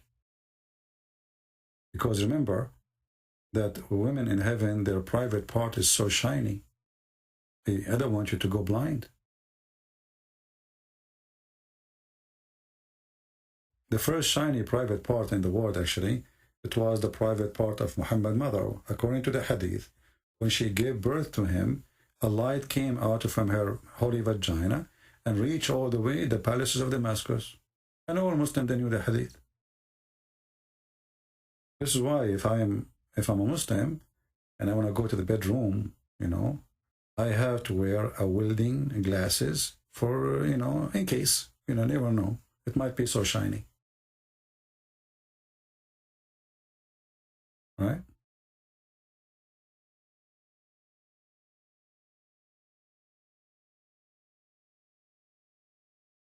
And look at them. Any Muslim he would dare to say this is a lie? They don't dare. Look at them. Look. Not even one of them said this is a lie. Because this is what they say in their books. And the funny is that nobody saw the light coming from her, Muhammad's mother vagina. I mean, the whole people of Quraysh never saw it. How the light went all the way to Damascus, and why it's going in the direction of Damascus? I mean, light goes in every direction. Is that a beam light? Maybe she have a headlight there. You know what? Maybe when she was laying down, her legs, I mean, her was facing Damascus. I mean, at least when you make a lie, make it, you know, come on. And what? Oh, so the light came out from the roof, like what Muhammad's mother, she was giving birth in the roof, in the top. How the light came out? Well,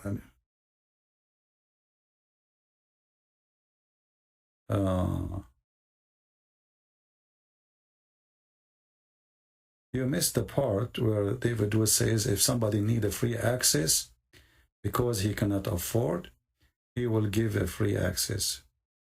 He is not forcing anyone to join. Yeah, my friend, I'm not talking about David anyway, but as long as you mention this, it should be free access to everybody. Aren't you getting donation in Patreon? So what the donation in Patreon for? And then the same as people, they donate to you, they donate. What, this is a free trial, you know? I wasn't, maybe you came late. I'm not talking about David. I'm talking about somebody asked me to do community free trial, something like that.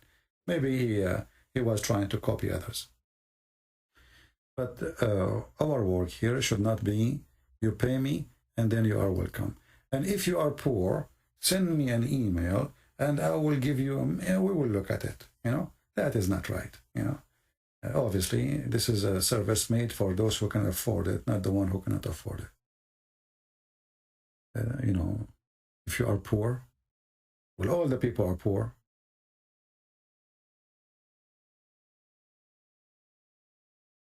How many people are not poor? What is the percentage of those who have money with those who don't? So we are making service for those who have no, money, or we have making service for those who have money.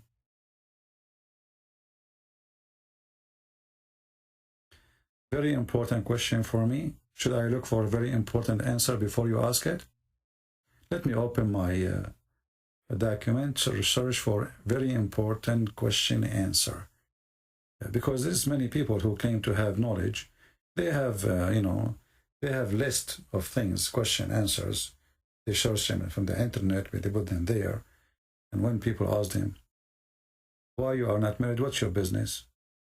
Why you want me to get married? Did I do anything to you? Do you hate me? Are you trying to seek revenge or something? Abdurrahmi? Abdurrahmahi?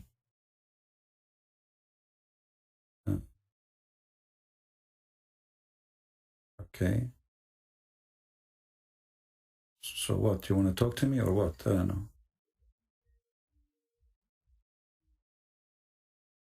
Hello? Yes, my friend, you are live on air. What do you want to say to us? Hold on 1 second. Let me put the speaker to this. Oh, what is that? Speaker, video? We don't want video. Turn it off. Turn it off, no problem. Okay, great. How you doing? I'm fine. You are a Muslim, my friend? I am. All right. What does that mean? Well, as I've been told, it's to submit to God. Where we can find that in the Quran? I don't think it's in the Quran. Yeah. No, I'm not a Quran master, but I've read a lot on the internet. I'm pretty open-minded to everything. No so problem. Yeah. You see, like I really got into a lot of different stuff, like Shia and learning, because I'm Sunni, born Sunni, whatever.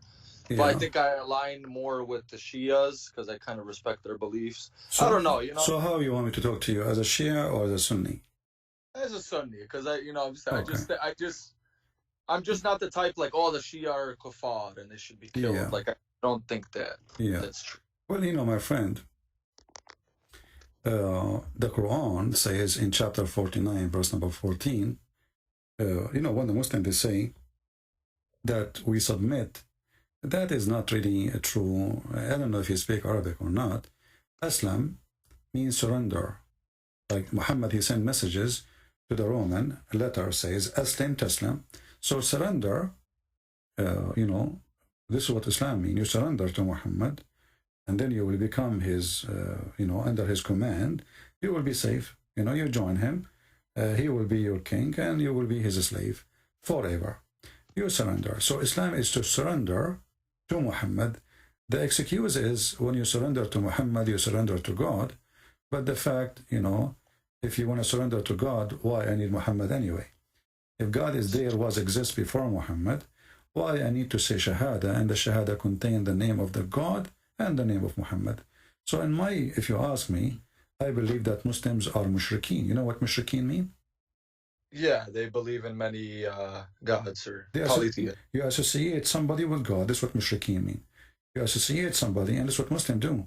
They associate Muhammad with Allah. As an example, if I ask you, where the sun set, what you will say? If Muhammad is here, if Muhammad is here, and Muhammad, he asks you, do you know where is the sun set? What is your answer to him? Well, I know what he said, but I would say, knowing what we know now, that the centers of the sun's at the center. No, let us say you do not know. You are at that time. Okay. Okay, what you will say? I don't know. You will say, I don't know. But are you willing to say Allah and His messengers knows best? Would I say that? Would you say Allah and His messengers knows best? Nah. I guess if I was a firm believer in God, I would say God knows best. But maybe not is the truth. So you refuse to say Allah and His messenger know best, because this is associating the knowledge of a man with the knowledge of God, correct? Fair point. And I want to briefly, brother, because the other day, for whatever reason, I tried to call and I wrote just some minor stuff down. But this is something I didn't write down. Like, I actually read for the first time that the Jews, obviously, you know, just the terminology that Jesus was a false prophet, right? So in the same way, like, the Christians didn't accept Muhammad. So, like, I try to look at Islam then, and I try to look at Islam now, you know? Like, I didn't know there was such criticism of Muhammad back then. I only thought this was the thing of today. But, like, why do you think that it, so it's not, I see the criticisms, right? I see that Jesus has a pretty flawless record, right? And then what about all the things that are of, you know, just stuff that we can't make sense out of? Like, I wouldn't say Abraham sacrificing his son, but, you know, things like that. Like, okay, here's one point. Solomon, and he had thousands of wives. Why is that different from Muhammad? Why he can't have 16, but Solomon had 1,000 wives and 700 slave women, or however many? Yeah, well, if you go and see in the Bible, you will see that God, he condemned the behavior of David and anyone who did such a thing. So there is a huge difference between you do it and you do sin, and then God says to you, God bless you, you are good. And then God, he says, no, this is bad. And even like when he decided to build a temple, God, he says to him, I don't want money from you. Your money is, you know, your hand is covered by blood. Don't build the temple for me. I reject your temple. So there's a huge difference between somebody praising somebody for the sin he do and condemning him for the sin he do. The Quran, even Muhammad, he have hadith about it, that Solomon, he wanted to have sex with his 99 wives or 100 wives, and he forgot to say inshallah. So Muhammad, he have no problem with having sex with 100 women in one night, which is a very funny story. But the problem is that Solomon, he forgot to say inshallah. And then Allah gave him a half son, you know. So when we talk, you see, me as a Christian, if you ask me, I will say, well, David, he was doing bad sin, or whoever, anyone, doesn't matter. We don't cover up for a person because he's famous or because he have a, let us say, a high rank as a prestige or a person, you know, he's a king, or no, we don't, you know. So you know, when Peter, he said something Jesus did not like, he says to him, stay away from me, Satan. So I mean, this is Peter, you know, this is Peter, this is not just anyone. So in the Bible, when somebody he do wrong, we point at him and we say he's wrong. In the Quran, all the gang of Muhammad are good, but they are doing wrong. Well, in this, yeah, you know, I like to think I have some good points, and they're not points against you, and I appreciate everything you're saying. Like point number one, you know, like Muhammad didn't have any sons, right? Like, so this is the thing with religion. So you could look at it like, oh, Allah tested him. He tests his, you know, if you believe in him, he tests the most. I don't know if it's in Christianity, but of course in Islam, and I would think so, that God tests the most pious, right? So he didn't have any sons that lived. So, but then somebody could say, oh, look, he's a false prophet. If he was loved by Allah, why didn't he have sons like David, Solomon, whatever, you know, sons that lived? And why the sons of Ali, they were killed and poisoned, and the Sunni think, oh, the Shia poisoned them, and the Shia say, oh, you guys killed them, and the Caliphates and the Umayyads and the Abbasids, whatever. So I look at it like what really happened and then what came after. Like, I do see the problems in Islam, but it's like, okay, was that a human problem? My friend, I don't judge Muhammad for being a false prophet because you don't have kids. What does this have to do with being prophet or not? But in Islam, you are, you know, this is what Muhammad, he taught them. You see, Muhammad, he says, Allah, he curse even the seeds. So it's Muhammad teaching brought that on him. But for me as a Christian, let us say you or anyone, you don't have kids. What's your problem? I mean, it's not your fault, right? He did not commit a crime. So we don't judge Muhammad because he could not have a son. That is the most funny thing ever. But the funny is that Muhammad, he say things, it's stupid. And yet he claimed that he received message from God. As you see in front of you, Muhammad, he claimed that the sun goes every day from the east to the west and prostrate itself under the throne of Allah. So if Muhammad is a prophet, I'm not going to look at him if he has sons or not. I will look at what he just said. He just said that the sun goes every day from the east to the west and then it prostrate itself under the throne of Allah. And different hadith he says, which is according to the Quran, the sun goes in a muddy water. All right? But then, right, but with religion comes all these sayings, you know, like is that literally? Did he mean that literally? It sounds like it's me literally. You know, he's talking about the sunset, the story in front of you in YouTube. Well, I mean, that's literally, that's literal. But I mean, like prostrating in front of Allah. Maybe the sun. No. This is, you see, he's asking, he said, do you know where the sun goes? The sun is going now. It's sunset. And why we need to find like a solution now for literally or not. Even Muhammad, he quote a verse from the Quran. And he says, and this is the explanation of the Quran saying, and the sun runs on its fixed course for a term and degree. So even Muhammad is quoting the Quran to explain what he's saying. The Muslims on the other side, in order to make it look nicer, they say, actually the majority of Muslim Sunni, I never saw a Muslim Sunni actually saying this metaphorical. Are you saying now this metaphorical? Because this is the first time I see a Muslim Sunni saying this metaphorical. I'm not even claiming that. I kind of meant, okay. I'm just kind of get out there, like maybe the second part where he says it goes in front of Allah, because, you know, anyway. My friend, the Quran teaches that everything boils down to Allah, etc. And obviously it's not metaphorical, because Muhammad even he claimed that animals, they praise Allah, rocks, they praise Allah, even rocks, they speak to him. When Muhammad, he walk in Mecca, there's a stone, say to Muhammad, Assalamu alaikum, Rasulullah. Stone, you know, speak to Muhammad. So it's not metaphorical, obviously. But isn't it this is alone is enough to prove that Muhammad is a fraud? That the sun goes every day from the east to the west? Isn't it this is enough when Muhammad, he says in different hadith that the sun goes and sits in a muddy spring, hot spring of water? Is that metaphorical? No. Okay. No, I don't think so. If Muhammad, well, what about the hadith? If Muhammad is a prophet, then he's saying what prophets say. If he is talking, he is receiving his knowledge from his God. So when Muhammad he says such a statement, I do not care if I have children or not.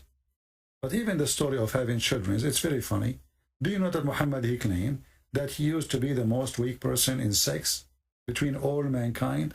And then he invoked his God, and then Allah, he sent him a dish of al-kufayt. I don't know if you know what al-kufayt, like kufta, you know kufta?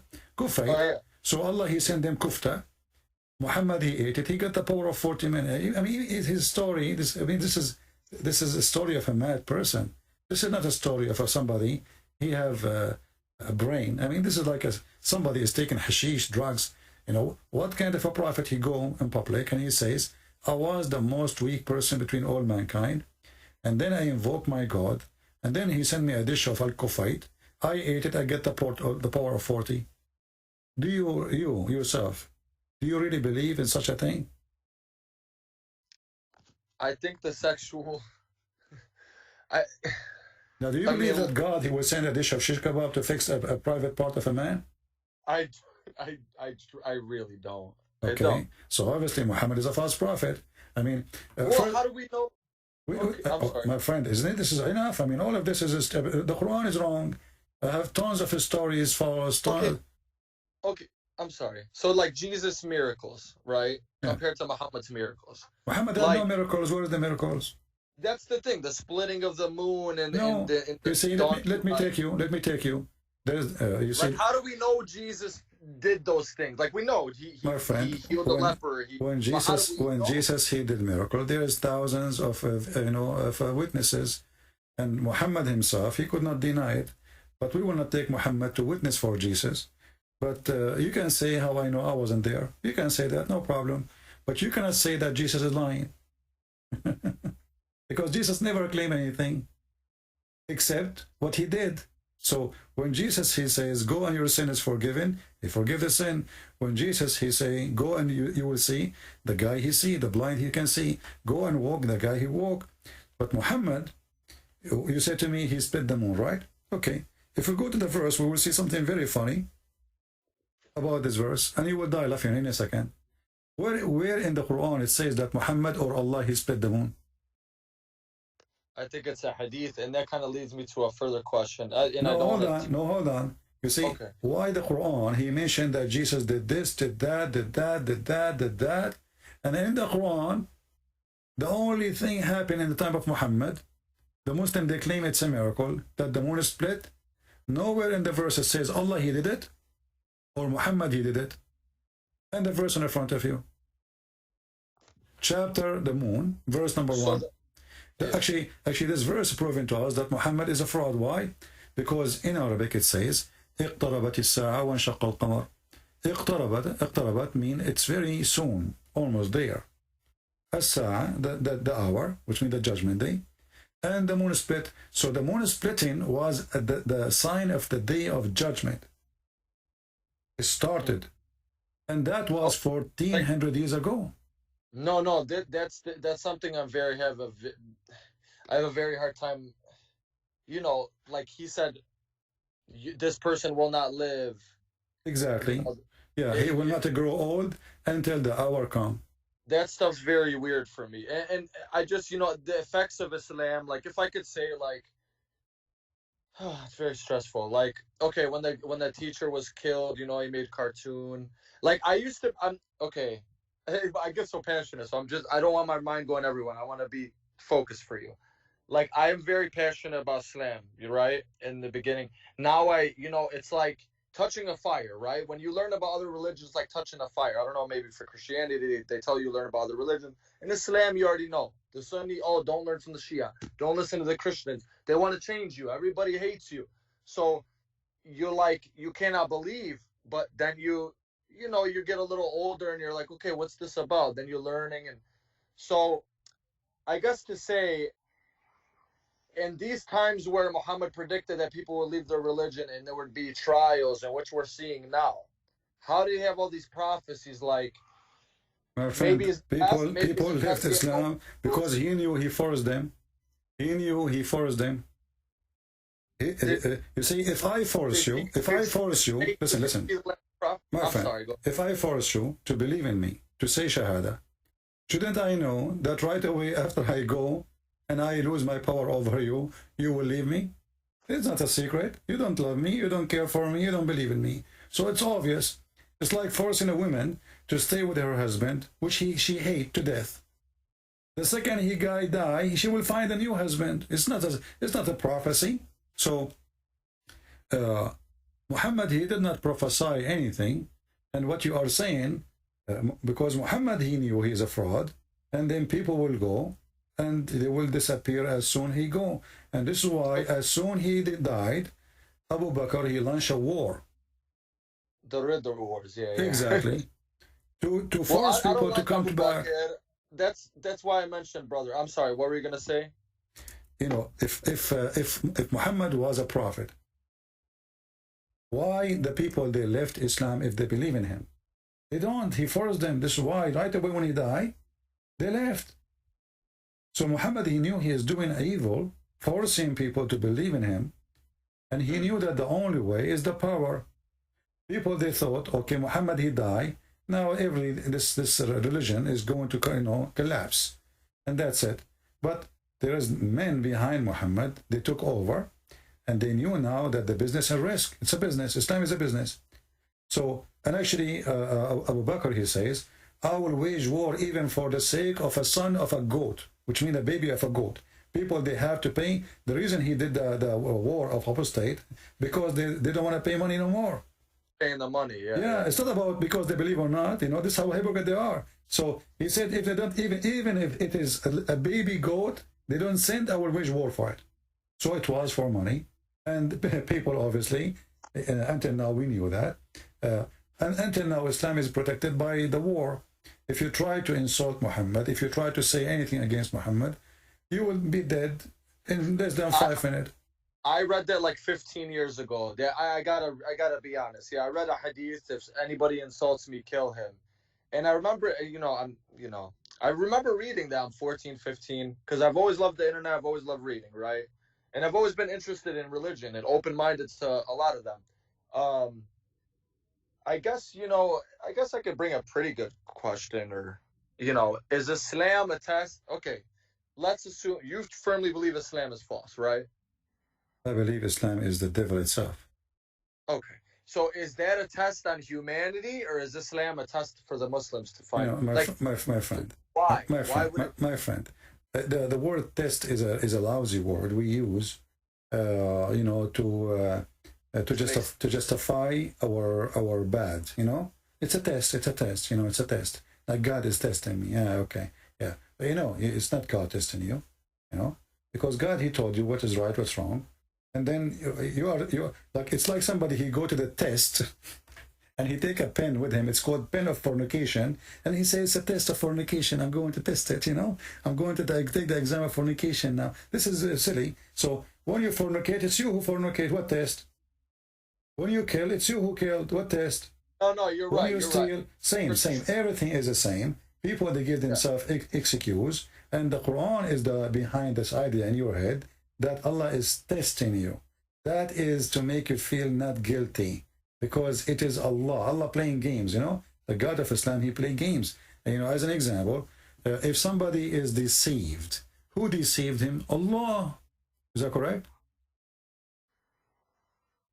It happens to be that if they're going against what the Quran deems as righteous or against Muslims, then No. yes. I'm not talking about that. Who is the one who mislead people? When you say it's a test, the test is coming from who? Allah usually says, I lead people astray. Okay, exactly. And not only that, as an example, chapter 4, verse number 88, it says, and the one who Allah deceive, nobody can guide. So the business of this God is the business of the devil. He is the one who deceive you. And then he claimed that you should be punished for being deceived by him. Well then, okay. So how weird this idea that I deceive you, I trick you, and then I make you fail in my trick because I'm smarter than you. Who is smarter, me or God? Supposedly Allah is God, right?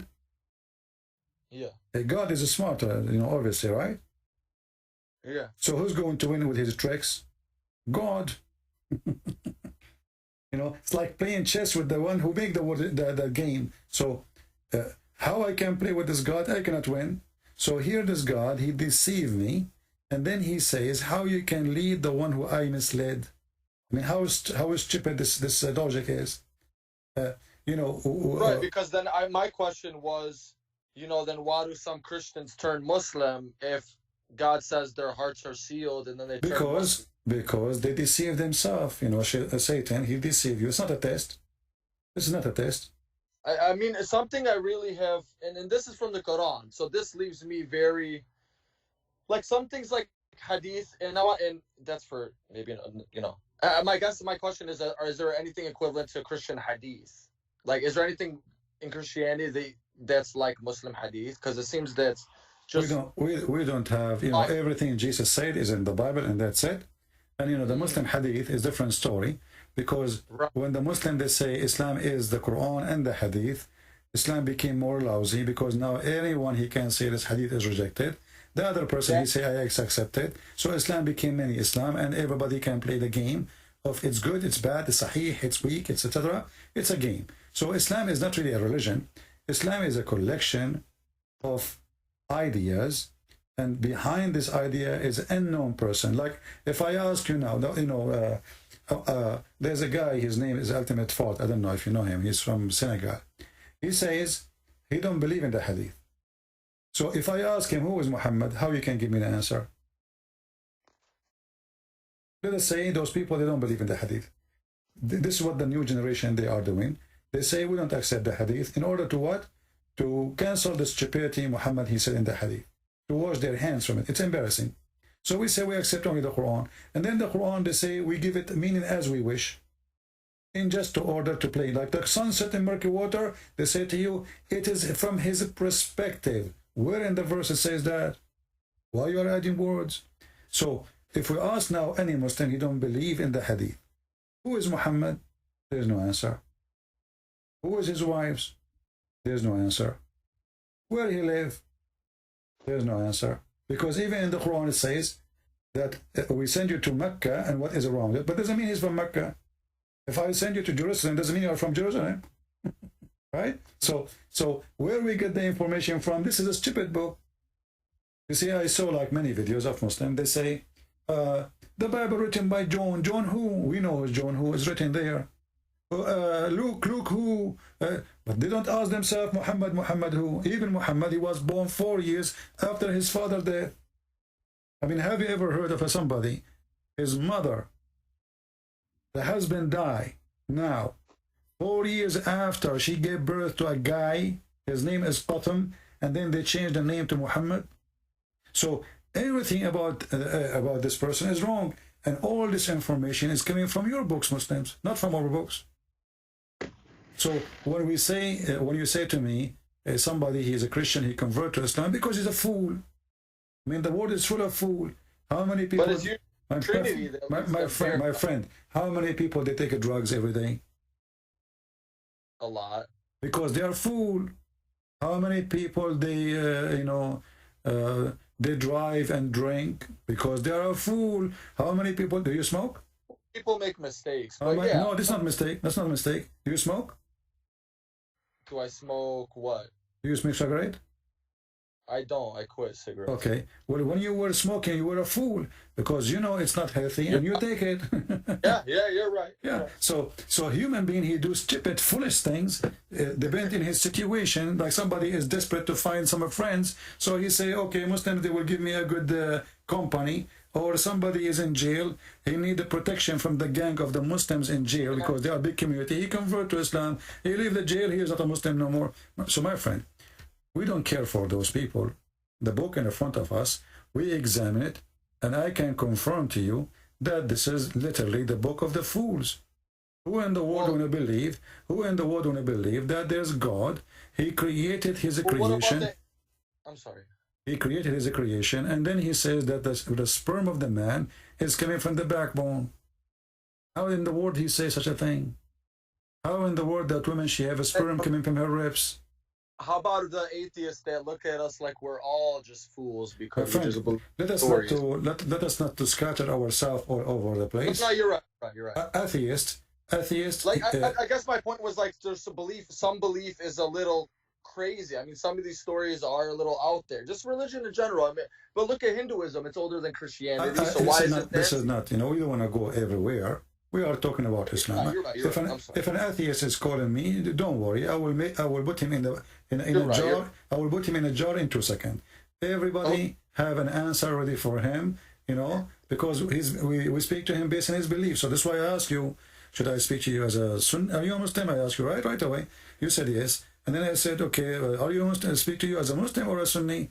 You said Sunni. Because I need to know what you believe in. So when we speak to an individual, we speak to him about his belief, and based on his belief, we respond to him. So now, do you agree with me, my friend, that Islam is really stupid? I can't say that because it's my religion. So what if it's your religion? Don't you think it's stupid to believe that the sun set in a hot water?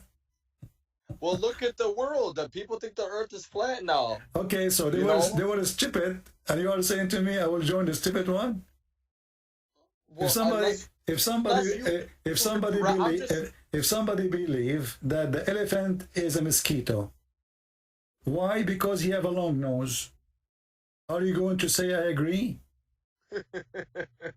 Come on. So when we show a stupid thing, this is a book of stupidity. We do not need to discuss no more. So do you agree that this book is full of stupidity, or you don't agree? Not any more than the Bible or any other script. I just think religion. You can say whatever you want. I'm not going to prevent you from saying you can attack the Bible, no problem. But do you agree that the Quran? Do you agree that the Quran? So you agreed already that the Quran is stupid? No, there's some things that okay, the Quran's supposed to be for all eternal time, right? Mm-hmm. What does have to do with my question? What does have to do with my question? Well, no, because I guess what I'm saying is like... I want you to focus with me. I want you to focus with me. Is the Quran Okay, let us focus together, you know, just to make it simple. The Quran says that hail comes from mountains in heaven. Do you believe this is stupid or smart? The mountains, where the mountains come from? Pegs? No. The Quran teach that hail come from mountains in heaven. How? Mountains in heaven. Chapter 24, verse number 43. Do you agree that this is a stupid statement? Or you think this is okay? Do you think that hail come from mountains in heaven? Hellfire? No. No. My friend, hail. You know hail? Healing? Hail, the ice that come from the sky, not snow.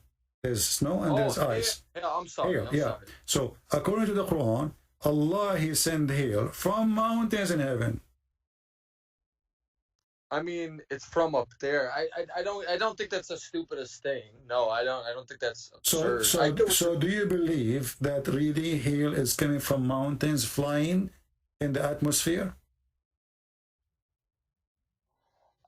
I don't, but I mean... So why you are saying it's not a stupid statement? Either it is true or it is wrong. If it is wrong, this is stupid. But the verse saying here, there's mountains flying, and for sure not in the space, because hail is not coming from the empty space. There's no cloud there, right? No. Okay, so if the mountains are flying, they are going to fly where the airplane fly. Have you ever heard of a mountain flying in the sky when you were taking your jet and your like 4 wives for a trip?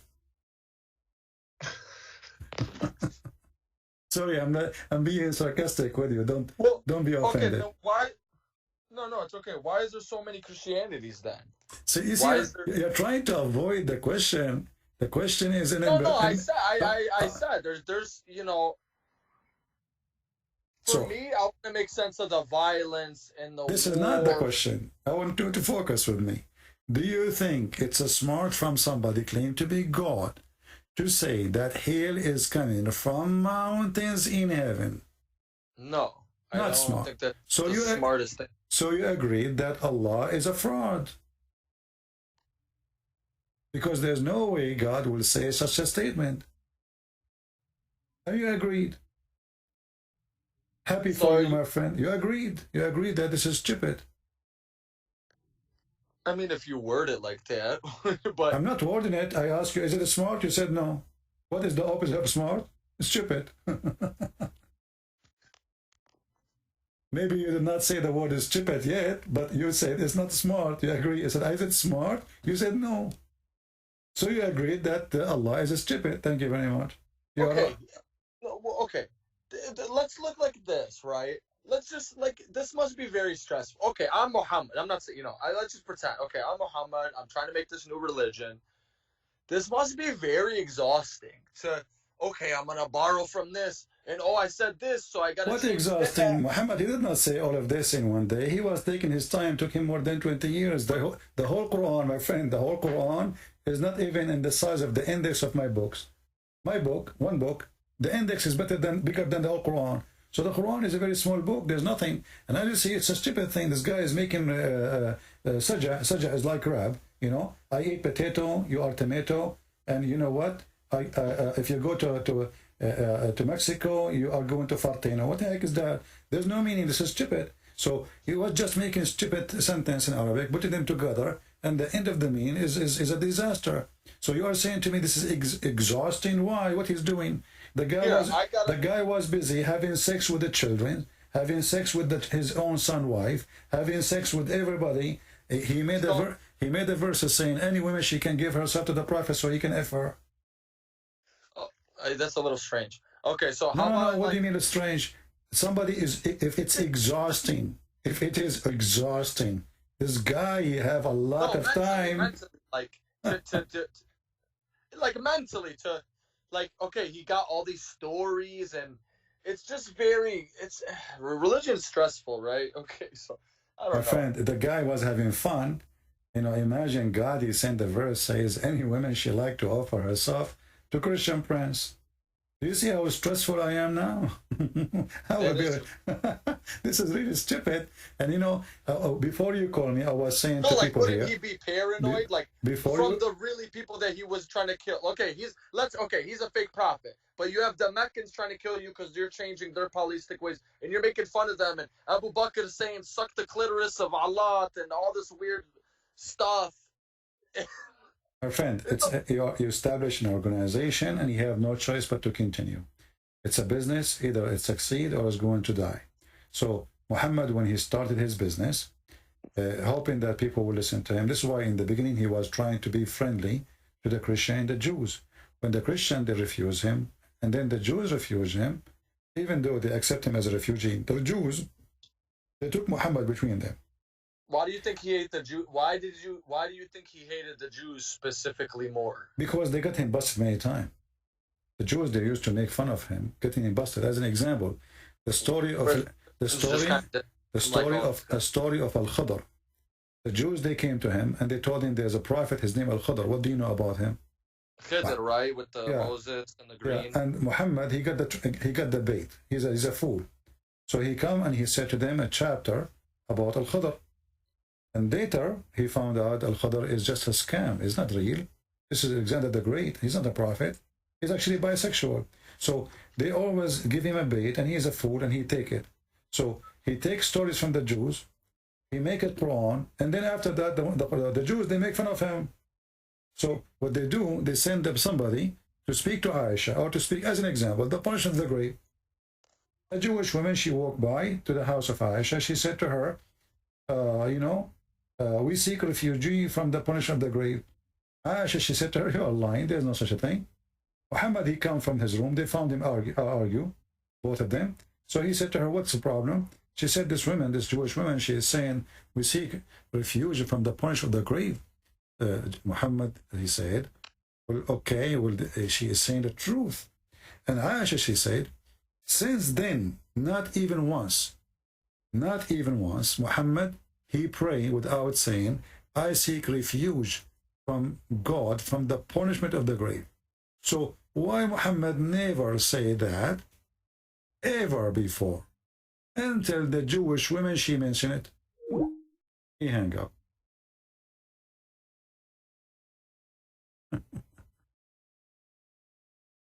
All right.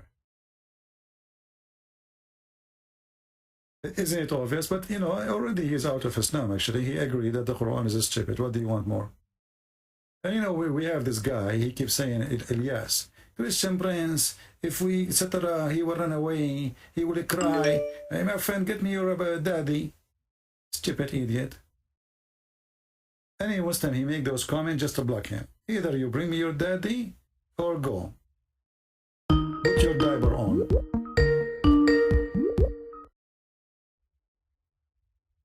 Hello? I'm sorry about that. It's all right, no problem. So as you see, Aisha, she heard the Jewish woman mention the punishment of the grave, and then Muhammad, he said to her, this is true. And then since then, Aisha, she said, after that, I never saw Allah, apostle, but seeking refuge with Allah from the punishment of the grave. He just learned from the Jew. He just learned from the Jew. Yeah. So if he is a prophet, you know, if this is really real, then he will not wait for the Jewish women to say it. He will say it from the first day. But suddenly, after the Jewish women, so they give him a trap, you know. They make fun of him. They go there, they send the women. The women, she says something. Muhammad, he take what the Jews say seriously. You know that those people have religion. So whatever the Jews, they say, he put it in his book. And suddenly now, became a big thing in Islam to believe in the punishment of the grave. If we go right now to YouTube, we will find 1 billion video about the punishment of the grave with animation, and there's movies. So you guys don't believe that in Christianity? What are you dead? Are you dead or not? How you are dead and you are going to be punished in the grave? Are you dead? Are you dead or not? Do you mean it's something more, it's kind of a cruel thing that God wouldn't do, or are you saying that it just doesn't make sense? It's stupid, you know. Are you dead or not? You're dead. Okay, so how we will punish you, and you are just dust? But you punish what exactly? Well, because you're still be living, you can still feel. No, you are not. They are dead. This is why you are. Well, okay, in Christianity, you believe you're going to another place, right? No, this is in the judgment day, when God, he take us, to his heaven. Not right away, you go from the grave and you find the door open for you to the other hole. No, yeah, you have to wait for the resurrection. Yeah, so but this is a different story. Here we are talking about somebody is in the grave. Look how many videos the Muslims they have. I just search in Arabic, عذاب القبر. Ooh, the punishment of the grave. And look here, a camera inside the grave. There's a cat. Look at this cat, and look, 2.6 million view. 2.6 million view. And those Abdul, they believe it. A camera in the grave. And there's a cobra, and there's a cat, and not to forget the 99 head, the snake, who have 7 heads, each head have 9 heads. I mean, look at the movies, man. And then the guy, the angel, he will ask you 3 questions, and if you don't answer the question, they will hit you with hammer made from steel. Did you watch the movie? It's called what is called Thor. The Greek mythology, the guy who have a hammer, he fly with it. Thor, yeah, Thor. So Thor is in the Muhammad story. Here we go. So now you are in the grave, and the angels will come to you, and they will ask you 3 questions. What is your religion? You have to say Islam. If you say Christianity, if you say atheism, if you say Hindu, Allahu Akbar. So, and then the second question, who is your God? You have to say Allah. If you say Jesus, and each time he hit you, he will split your head and it will make you go down 70 cubit down. And then the third question, they will show you a picture, and they will say, who is this man? If you say Muhammad, you pass. If you say someone else, like Joe Biden, you are in trouble. I mean, have you ever heard of a stupid exam that the answers is given to them before we go to it? So now I know the exam. God must be laughing at all of us. Well, I got a couple good points from a couple. Yeah, I understand your points, brother. And I gotta say, you bring up good points in your video. What do you mean you understand my point? You understand my hammer now. Because we are using hammer to make you understand. The angel will hit you in your head. What point? There's no point here. No. I'm saying you bring good points, like, that make people think. But I got a couple questions for you that just little things I've been writing, because I don't want my thoughts to escape me. That's why I'm writing in my little thing here as we're going along. Okay, so you're Arabian Christian, right? Or for something Middle East. Maybe you're a Syrian. I don't know. Anyway.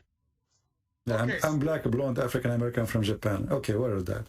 Okay, there we go. Okay. So my point is, like, you see the lady, she's a Christian woman, because it sounds like you support Israel, like, okay, whatever that you say, right? I don't support Israel. I support the fact that this is the land of the Jews. I don't. Right. I mean, okay, I can respect that. I don't think anybody. This is their land. Give people their land. If it's your land, I would say it's your land. If it's not, I would say it's not. But they were living like the Arabs, the Arab didn't just come there when Umar or whoever Khalif came. No. You see, the first time, you go read to the Islamic history books, you will find that the first time people they spoke Arabic at that time, it was in the Caliphate Abdul Malik ibn Marwan. Before that, nobody speak Arabic. This is the language there. It's either Hebrew or Aramaic. So Arab are not there. There's no Arab there. The only Arab where exists is the Arab Christian, which is in the border of Jordan, not in Israel, like all the way to Tabuk. So like Al-Ghassasina, Al-Ghassasina, those are Arabian Christian tribes. They have their king, So those are the Arab, but they are not from Jerusalem, and they have nothing to do with it. So then what are the Palestinians? My friend, even the Quran says in chapter 5, verse number 21, that Allah, He gave the Holy Land to the Jews. But then they committed facade. And doesn't matter. It's their land. It's their land. Even Muhammad, he said that the one who built Jerusalem or Bayt al-Maqdis, it was Sulaiman and David. So when your book says, or now you are not a Muslim because you made fun of the Quran already, when the Quran already admit that this is the book given, this is the land given to the Jews, assigned to them, you know, that's it. This is even the Quran never mentioned the word Palestine, never spoke of it. That's a good point. That's a really good point. Yeah, and even Muhammad, he agreed that the one who built what the Muslim called Al-Aqsa is the one who built it is David and Solomon. So why you want to take it? So when I say I support Israel right, I'm supporting Israel right. When Israel do wrong, I say they are doing wrong. I don't take a side. Right. Well, you know that a Palestinian Christian woman, like why don't the Christians have more? She is no Christian. She is supporting terrorists. This woman, she is no Christian. I know who is she. She is from the Orthodox Church in that territory. She was a journalist supporting terrorists, supporting Hamas. So she is no Christian. There's no Christian will do what she's doing. Yeah, but doesn't Hamas pretty much represent all the Palestinians? No, Hamas represent only terrorism, because no Christian, Hamas, they cut the head of a Christian person just for selling the Bible in his library. They gave him a warning, 24 hours. Take all the Bibles. They're very crazy. I don't think No, they are not crazy. This is who they are. They are Islamic terrorism. So Hamas, anyone who support them, he is no Christian. There's no way, my friend, there's no way Christian, he will support an organization, make living from sending children to die, make living by sending somebody to commit suicide in a bus. Okay, you cannot be Christian. You cannot be Christian and you do that. So for me, she is a filthy woman. She is no Christian. Like, let me tell you, I went to Palestine. I don't care. You see, you are changing the topic now. We are not going to switch. We don't want to switch. We don't want to switch. They want to switch to politics. No. I'm kind of supporting, like, okay, even if you're Palestinian American and you go to Palestine, they might make fun of you because, oh, Hada Ameriki, he's born over there. So even your own people that you support, they're like spitting on you. Well, those, you know, in Middle East is a messed up. And Arab, they don't respect anyone. They badmouth. So even if you conspiracies, even if you see your cousin, they will give you a hug. If you are a Middle Eastern, then you know they will give you a hug. After you leave their door, they start talking about you and about your wife. So you know better. Well, that's right. Well, yeah. That's right. So this is what they do, and this is who they are. And then they cry, they claim the Jew. They blame the Jews for anything. If the guy, his wife, she could not give a baby, he would say, we blame the Jews. If they don't have electricity, they blame the Jews. If somebody, he could not pass the exam, he blamed the Jews. You know, I mean, they blame the Jews for anything. Like, well, why we have a hole in the front of my door in the street? We are war in Israel. How we can fix it? But you admit Israel is doing some very nasty things. What is the nasty thing? They are giving equal right. They are making them even have a Congress. They are in the Congress. They allow Muslims even to say Allahu Akbar in the Congress. They give you free insurance. They give you health. You give you salary. My friend, trust me. Any Arab in the Middle East, he would dream to go and get Israeli citizenship. This is a fact. I'm not making things up. Because in Israel, you are more respected as an Arab than an Arab respected in an Arab country. In the Middle East, you can disappear, you and your family, for saying 2 words. And you know that. You're right. Okay. So what? Well, that's an Arabic thing. So what nasty thing? What nasty thing? You know, what nasty? I mean, this is the Middle East is the most stupid place ever. They speak too much about God, but they are not godly. They speak too much about honor and etc., but they have no honor. They are the people of gossip. They are the people of lying. The judge is corrupt. The police is corrupt. The king is corrupt. The president is corrupt. I mean, everybody is corrupt, but everybody is believer. You know, Akhi, you go to Muhammad said there's not going to be too many good people. Yeah, you go to the butcher to buy some beef. You go home, you find it a cat meat. You know, but there are good Arab people. You know, there are. You know, we're successful. Yeah, what's successful? My friend, the society is corrupt to the bones, and they are so proud about nothing. Me myself, my friend. I'm not talking about Muslim now or Christians. I'm talking about Middle East, including Christians. I don't associate with them because the majority, they have it's a very bad culture.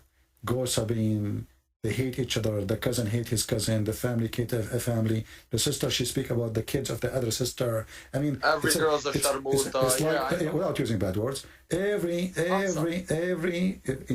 disease in the world, you can find it there. In the same time, they are the most proud people ever. They are the decent. They are the honorable. Right. They are brother, we are the one who discovered electricity, really? Yes, and Shakespeare, his real name is Shakespeare.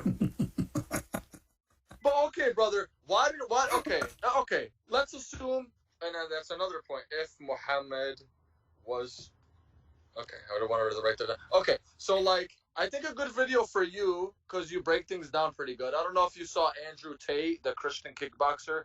He said Islam fixes a lot of things, and he's right. Yes, there's bad things, like negatives. What? Islam fix what? People say stupid things, my friend. Who cares what this kickboxer is? Let me kick his ass. What he said? Tell me. Islam fix what? Well, he is 4-time world kickboxing champion. Who cares? We can kick, because there's many ways to kick the ass. These days actually. He went viral for saying this, and I just think like. No, tell me. Islam fix what? No, Islam fixes, the role of women, where Christianity... What role of women? Okay, exactly, how tell come me. we can wear a shirt that says Jesus is gay, but if you say that with Muhammad, I know you could say it's a bad thing because we shouldn't just go kill people, but, like, how come people don't defend Jesus the way we love Muhammad? Okay, well, no, you see, you're not defending Muhammad. You are defending yourself because you feel you are insulted, and you cannot take it to see somebody... no, but I can't. That's why I'm on your listen. First of all, let's be sure. If Muhammad is a prophet of God, and he have a God to protect him, why you need to go and kill for him to defend his honor?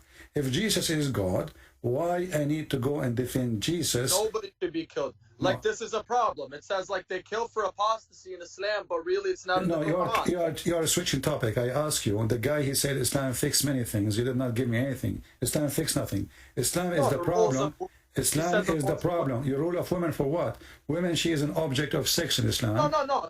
I want to give you the background of the video. He said that a lot of the problems that the Western world is facing now, Islam fixes it. Like what? Like women are just out there sexual. I mean, come on, brother. Okay. I will show you. I want you to look with me in YouTube. I will type only one word.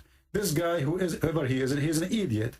Kickboxing, Islam fix anything. So if we force women not to wear a short skirt, that will make those women good. They will go and have sex behind the wall.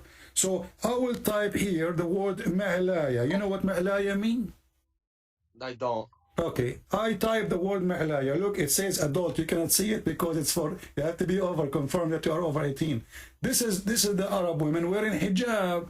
So this guy is a donkey, whoever he is. Islam fix nothing. People, they do. Look, even sexual dance, women, they sleep in the top of each other in public.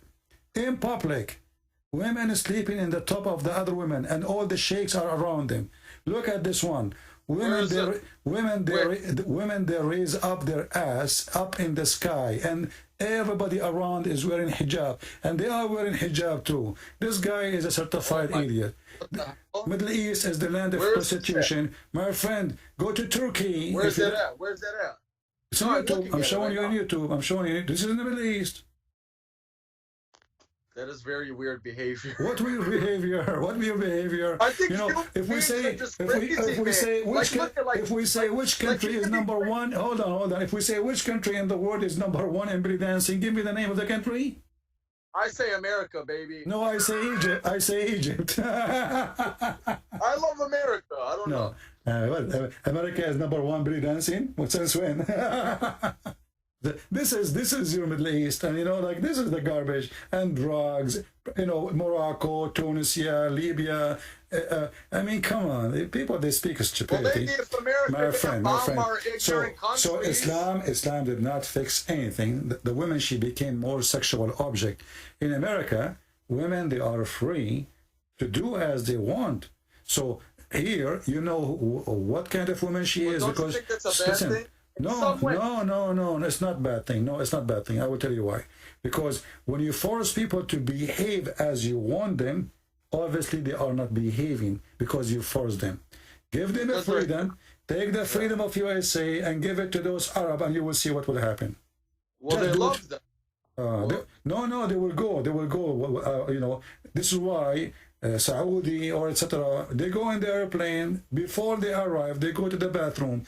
They change their clothes. They wear short skirt. They don't even arrive to the airport in Europe. So give them freedom, then you will know them. So this guy, whoever he said that, he is stupid, because Islam is not fixing anything. Islam is a problem. If a woman walk in the street alone, she will be kidnapped. She need a guardian, because Islam made everything sexual, and the woman, she became a sex toy. So don't tell me Islam fixed. What fixed? Can your sister walk safely alone in Egypt or in Hamas territory, and not 1,000 persons touch her or speak faithy word to her? Can a woman go in the bus without being molested by 1,000 dogs? So what Islam fix anything? I saw those women. I saw the woman being killed in Jordan and Egypt. It makes me sick. The teacher in France, you know.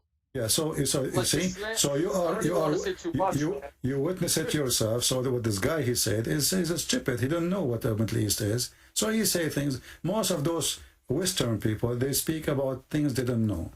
You know, we are from there. Now why, if Christianity is true, why didn't God just make, and I'm asking you this because Islam addresses this, like Islam says, we sent messengers to all people, they took away from the message, etc., right? If Christianity is true, why aren't we all just Christians? And maybe we all would have been different denominations of Christians, or we all been the same Christians, I don't know. But why? Why would God, why? You say you are, you know, I assume that you are a smart person. No, listen, I assume that you are a smart person, right? I'm above average. So what does have to do? What does have to do with why? Because simply, as long we give people a free will, and for us, there's no different Christianity. All the Christians, either they believe in Jesus as God or not. If you don't believe in him as God, you are no Christian. So there's different names of churches, but that will not change anything. Because simply, what about my friend, Joseph Smith and the Latter-day Saints? This is not a Christian. This is just a stupid cult. This is like Muhammad.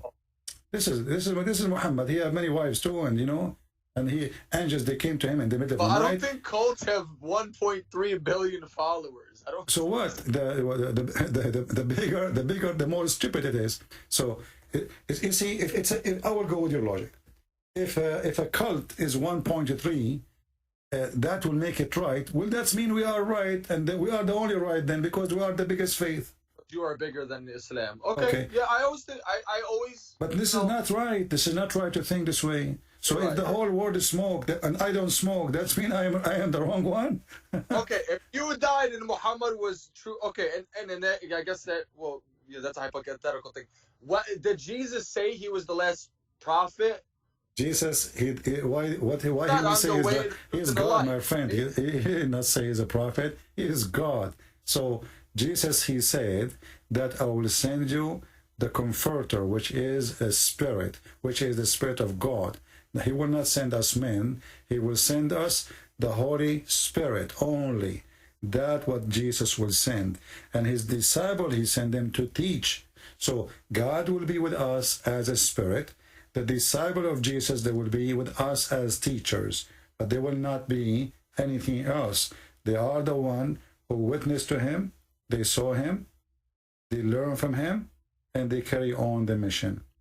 Okay, well, think about it. How are Muslims so steadfast? You know, people being tortured in jail, and they're all, so Satan's, this is from religions from Satan, right? Okay, how are we this strong? How are we I know birth rates and whatever. I'm just trying to look at logic from where Muslims are. I don't know what are you talking about, how strong you are when you just said to me the Quran is stupid.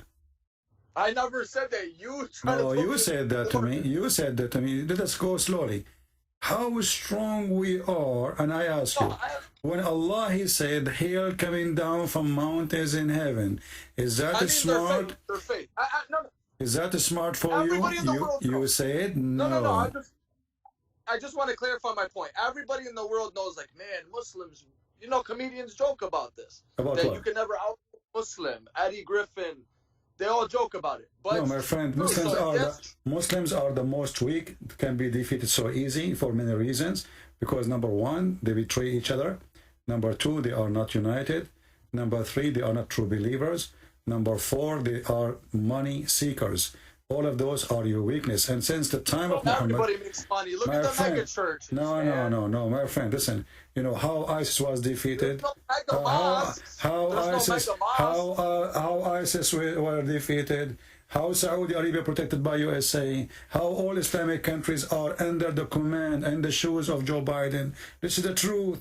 Pakistan, the American, they went inside. Listen. So how you say we are strong and we are etc. When you are when you live by their protection, what kind of a strength you have? No. Well, I mean our faith. I don't mean our strength. You don't have faith. As you see, I ask a few questions. Your faith flight away. What faith? You don't have faith. Well, I have faith. Well, you don't have faith. You just made fun of the Quran and you laugh at it. You forgot? Well, I'm not on my deen recently, brother. What? Did you take hashish before you call me? Well, that's another subject. But my point, brother. Okay. So, my friend, you have no faith, you have no strength, you have no power, and you have no book, and you have no prophet, and you have no God. In the top of that, you have no religion, because all of you Muslims, and actually, if even your prophet, he says, my nation will be 73 sect. The Christian, there will be 71, 72. He says that, yeah. Yeah, so you Muslims are way divided more than others. Secondly, Muhammad, he lied here because his prophecy was true. This is false, because there is no 73 sect. There's millions. What 73 sect? How? Since when? Yes, because the Shia alone is more than 200 sect. The Shia alone. So how this is how you are, my friend? The Sunni are many sect and the Shia are tons of sects. So how this is end with 70? Okay, I want you to count for me. No. What is Ismailiyah? You don't know what are you talking about. Even the Shia, the Ithna Ashariya, the 12, they have tons of sect. Even the Muslim Sunni, they have millions of sect. Go and read. You know, there's tons, 20 millions. Nobody even knows how many. I can't even count them. But there's the schools, like there's the Maturidi. No. You see, this is sect still. This is still those sect. Are schools of thought. That's what I'm saying. No. This is a sect. Because when you have different idea, different belief in what your brother believe, especially explaining the Quran, that means you are a sect. You see. What about the Jews? Why don't the Jews? Listen. Who care about this? You see, you are going left and right. You mentioned that nobody can overcome them. You said nobody can overcome Muslims. Muslims are very easy to defeat. They have even no protection, like military. Even your money is not to be trusted in their banks. You put it in the banks of the American. So how you can that's be? Because they're hypocrites. That's because no. This is not because they are hypocrites. That's because you don't trust Arab. No. Saudi Arabia, those filthy dogs. Muslims, no. Muslims don't trust Muslims. You know that. You know, I can. When I used to go to a Muslim, he is like in my school. I go to his house. When I go to his house, I sit with his sisters and his mother, and they are wearing short skirt. They don't hide from me. The second, another kid, our age, we are like in a high school, another Muslim, he knock at the door. Right away, the sisters hide, and the mother hide. They don't trust a Muslim. A Muslim don't trust a Muslim, and you know that. Don't lie to yourself.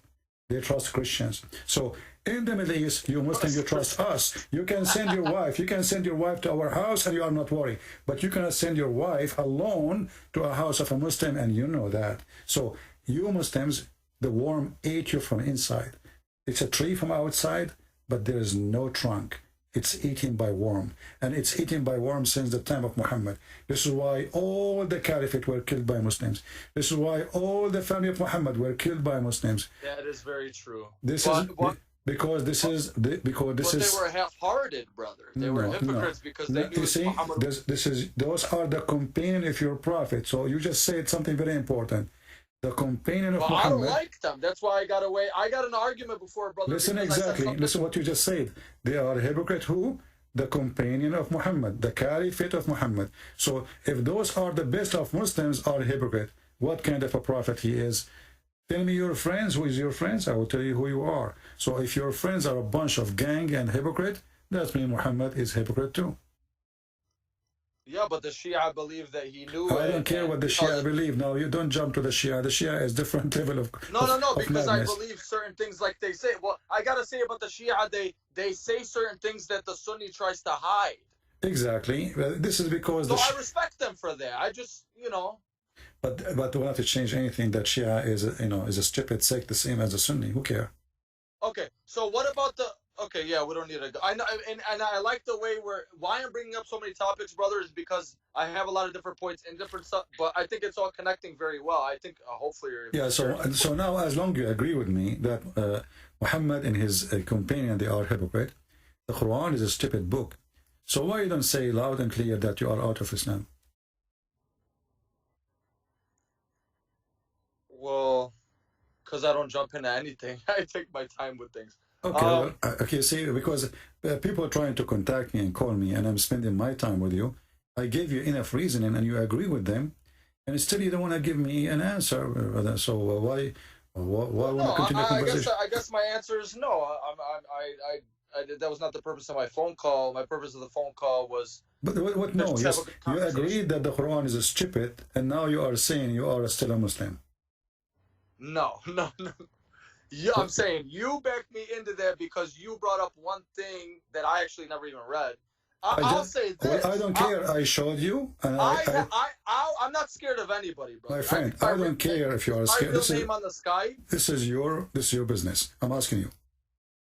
When I said that Allah, He sent hail from mountains in heaven, is that smart or stupid? What you said to me, remind me.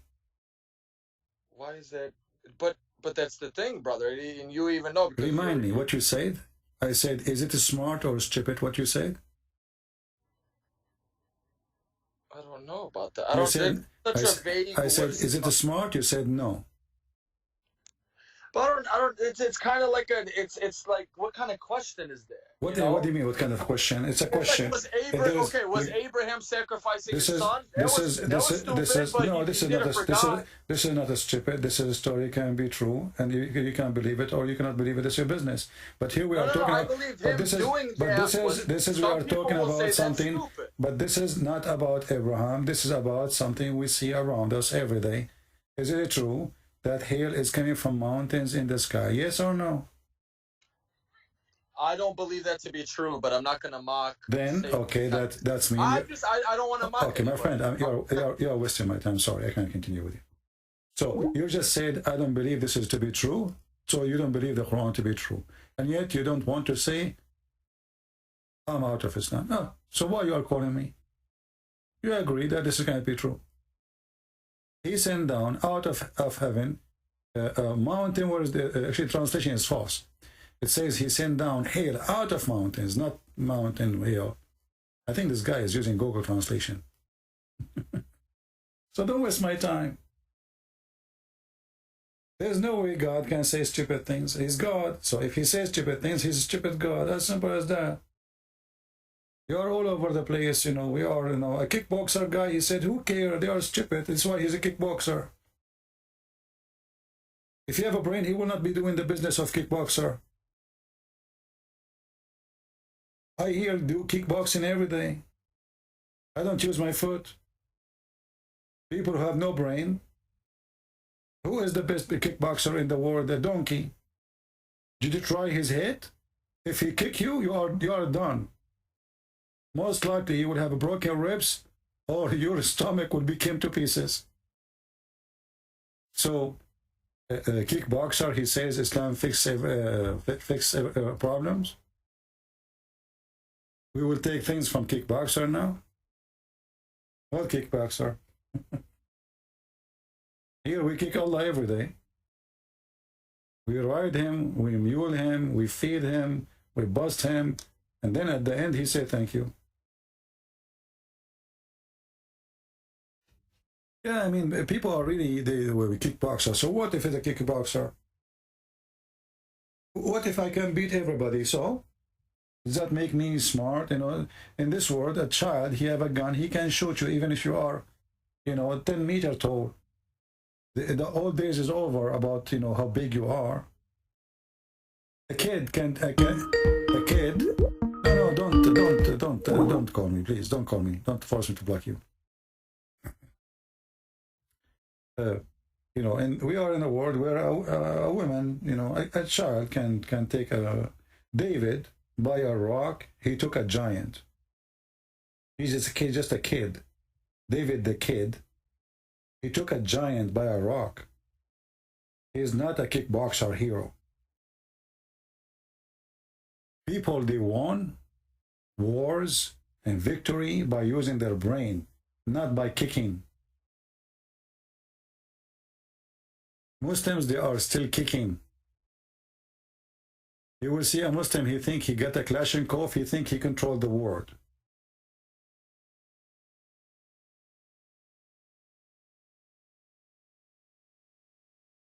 When Erdogan, he make a drone, he claimed a victory of the drone, amazing the drone. The chip is made in Israel. The GPS is American. The engine is from China. And they made a drone. Well, it's made in Turkey.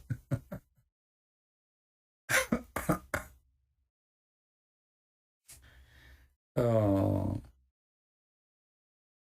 Anyway.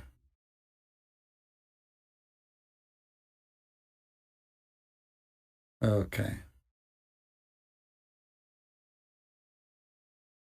Let us see this person here trying to call us.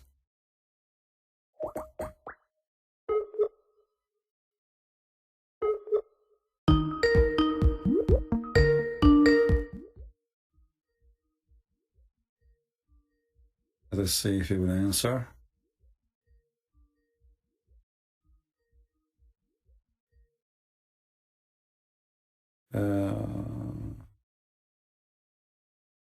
Oh, sorry, you are calling him, this guy, maybe he is asleep now. I think this is an old call. This is not from today. Yeah, yes, you know, maybe he is. Oh, he's calling back. Hello? Sorry, did I wake you up? No, I was actually awake. Okay, because after I called you, I said, oh, this guy is, you know, in Europe, so maybe he is asleep, you know, so I decided to hang up on you. My friend, what do you want to say to us? You are a Muslim? Actually, yes. Can I, there's actually a lot of things I want to talk to you about, actually, but I don't want to take up too much of your time. No problem. Okay. Can we, I'm going to open up YouTube. You're using the Arabian prophet, right? Is that right? Yeah. Okay. Can I just discuss with you about some of your views about Islam, and maybe we can come to an understanding, let's say? No problem. Go ahead. Okay. So, I want to talk to you about the character Muhammad Sallallahu. You said... About the character? Yeah, you know? Yeah, what about it? Go ahead. Okay, in Islam, we believe that Muhammad is the best of example, as you know, the best of person, etc. What make a person the best? Give me the standard. Oh, good question. So I would say a good person, or the best of person, from what I've been taught, the Prophet, for example, was generous with his wealth, generous with his time, extremely generous. I mean, he was giving his money to the poor. He was always in defense of the poor, you know, and the weak. What else is there? I mean, his whole mission was for the poor, right? So this is what... Okay, let me ask you. If a man, he want to marry a woman, and then they agree, they are going to make the father of the woman drunk because he refused to marry her to him, and then when he drunk, they change his clothing, and when he woke up, they told him, he said, why I'm wearing those clothes? Khadija, she said, oh, because you married me last night to Muhammad. He said, no, I did not. She said, do you want me to tell the people of Quraysh what happened? Aren't you going to be ashamed of yourself? Is that the one you are talking about? Yes. No. Look, we had a discussion before, and I brought this topic up with one of these scholars. So I traveled to the Middle East, spoken to a scholar about it. I believe you also provided me some references as well. Okay. So is that a good person or is a bad person?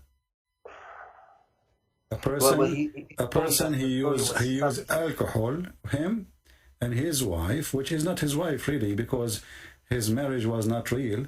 It was a fraud, because the father did not marry her. You know, it was a fraud. So the person who his first thing in his life started based on a fraud, how he is the trustworthy? And you know, you said I gave you the reference, so I do not need to give you the reference again. What about Muhammad? He go to the house of his own son, wife, and he flirt with the wife when she was alone. Is that the trustworthy, the high standard you like for your family? Be honest with me. I'm not trying to make fun of your family or your father. If your father come to your house, and he flirt with your wife, what you will do? Well, that's not good. Okay, of course, right? So was he, Muhammad, a good person?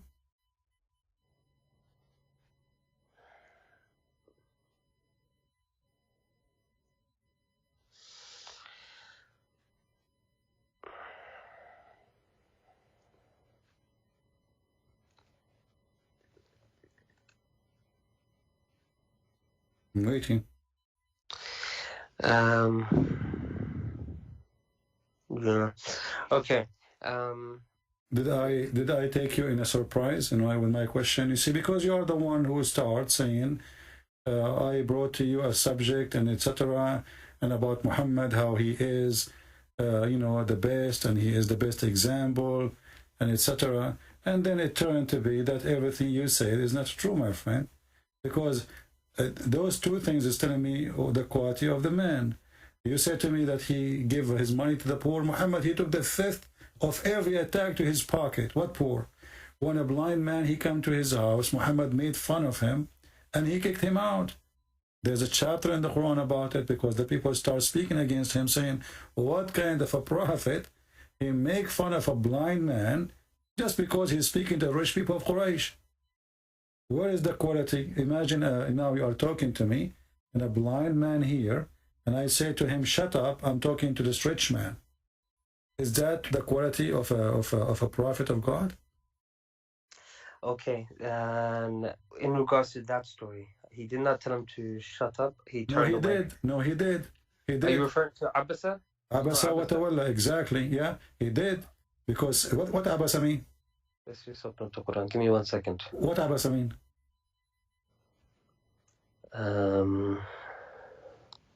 You speak Arabic, right? No, not so much. Sorry. Okay. Chapter 80, verse number 1. Yeah, I'm just opening that up now. Okay. Sorry, give me 1 second. We got the Abasa here. Okay. Yeah, he frowned and turned his attention away. Okay, what frown mean? And turn his way? What does that mean? Frowned? So you know how you can have a smile, he gave him a face, right? Yeah, like you're upset. Okay, exactly. So shut up can be by saying the word. Can be saying, you know, like, you know, looking at you in a very angry way, you know. So and remember, this guy, you know, he's blind, right? Yeah. So he don't see even what he's doing now. Correct? Okay. So how the man he knew that Muhammad, he is unhappy with him unless he said something. Because I can see, so I can look at your face and I can see that you are not happy, right? But this guy is a blind man.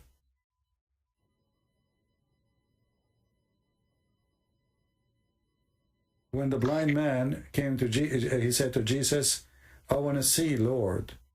He's a blind man, poor and homeless, you know. And this is Jesus himself, walking in the street. Hundreds and thousands of people want to talk to him, asking for things to do. What Jesus did, he made him see. As simple as that. Here, we have a guy is not asking Muhammad to make him see. He just want to learn about Islam. Imagine now, a person, he want to call me, and I'm talking to you, and he called me baby before you. I hang up on him and says, get lost, you are a blind man, you are poor. And even the interpretation says, Muhammad was afraid that the rich people of Quraysh will say, look who is coming to his house. Is that correct? Oh, I don't know this. I really don't.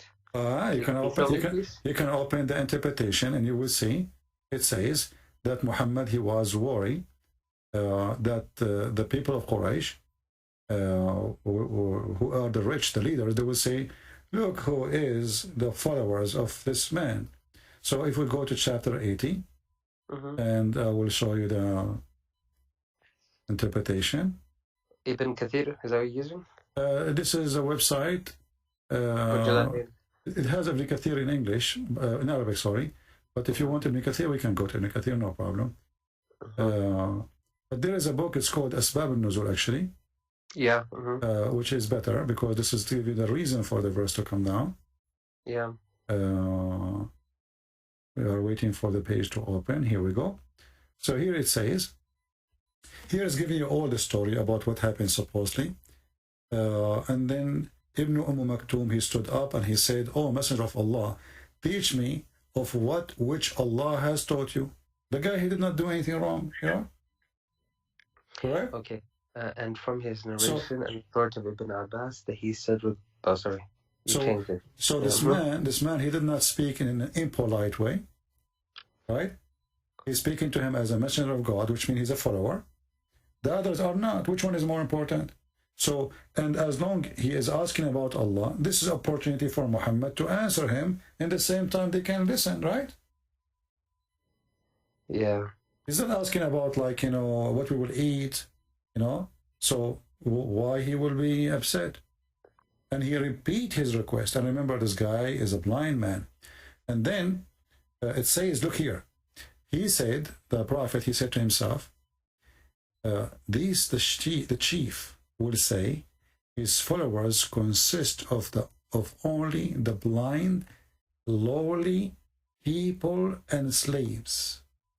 Did you see it? Yeah. Okay. Give me 1 second. Let me just read this what we can see here, so we don't miss anything. Okay. Right. So it says this refers to Maktoum. The letter went to the Prophet Muhammad and gave him peace while okay. Right. Why Muhammad is worried about that he have poor people, they are his followers? Why it matter if they are rich or poor? Why does it matter? Yeah. Well, you have to remember it actually does matter, first of all. Why? Right? Okay, so for example, if you went to Saudi Arabia and you went and preached Christianity, you know that right now it's illegal, right? Okay. But let's say that you managed to convert one of the prince to Christianity. You will be in a much better position to keep on going as opposed to converting a blind person in the street. But remember, is it right? No, this is not right, because simply, first of all, Muhammad is not in a society which forbid him from teaching. As you know, the Arab, they have 360 gods around the Kaaba, correct? Which means they are really very tolerant to other belief. And this is a proof that all what Muslims say is about how intolerant they are, it's a lie. It was Muhammad is intolerant to them, not the opposite. Because the Arab, as you see, they have all those gods around the Kaaba, and nobody kill anyone. Nobody kill anybody. Everybody worship his God, and everybody's fine. So Muhammad here, he have a freedom to teach, and nobody oppress him. And now he is speaking to the leaders, and they are coming to his house. Correct?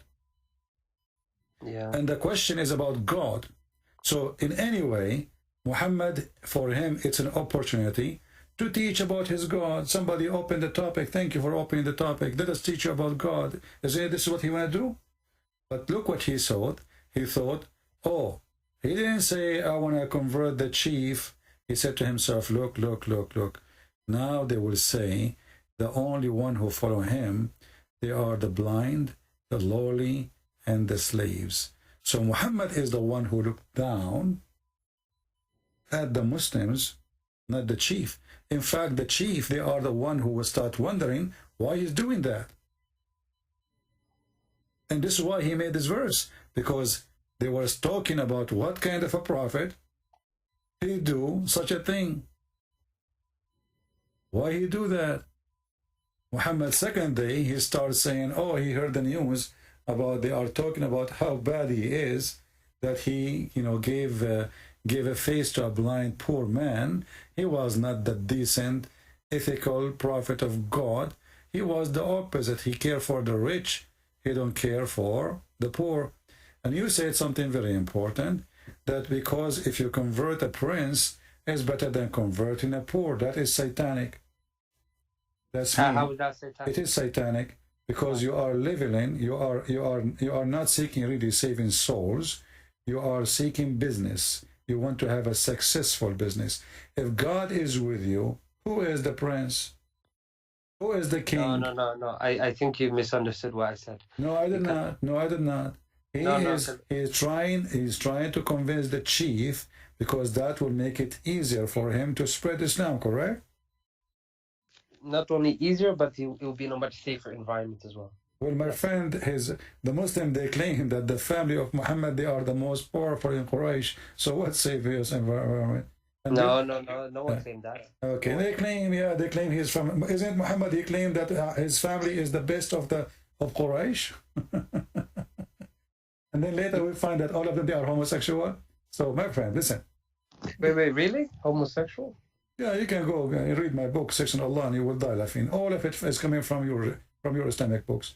All of it. All of it. Zero. Okay, but are you saying the Prophet was homosexual as well? I'm not saying he is. Properly he is. As an example, Muhammad, he go and he opened the door totally naked and he kissed men. When he is naked, is that something nice, normal? I don't know. You tell me. So totally naked, you mean absolutely naked, kissing them? Is that what you're saying? Absolutely naked. Kissing them where, in the mouth or something? I don't know where he kissed him. I wasn't there. The hadith says he kissed, he kissed. I don't know. I mean, kiss is a kiss, Kiss is a kiss. Where the kiss, I have no idea. I was not the director. Read this hadith with me. It says that Zayd ibn al-Harith, very well-known person, he said, he arrived to Medina while the Messenger of Allah in his house. So he went and knocked at his door. So the Messenger of Allah stood naked, dragged his garment, and by Allah, I did not see him naked before and nor after, and he hugged me and kissed him. How you hug a man, he is totally naked, and you kissed him? He hugged him. Muhammad, he hugged him. The guy, he kissed him. And he is naked. Yeah, well, sorry. Let me just read this again. Sorry. Zayd bin Harith arrived in Medina while the Messenger of Allah was in his house. So he went and knocked at the door.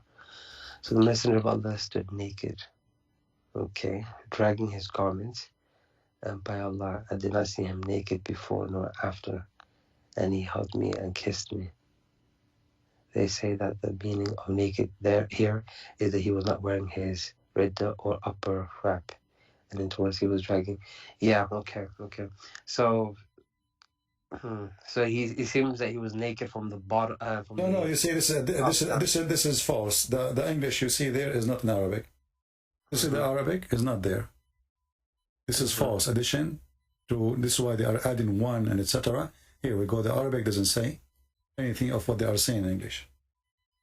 Okay, so you can go and copy the Arabic. His adopted son. You can go and you can go. How his adopted son, and later he slept with his wife. Secondly, my friend, you are naked. I mean, even if you are, it's your son. Do a man, his private part is in the front of him, he hug another man? What son? Anyway, you're a prophet, he wear women Aisha clothes. You're a prophet, he dress, he put eyeliner 3 times. He pee like a woman. I mean, everything is wrong. But this is not the problem now. So when you speak to me about the ethical prophet, that ethic No, is... sorry. That is a prophet. That is a problem for me. You know, if what you're saying is true, then this is not good. I'm not saying anything. I'm not saying anything. It's in front of you. This is you Muslim saying. Not me. No. So right. So this one here, they're trying to explain, saying that he was naked, only from the upwards, right? Not the bottom. Nowhere it says that in Arabic. Read it. Here we go. Nowhere it says that. It says فأتاه فقرع الباب فقام إليه رسول الله صلى الله عليه وسلم عريانا يجر ثوبه والله ما رأيته عريانا قبله ولا بعده فاعتنقه وقبله قال أبو عيسى هذا حديث حسن غريب لا نعرفه من حديث الذري etc. Well, there's nowhere all the explanation is there. This is additional to cover up the problem. Yeah, okay. You can take the English, the Arabic words, you can post in Google Translation, and you will see that all of this is addition. All the English you see is addition, is not there. Okay. And you said he was wearing Aisha's clothing, right? He wear Aisha clothing, he put eyeliner, you know, I mean, everything about him is wrong.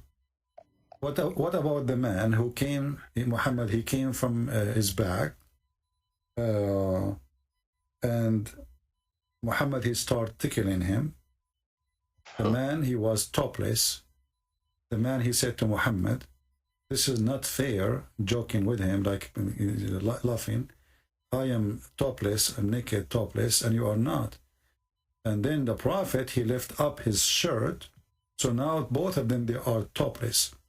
And the guy now, he hold him, he put his back on him, and, you know, he kissed his stomach? He embraced him, and he began to kiss his side. No, but it wasn't tickling. The Prophet accidentally hit him with a stick, right? No, read it. Oh, you have it open here. Read it. It says here, okay. The man of Ansar said that while he was given to jesting and talking to the people and making them laugh, the Prophet poked him under the rib with a stick. See, it's not a mistake. He poked him. He said, let me take retaliation. He said, take retaliation. He said, you are wearing a shirt, but I am not. The Prophet then raised his shirt, and the man embraced and began to kiss his side. Okay. Then he said, this is what I wanted, messenger. Okay. Right. This is weird. Yeah, I don't know why he's poking people with sticks. And I don't know why people are kissing his stomach. That's strange. Or his side. He embraced him, and the Prophet, he left up his shirt. So now both of them, they are naked in the top. Yeah, and he kissed his side, so he was on his knees. Kashhahu is even down his side, not the side down, like down from the side, like, you know, the where your waist is. This is where the kashhahu, under the belly. Yeah, the hip area, right? Does it sound like a prophet of God, or two lousy people? Maybe, I mean, maybe they are not, you know, doing something, you know, purposely wrong, but all, as they say, all roads take you to Rome. So all details is taking us in one direction. Okay, I also heard you mention. So what is holding you to be a Muslim, my friend?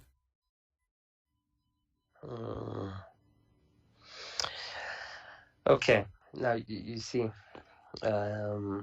since we last spoke, it was a couple months ago. Right? I forgot, you know, really, remind me of yourself. Okay. No, I see, fine. actually, I just noticed a text from you, but I didn't know if this is, it's like, is that an But old please don't text? mention my name. Please don't mention. Just No, call me.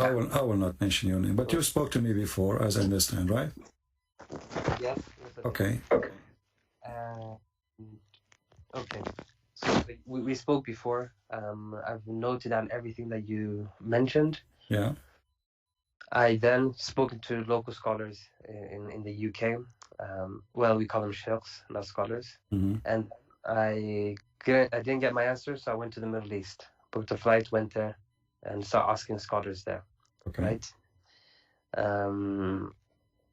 I did not get a satisfactory answer, to be honest. And as you know, there's no point of lying or trying to defend something that, you know what I mean. Mm-hmm. So what's holding me back is uncertainty. I'm not too sure. I don't feel this is right, you know. But if I'm wrong, you burn in hellfire. It's a very big problem. You know, if you change your gender, you can come back. I will give you a way. This is between us, and don't tell anyone. If you change your gender, Allah can take you away. If you go to Thailand and you install a new nice boobs and a nice private part of a female, Allah will take you from hellfire, guaranteed. Do you know that? No. Okay. Well, because the punishment for anyone who is actually, I'm sure you know about the hadith about people who change their appearance, right? No. The Muhammad, he said that Allah will take 70 women from the inheritance from hell, who all those women, their front passages are desirable. So all what you need to do, in case you are afraid, go and do whatever you want. Just go to Thailand, change your gender, and and Allah will take you out of from hell, because you have nice passages. Have you ever heard of a God? He will take women from hell because they have nice passages? No, I don't hear that. Yeah, but what do you think about it? I mean, you are now in hell, and just because you have nice boobs, and then Allah will take you out from hell, and He will send you to heaven because you are very good for sex. So this woman, actually, she enjoyed her life on earth, and now she is going to enjoy it more in heaven. Why? Because obviously she enjoyed having sex with a lot of men, and now she is going to do the same business on earth, but this time it's in heaven for eternity.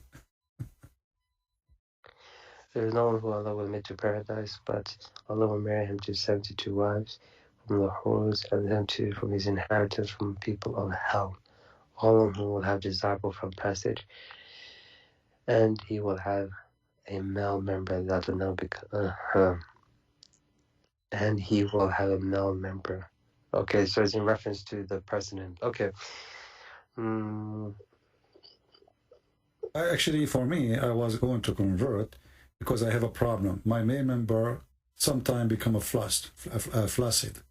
So I said to myself, now we found a solution. Now, if I convert to Islam, my male member will have a membership of standing for the anthem forever. You know what I mean? So now, i.e. soft and limp, you will never have that problem. Like always ready. You can break walnut with it. You can break a coconut with it. It's just always ready. Just you can go for war. You can even fight people. And it's good for shooting. So what kind of a prophet? What is this? This is a prophet talking, or this is a porn? This is a Playboy station guy in the magazine. Is he promoting sex toys or what? Who is this? Who's talking? Yeah, no. This is all good. Fair point. Okay. What do you mean not good? You will have a male member can break a coconut, and you are telling me not good? I want to go there. If this is true, I mean, there's a guy, he called me before you. He said they mentioned somebody who do kickboxing. We will change it. We will call it penis boxing, because look at this penis. Who need the kickboxing now? Look at the head. I mean, this is a prophet of God. How in the world this guy he became a prophet? I want to know. And how the Muslim, they see this and they say it's okay.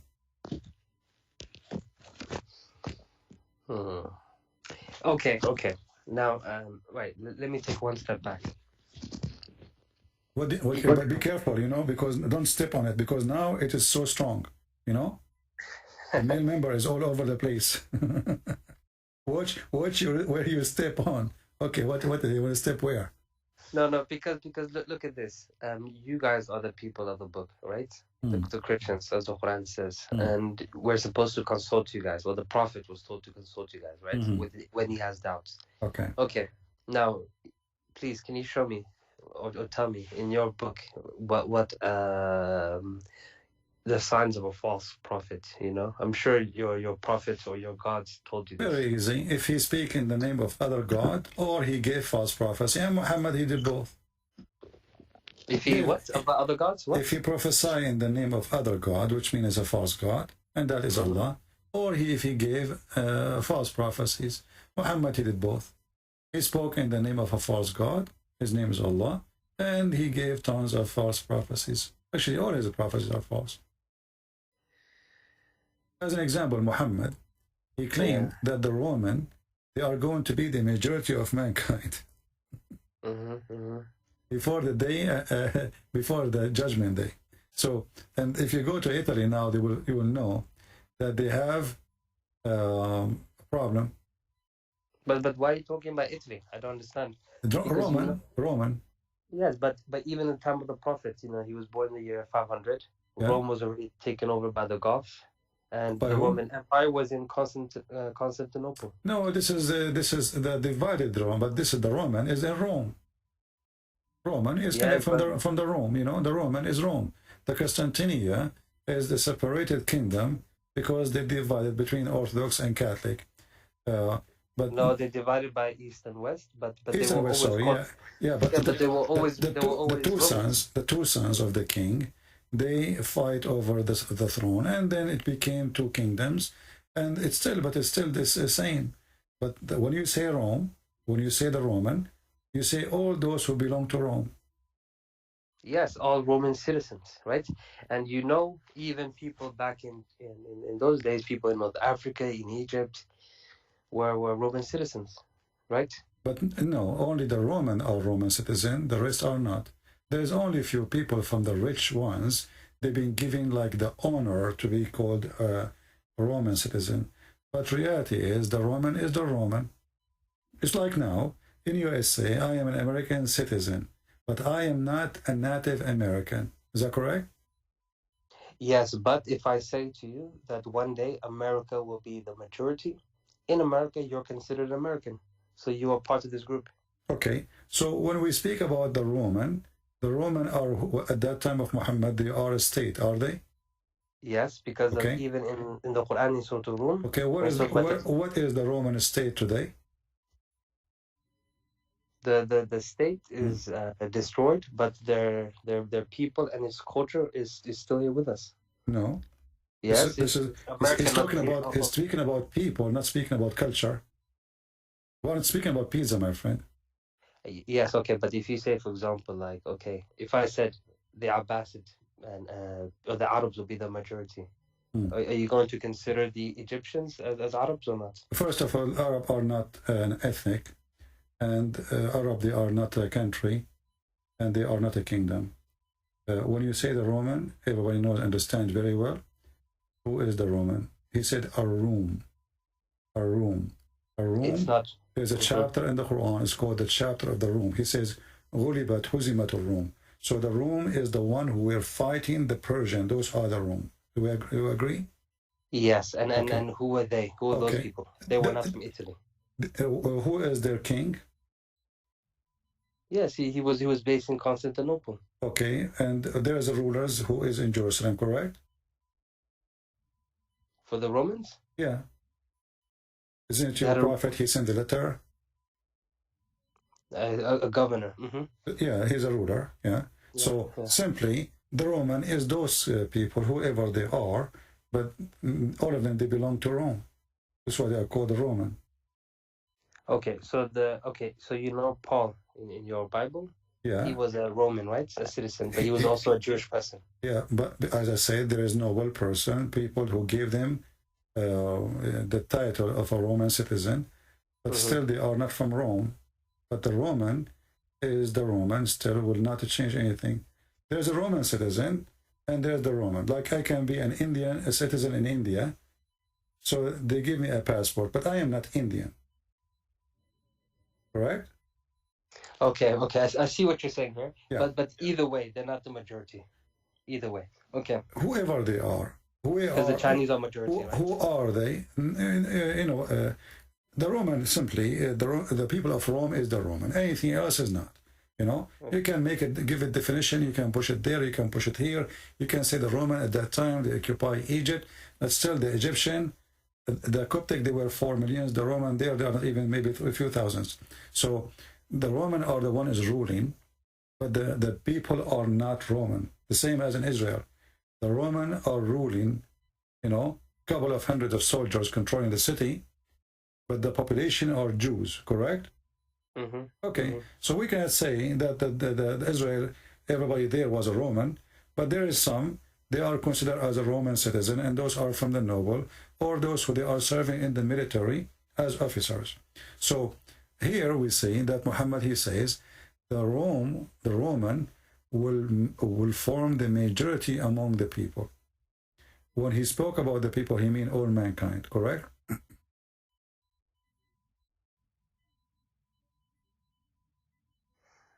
So did he say that, sorry, what was your question? When he said the Roman, they will form the majority among the people. Who is the people? What he meant by people?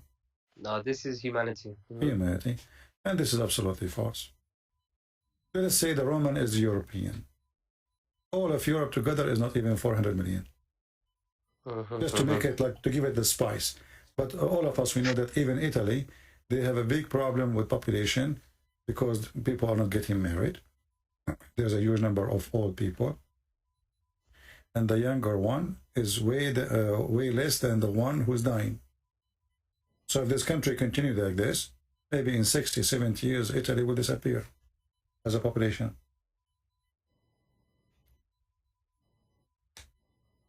So this is a false prophecy. What happened to Asia? What happened to India? What happened to China? What happened to Indonesia, Bangladesh? The Roman are the majority of mankind. Right, but is he not saying here the last hour would come when the Romans would form a majority amongst people? I mean, okay, as we stand right now, right, as of today. He said that it's clearly not true. The day will come. The day will come. This is what will happen. When the day comes, the Roman will be majority. Yeah, but anything can happen. Look, I'm not saying that. I'm not gonna tell you that this is correct now, because now the Chinese are the majority, right, and then the Indians. But you see, when your prophet, he mentioned the judgment day. He spoke about the judgment day to happen very soon. The previous one who called me, he mentioned the hadith where it says, he said to a youth person, this person will not grow to get old before the hour come. The Muslim, they try to fix it. They says, oh, he don't mean the hour, the judgment day. He meant their hour. That's false. What their hour? There's no hour come to anyone. There's 1 hour. The hour of the second you say the Sa'ah, everyone understand that it is the judgment day. So Muhammad, he gave tons of false prophecies. And if you don't want to believe in, to consider those, the Quran itself, we just ask the person before you, do you agree with the hail coming from mountains in heaven? I will give you the same question. Because this is a prophecy too. If I'm a prophet claiming that I know, and my God, he taught me, and then I say that hail is coming from mountains in heaven, that is a claim of a prophet, not a claim of a person speaking about guessing, right? He's not guessing. He's speaking about facts. Is that correct? yeah, okay, I know the verse you're referring to. Okay, so if this prophet, he is making a statement, and this statement is obviously silly, stupid, then he's not a prophet. This is a prophecy because simply he's talking about something at that time people do not know. So he is telling them something. The reason he's mentioning this, why? Because supposedly he is delivering information from God, right? And this information is at the unseen. It's something we don't see how it works, how it happened. So he is telling you about the unseen, and the unseen saying, the God who was telling us about the unseen, there is hail coming from mountains in heaven. Allah break it from those mountains, set it down.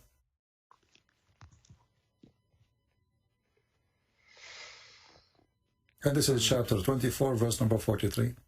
So if you would want to consider the Roman story, you would want to consider all the stupid things he said, well, this is additional one. There's no way God he would say such a thing. Hasn't thou seen how God has drives the clouds, then composes them, then converts them into a mass, then how sees the rain issuing out of the midst of them? He sends down out of the heaven mountains, wherein, wait, what? He sends down out of heaven mountains, wherein is hell, so that he smites whom he wills. Okay. Can you just give me the verse? I'm going to use a different translator. Chapter 24, verse number 43. And different translation we can change. They are adding things just to fix it. 24, you said 33? Chapter 24, verse 43. Yeah, okay. Right, let's see him. And you said 43, sorry. And you not see... And he sends down from the sky mountains. But he put brackets on clouds. Why would you do that? Okay, he then sends... Okay, so he sends down from the sky mountains loaded with hell. Okay, in the other translation I'm looking at here,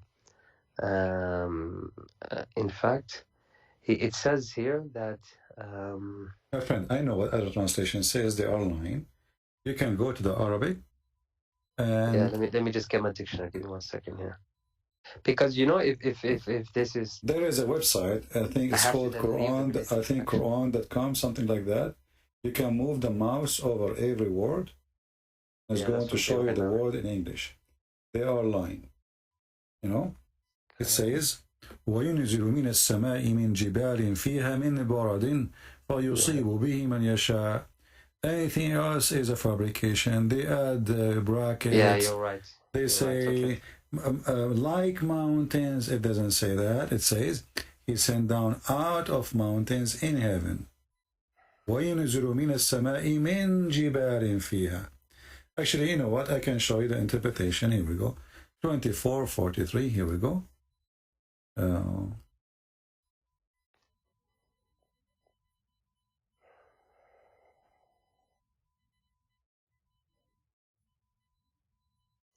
No, I've checked it on my side. You're right. Okay. Yeah, I mean, see, when we are in Arabic and we are in public and it's recorded. If I'm lying Muslim, they will laugh at me. I mean, they are in denial all the time. But a smart person, he will not lie, because people, they will use it against you, if you are trying to be honest. So he sent down, this is the tafsir, Ibn Abbas, it says, he sent down from the heaven, mountains wherein is hail. He sent down hail from mountains in heaven. Do you see it? Yeah, I can see that. And this is Ibn Abbas. So all the translation, they are trying to cover up, duct tape. This is what the Muslims do. They duct tape their Quran. The add words is not there to fix it. Yeah. Okay, I don't do this. Okay, so I will ask you just few more, if that's all right, and then I will have to make a choice, actually. All right. To be honest. Okay. Oh my God. Okay, so we okay. Well, what's your God's name? Is Yahweh, right? There is no really. You see, the people who don't speak the language, because the language is a foreign language, so they think when he say Yahweh, it's a name. It's not. Yahweh is I am who I am. So for you, because you're a foreign person, you hear it with a foreign tongue, you think it's a name, but the fact it's a sentence saying I am the one who exists by myself. I'm God. So it's not really a name, So when Moses, he asked God, what I will tell my people, what's your name? He said to them, tell them I am who I am. And, you know, you will notice that the Jews, when they speak about God, they say many things, but they don't say names. So like Hashem, you know, I mean, there's many titles, as I say, or description, but it's not a name for a very simple reason. Because if God is a miracle, there's no language and no letters can describe him. Okay, so your God doesn't have a name. This is what he told us, and the only name we knew, like even those are not names. As an example, Christ. Christ is not a name, you know. Everything in the Bible is not a name. Even Adam is not a name. Even the sons of Adam are not names. Even Noah, even Abraham, even Moses are not names. Are a story and a meaning. And you will notice that everyone giving what is so-called name, so we can recognize them with it, based on his story. So that's very interesting. So are you saying that these people are not real, and it's just trying to be like a bigger story? No, I'm saying that every name is given for a reason. This is a very carefully book. You know, names are not given. You can, like somebody, your son born, you give him a name, you can call him whatever, you know. You can call him Khalid. But he's not eternal, right? Khalid is eternal, but he's not eternal. Yeah. But you will notice that the names are given to everyone, is given to describe his position. As an example, Adam mean a human. Adam mean a human. And later become a word mean man. But God, he called Adam and Eve, called them Adam, you know, a human. So it's giving that name because he was the first human. And then Abraham, the one who crossed the river, Abraham, the one who crossed to the other side. So his name is given based in what happening to him and what he did, you know. It's not really a name as much as a description of his life story. Moshe, the one who's been saved from drowning. So his name... Moses, yeah, Moshe. You know, you can go and check the name. So he been saved from the drowning. He's going to drown. You know, they put him in the river, right? The story. So, yeah. So every person was given... Sorry, just a quick thing on that. So are you saying if I was there at that time, I would not have known him as Musa, but maybe something else? Is that right? It's Moshe, not Moses. Sorry, Moses is Arabic Moshe. name. Yeah. So what I'm saying that those names are not really names, are describing the person and his mission. So the same as we say Christ, you know, we are not describing, it's not a name, it is a title for the mission. Who is this person, what he will do, what his position in earth or in heaven. So names are not really names, they are, let us say, a message, a delivery from God. Abraham, his name is delivery from God. Adam, his name is delivery from God. Christ is delivery from God himself. He is the name, he is the word, and he is the God himself. So every name in the Bible is not really a name. It is a life story. You can go, there's a video in YouTube. It's called Genesis 5. Let me hang up on you and I will play the video and you can call me after we finish it so you can see what I'm talking about. Okay, yeah.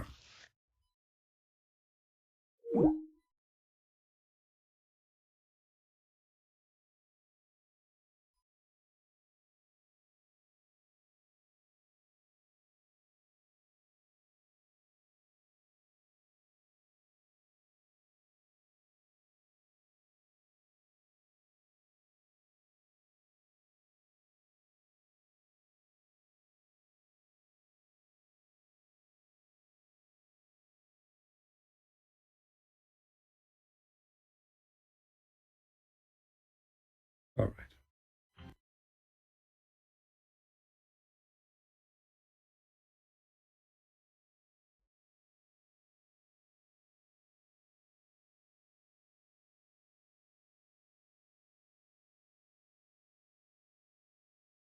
Let us see.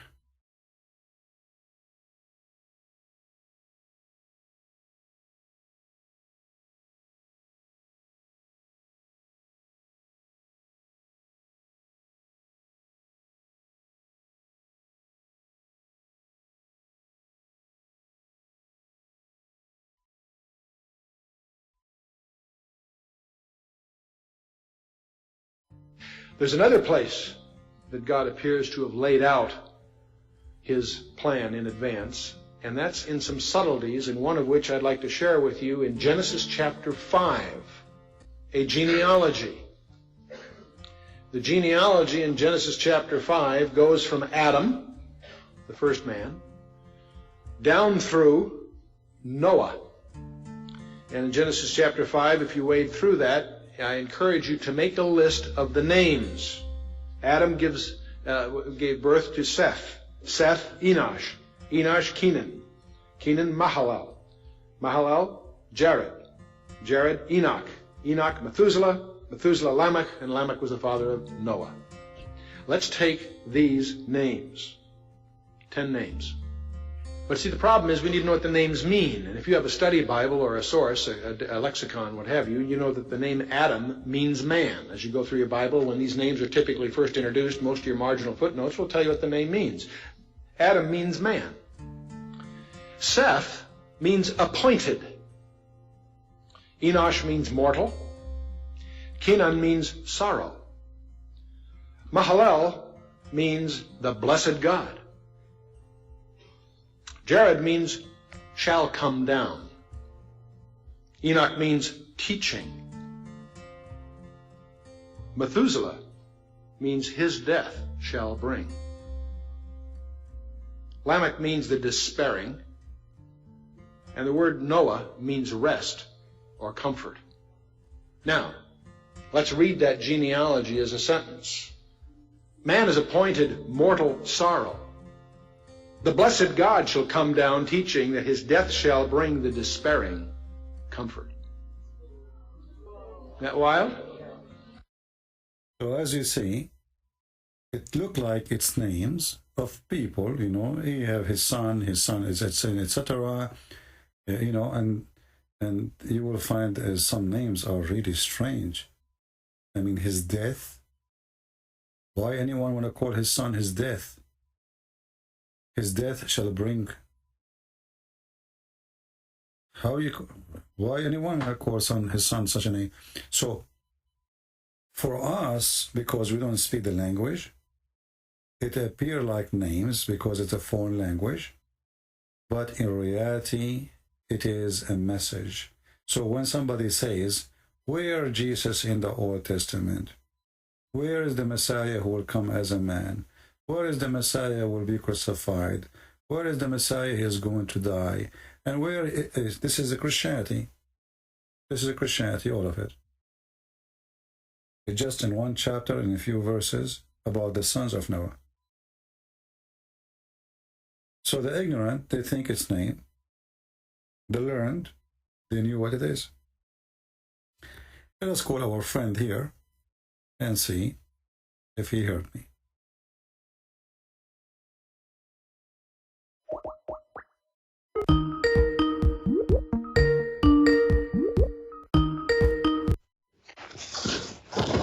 Yeah, hello? Yes, did you watch it? Yeah, I did. Okay, it was very nice. It's not very nice. This is amazing. This is astonishing, you know? So we have a clear proof. That's why I'm saying to you, the names in the Bible are not names. They are not names. They are given carefully, inspired by God for delivering a message. So this is not a book to talk about the ant speaking to Solomon or Solomon listening to the ant and all those, you know, silly stories. This is a serious book speaking from the beginning about the message and what God he is going to have for us as a plan to save us. So from the first time, from the first, you know, let's say, the days of the existence of Adam, God he inspired for those names to be given. So those who read them, they will know what's going to happen and who is going to send to save them. That God himself, he is going to go down, and this man is appointed man. He is God himself, who is going to come to the earth, and his teaching and his death is going to bring despairing, and comfort. Okay, I did not even notice this until now. Okay, right. It's talking about Jesus as well. It is Jesus. Yeah. Yeah. So the Muslims, if you ask, the Muslims, like you are a Muslim, what Abraham mean? You don't know. No, we don't know. What Adam mean? You don't know. What Mikael mean? You don't know. Gabriel? You don't know. Israel? You don't know. Because Muhammad religion is a theft. Muhammad religion is a theft. If you remember, there's a video of DCCI, and he was making fun of the Bible speaking about Israel or Jacob struggling with the angel of God or with God himself. And he says, what kind of a book he says that? But the idiot, he forgot, because he's ignorant, that the word Israel is that story. Why Israel? Why Jacob became Israel? There's nowhere in the Quran that says to you how and who is even Israel, right? The Quran mentioned Jacob, but nowhere it mentioned how Jacob became Israel. No, it doesn't mention it. You're right. So did that because of his ignorance. He forgot by accepting the name, he accepted the story in the Bible. Because the Quran says clearly his name is Jacob. So what happened? How Jacob became Israel? The only answer for that, you will find it in the Bible. So Muhammad, because he's a thief, he stole names, he do not know what they mean. And that's why he is, he got busted, he been exposed. So then this makes me ask you another question, because I'm out, first of all. Let's be clear here. You are out of Islam already, right? Yeah, I think so. I mean, you know what I mean. Yeah. Okay. Let's be serious. It's All right. Yeah, I mean, I can lie to people, but you know what I mean. It doesn't make sense. Yeah. Wouldn't be right to even say that, actually. Yeah. Okay. So what do you think of Muhammad now? As long as you are out, that's when you agree that Muhammad is a false prophet. Well, I've been on a plane recently, and I don't see any mountains, So, yeah. This cannot be true. How can you say that, God throws a mountain of ice, and aims at people? This is not even a nice thing to even say. Yeah. It's actually kind of a horrible thing if you think about it. It's very mean, because they have no chance. So no, this is not good. Okay.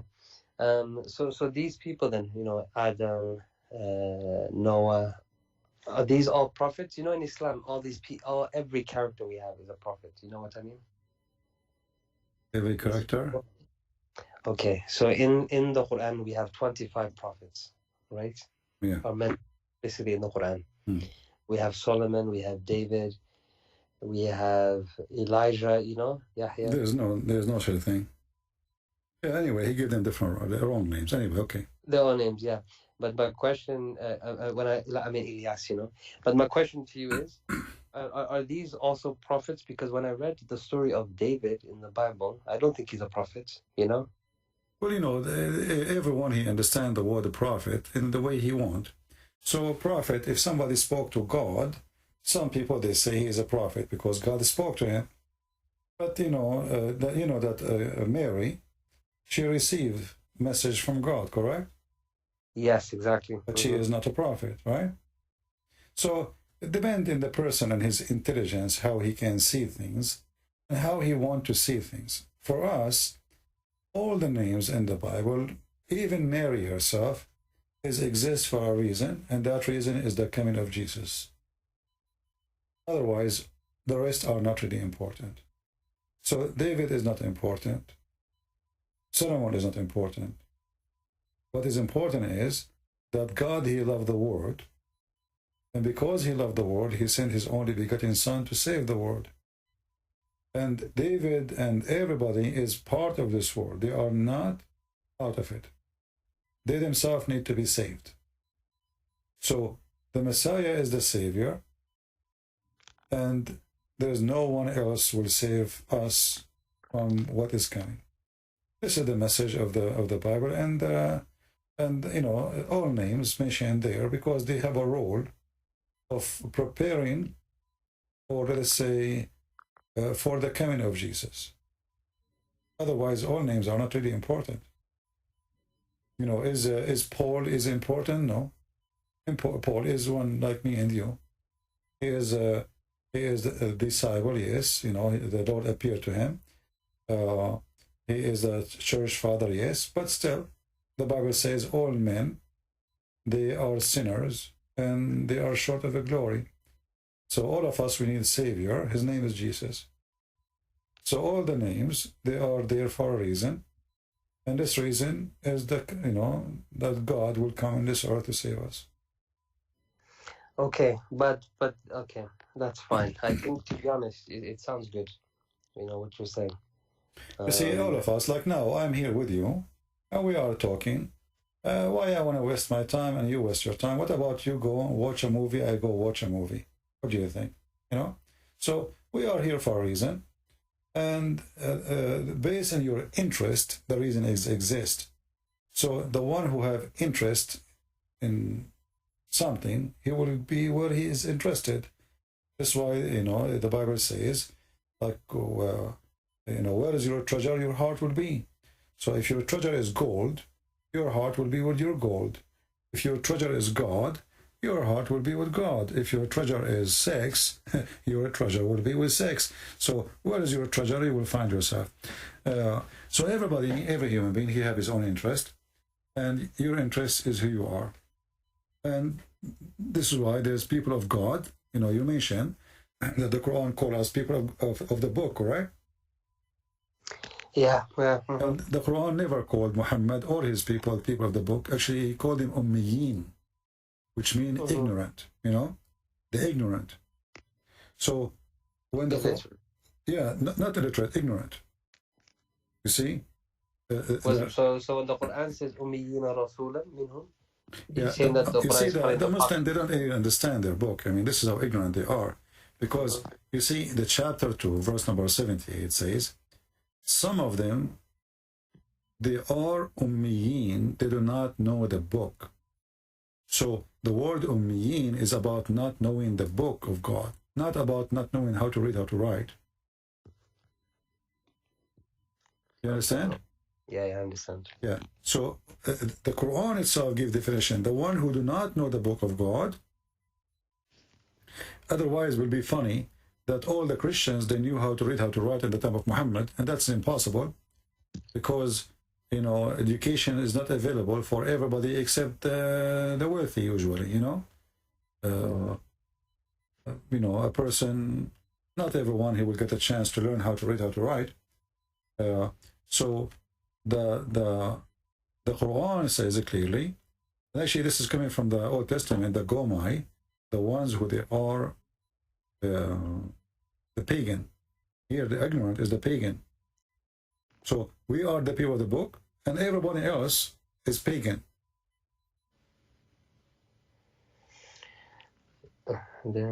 This is the definition of the Quran. Quran says people of the book, people of the book. Why? Because everyone else is pagan. And that means Muhammad himself is pagan.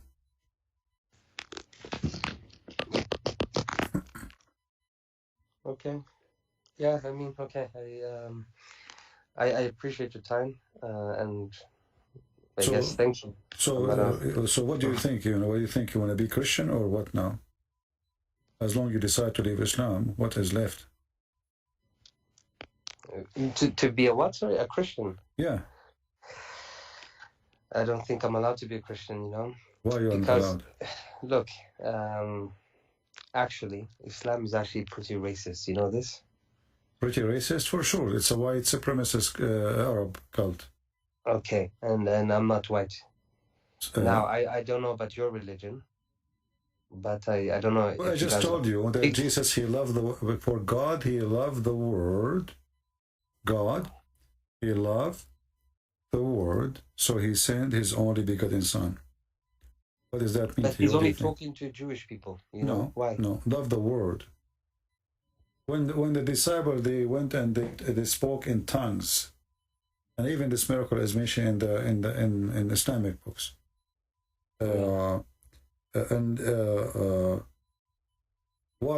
the disciple, they will go to Ethiopia? Why they will go to Egypt? Why they will go to India? Why they will go to everywhere? If they are racist, they will go only to the white, especially they themselves, they are white. So you're telling me Jesus' own disciples went to India and Ethiopia? Exactly. One of the oldest churches, actually, one of oldest churches is Indian church, I think, in Calcutta, where one of the disciple of Jesus, and the same for the disciple of Jesus went to Egypt. The Egyptian and the Ethiopian, they are one of the first. The first church was in Antioch, but as known as a church, but the most well-known ancient churches from the beginning, it was in Africa and in India. You mean North Africa, or you talk about Ethiopia? Ethiopia specifically, but Ethiopia is a huge, Ethiopia is an empire at that time, Yeah. Ethiopia was all the way, actually, before to Yemen. Not only Ethiopia today. That's why you see that the Yemeni, most of them, they look Ethiopian. And if you go to the Bible too, if you go to Galatians chapter 3, verse number 28, it says, there's neither Jew or a Greek, slave, neither a slave nor free, nor there is male or female, for all of you are one in Christ Jesus. So the Bible makes it so clear that in Christ there's no ethnic, there's no slave, there's no free, there's no Hebrew, there's no Greek. Your citizenship is not exist.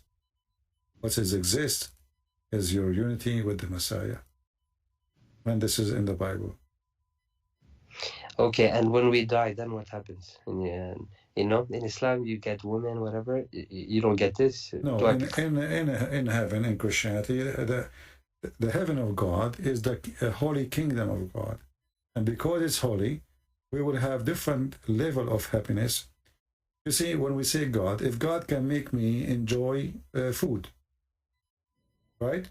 He gave me something in my tongue, very complicated chemical, connected to my brain to make me taste food, correct? Yeah. Can't he give me something even way better? For sure he can. So what he will give you in heaven have nothing to do with physical happiness, because at the end of the day, actually, all happiness is in the brain. It's not physical. Everything you do is a message goes to your brain, even when you have sex. So it's your brain actually will have orgasm. It's your brain who tastes the food, not your tongue. It's your brain who feel the sadness and make your tears come, or your brain will make you cry again from happiness. It is the brain. So can God, who made us happy for less things, can make us happy in different way, in higher level? For sure he can. So Jesus, he said, they will not get married, because they ask him about, okay, this woman, she marry multiple husbands. Who's going to have her in heaven? He said, he and she, they will not get married. They will be the same, the likeness of an angels. So what Jesus, he meant here, angels have no needs. They don't sleep, they don't drink, they don't eat. And those are needs. So with Jesus, you are free from needs. And that by itself is heaven. Imagine you have a car, you can drive forever. You never stop for gas.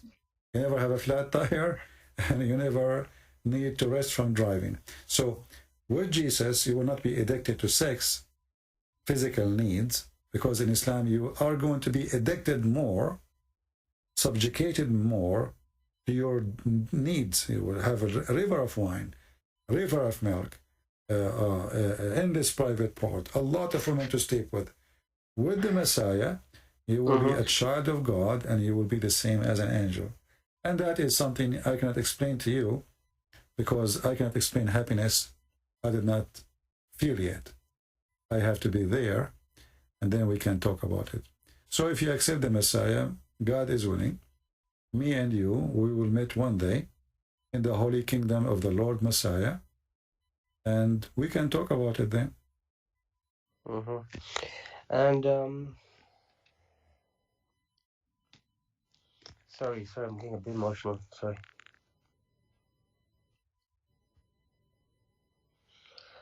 Okay, right.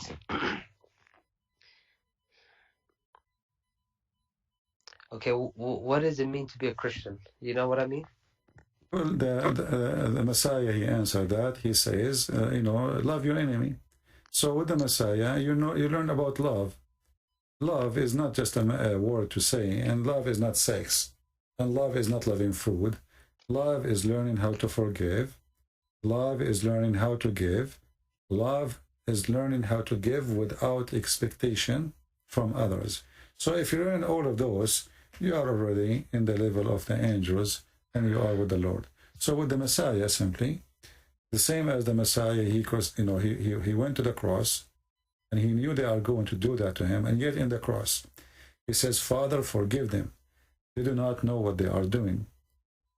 If you can reach a little bit of that point, then you will learn what love is. He loved them to the point he asked for forgiveness for them, even though they are crucifying him. So if you look at this and you learn from this story, you learn that even when you are crucified, you shall not bow down to hatred, and you shall not be a soldier of hate. You should be a person who forgive. This is why when they ask the Lord how we pray, he says, pray like this, our Father art of heaven. And then right away where you see, he says, ask, forgive to us, the same as we forgive to others. So in Christianity, you learn right away that if you love, you forgive, and if you forgive, you will be forgiven. And this is the book, and this is God.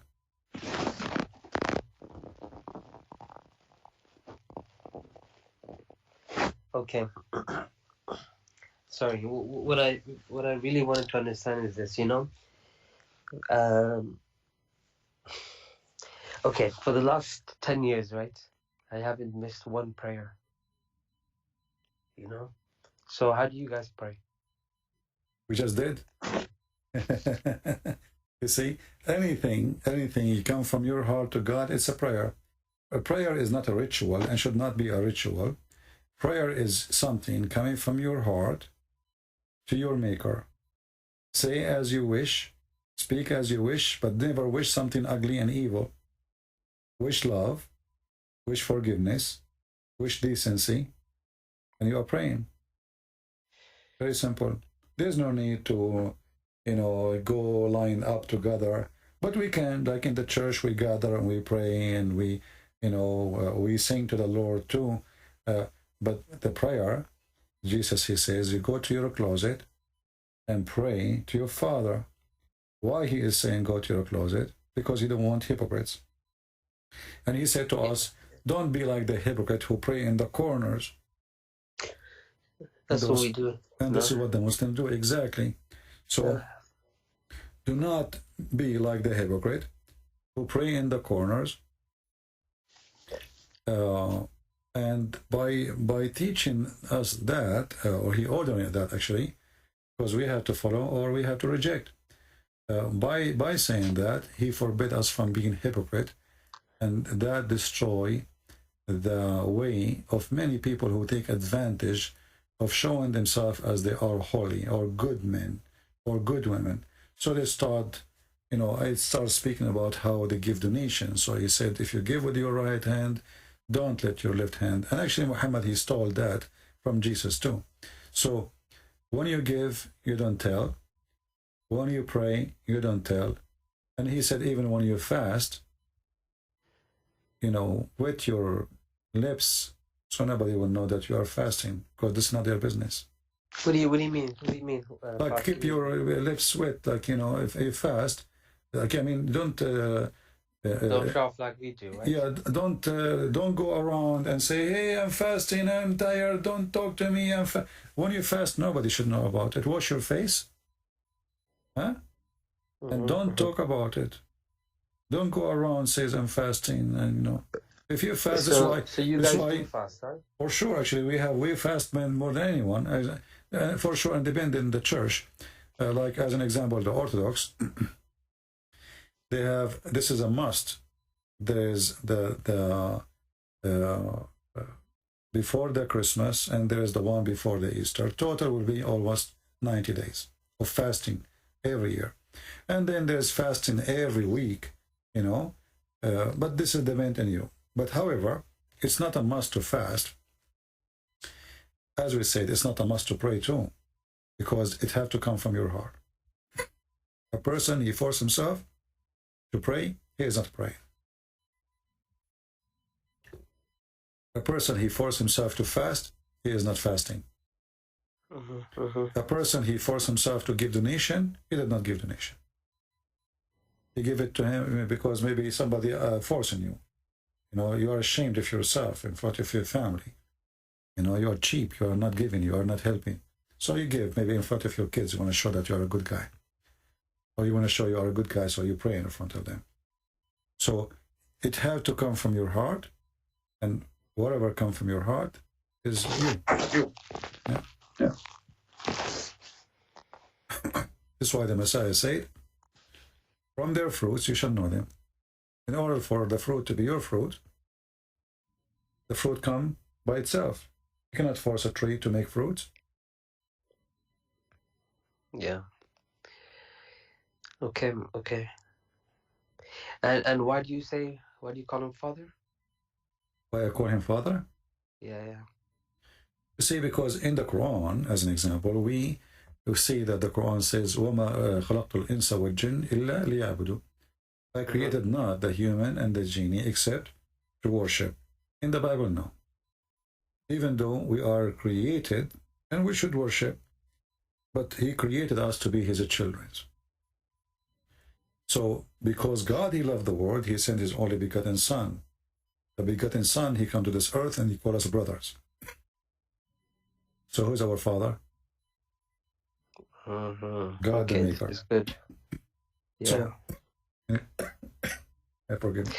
So that means when I pray, for example, it says here, I'm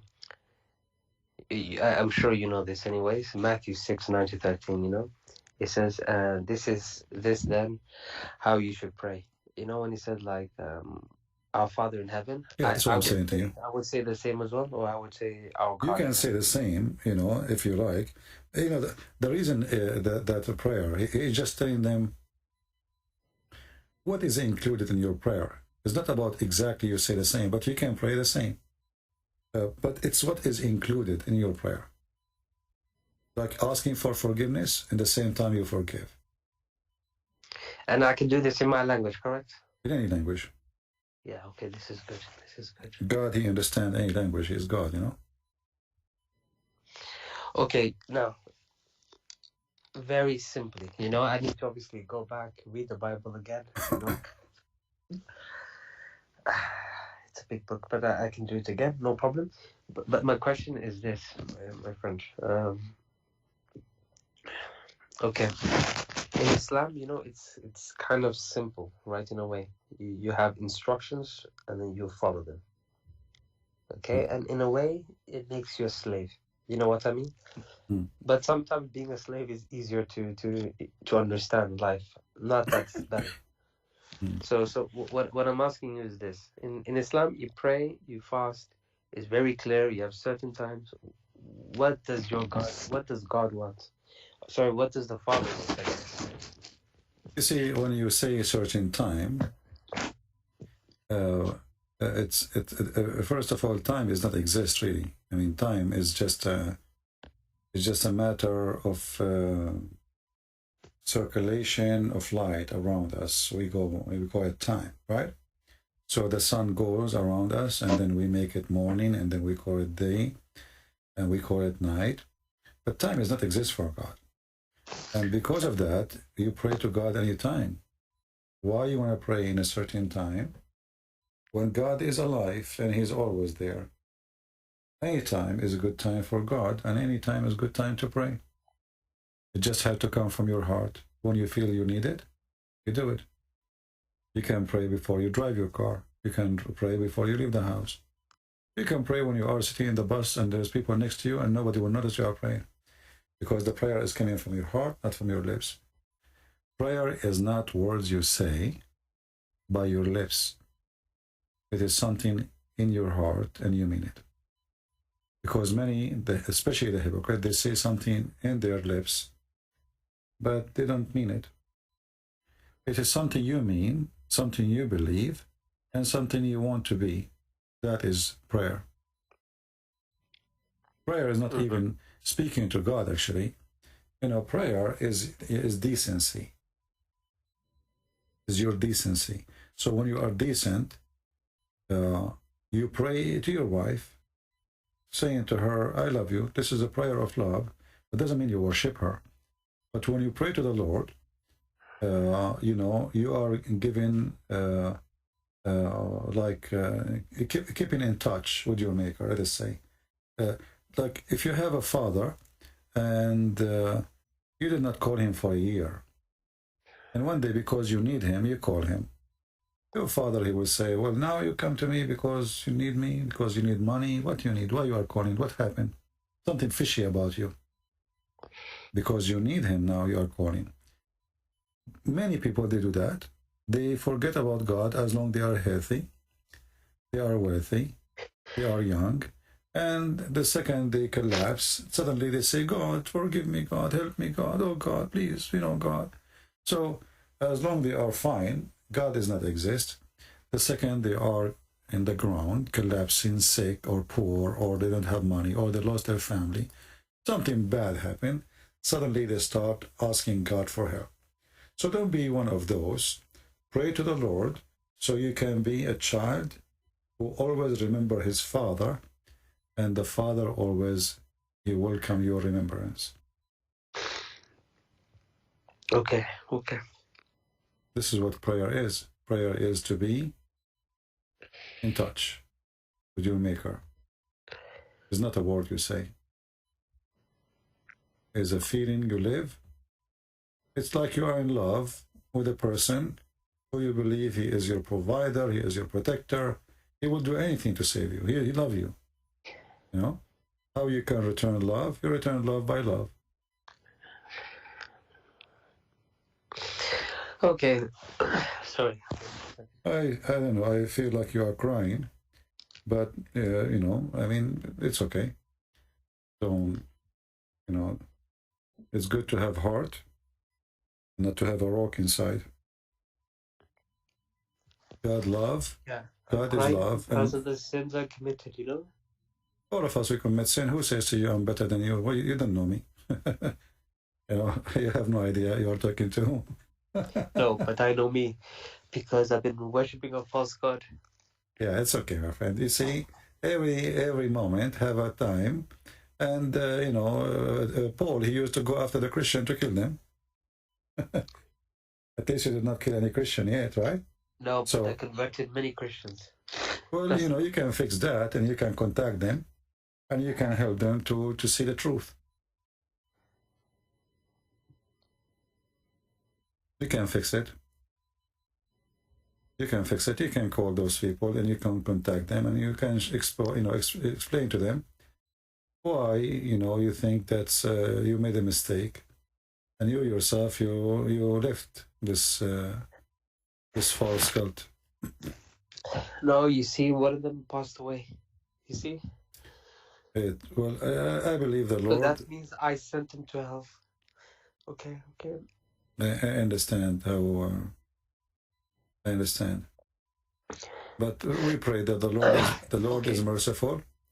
We pray that the Lord is merciful, and He knew that by your heart, you know, now you do not know that it was wrong. When you did it, you thought it was the right thing. And I think at the end of the day, I think you did not convert him to Islam. I think he converted to Islam because he chose to leave Jesus. Okay. I guess so. Thank you, CP. So do you accept the Messiah as your Lord? Yeah. Amen to that. Amen. Amen. You know, I saw a message previously from you, and that made me confused, because before I felt like you became a Christian, you know, and looked like you were still questioning, right? So let me tell you what happened, okay? Yeah. We spoke. Then I went to my local masjid. I spoke to many different people, okay? Okay. In the UK. I went to many cities. I spent a lot of money getting people, speaking to them, calling them. I went abroad. I went to Saudi Arabia. I went to the Emirates. I went to Qatar. I went to almost every country in the Middle East to get the answers I needed. But instead, I got people lying to me, asking me, are you a mushrik? Are you being paid?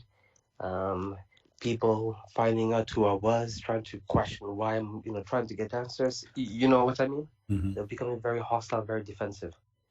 And my questions were very, very simple. You know what I mean? Mm-hmm. It should be easy for these scholars to answer. Yeah. But they didn't. They lied to me. And when I go back and check the references, or I look at your videos I have a notebook. So whenever you say something, I note it down just to verify if you're lying to me. You know what I mean? Mm-hmm. And it's there. When I question these imams, they always say, "Oh, it's da'if." It's okay, this one is authentic, but it's been abrogated. They always come up with the most extreme scenarios, and I'm not ignorant in Islam. I've studied it for 5 years as well. I can tell. I also memorized the Quran, so I don't know. It's a big problem. Okay, see, But anyways, yeah, it's the past now, right? It's the past. Now I have to read the Bible. Yeah, but you see, I'm very thankful that the sheikhs are liars, because if they did not lie to you, then you will not notice how hypocrite they are and how fake this religion. Because if they say the truth and they try to convince you with the truth, it might work. It might say, okay, you know what, the prophet did that, give you excuse, but they deny, and then you find out that everything we say is true. And then a person will ask himself, why they are lying? What are they hiding? Suddenly they are not proud of what prophet did. That means they themselves are not really believers, right? Because if I'm a believer in Jesus and you say to me, Jesus will come in the day of judgment and he will send people to hell, and I will say, okay, yeah, he will do that. So this is not nice. This is okay, no problem. You can say whatever. This is what Jesus will do. I'm not going to make Jesus. You see, Jesus. When we say Jesus, God is love. God is love, but there is a time where He will send people to hell. The opportunity of love is over because you rejected Him. It's your fault. So I will not be ashamed of my Lord because somebody think that He did something is not right. This is His opinion. For me, I am proud of Him and I'm a follower. If a person, he says to me, in the Old Testament, your God, He ordered the Jews to go for war. I will not start giving excuses and, the story is there. And I agree with it. I'm not going to duct tape. It is what it is. Take it or leave it. Exactly. So a true believer is not a person who duct tape, because only those who duct tape, they are ashamed. That's why they are using duct tape to cover it up. And a person who is ashamed of something, practicing taqiyya, he is not a believer. And his God is not true God. Okay, Christian Prince. Okay, just okay. But what's... No, that's okay. No worries. Thank you for your time. Well, you're welcome, my friend. I'm happy for you, and be our guest always. You can contact me if you want to call and ask questions. I will be happy to have you. And you can invite those people who you convert to Islam to join. They will leave. They will leave. I need to contact them. Yes, you're right. Yeah, all right. Well, thank you very much. May the Lord bless you and bless your family. And we ask all the Christian here to pray for our brother here. I'm not going to say his name. We pray for him. We pray for his family. We pray for his friends. And we pray for the person who passed away and he thought Islam is right. You know, there is no salvation except by Jesus. But, you know, what we can say, people, they make choice. And sometimes, you know, you make the wrong choice, and the choice can be very, very, very horrible choice. Thank you, brother, for calling, and you will be in our prayer. Okay, thank you. Take care. God bless. Bye-bye.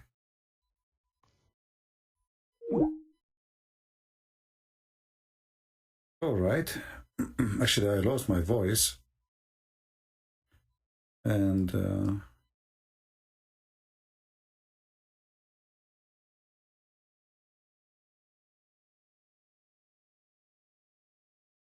we have two people today. And the first one, you know, he don't want to admit that he left Islam, but he left Islam. The second one is smart. He studied Islam very well. And he, you know, he cannot deny it. He cannot, you know, he cannot duct tape no more. It's about decency. It's about how honest you are with yourself. God is good, and God do miracles. And God today, he washed his heart.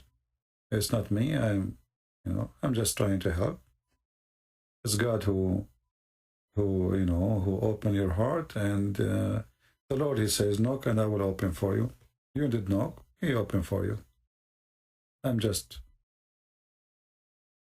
a brother who is trying to help.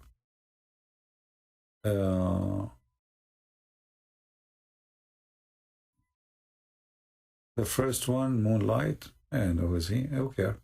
Anyway, I mean, he is fine, the first one, but he, you know, some people, they try to, you know, they don't want to, I don't know, maybe he don't want to be in trouble because he is going to leave Islam, but obviously he left Islam already.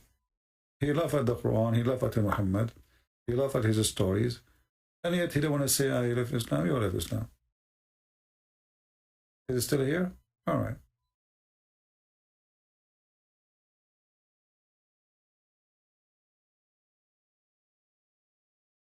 Okay, you read the Gospel and the Quran. Why you want to read the Quran? You did laugh at the Quran already. Why you want to read the Quran?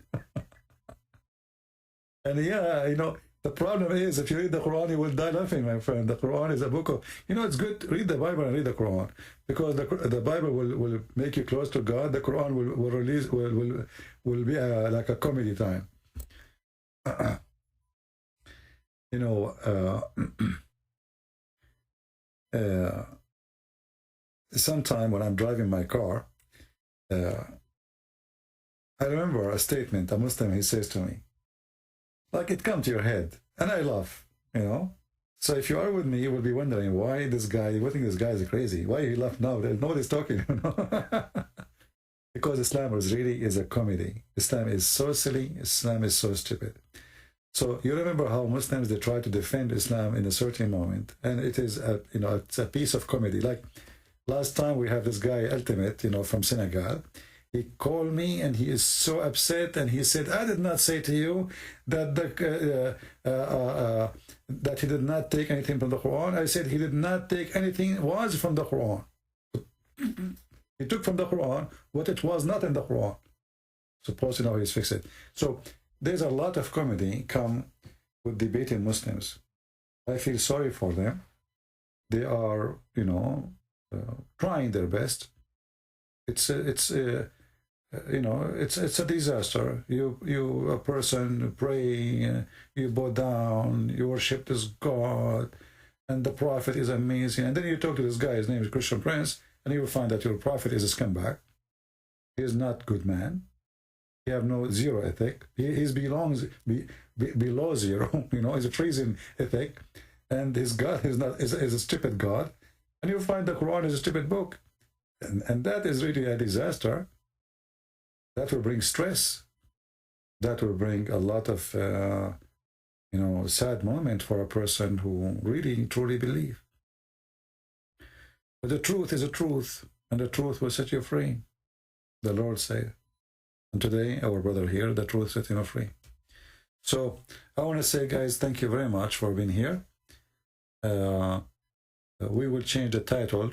The title is not anymore about community trial. And if you are wondering why this title is saying that, because somebody asked me to create a community and make a membership so people can join and they will give me money. And my answer, no. My work is going to be always for free. I will never charge a penny. And the Lord is my provider. So I want to say thank you all for being here. May the Lord bless you all. We pray to our brother. We pray for the Muslims. We don't want to hate them, because the second you hate, it's the same second you fell in the trap of the devil. And Muhammad is the devil. He wants us to hate the Muslims, and he wants the Muslims to hate us. And then we end in bloodshed. And the only one who will be having party is the devil. God is love, and the best of us is the one who loves more, not the one who hates more. In Islam, the best of them is the one who hates more, not the one who loves more. Because either you take the side of the God of love, or you take the side of the God of hate, and that is the devil. It's your choice. Thank you. God bless you. And see you soon again. Don't forget to download the videos and share them with your friends. Until we see you soon again. Christ is Lord. Islam is a scam. And we prove it every day. Take care.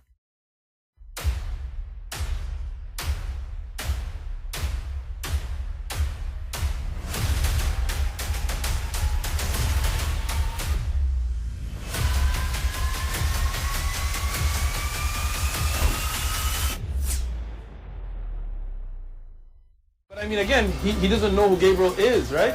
Because he didn't come from an Abrahamic faith.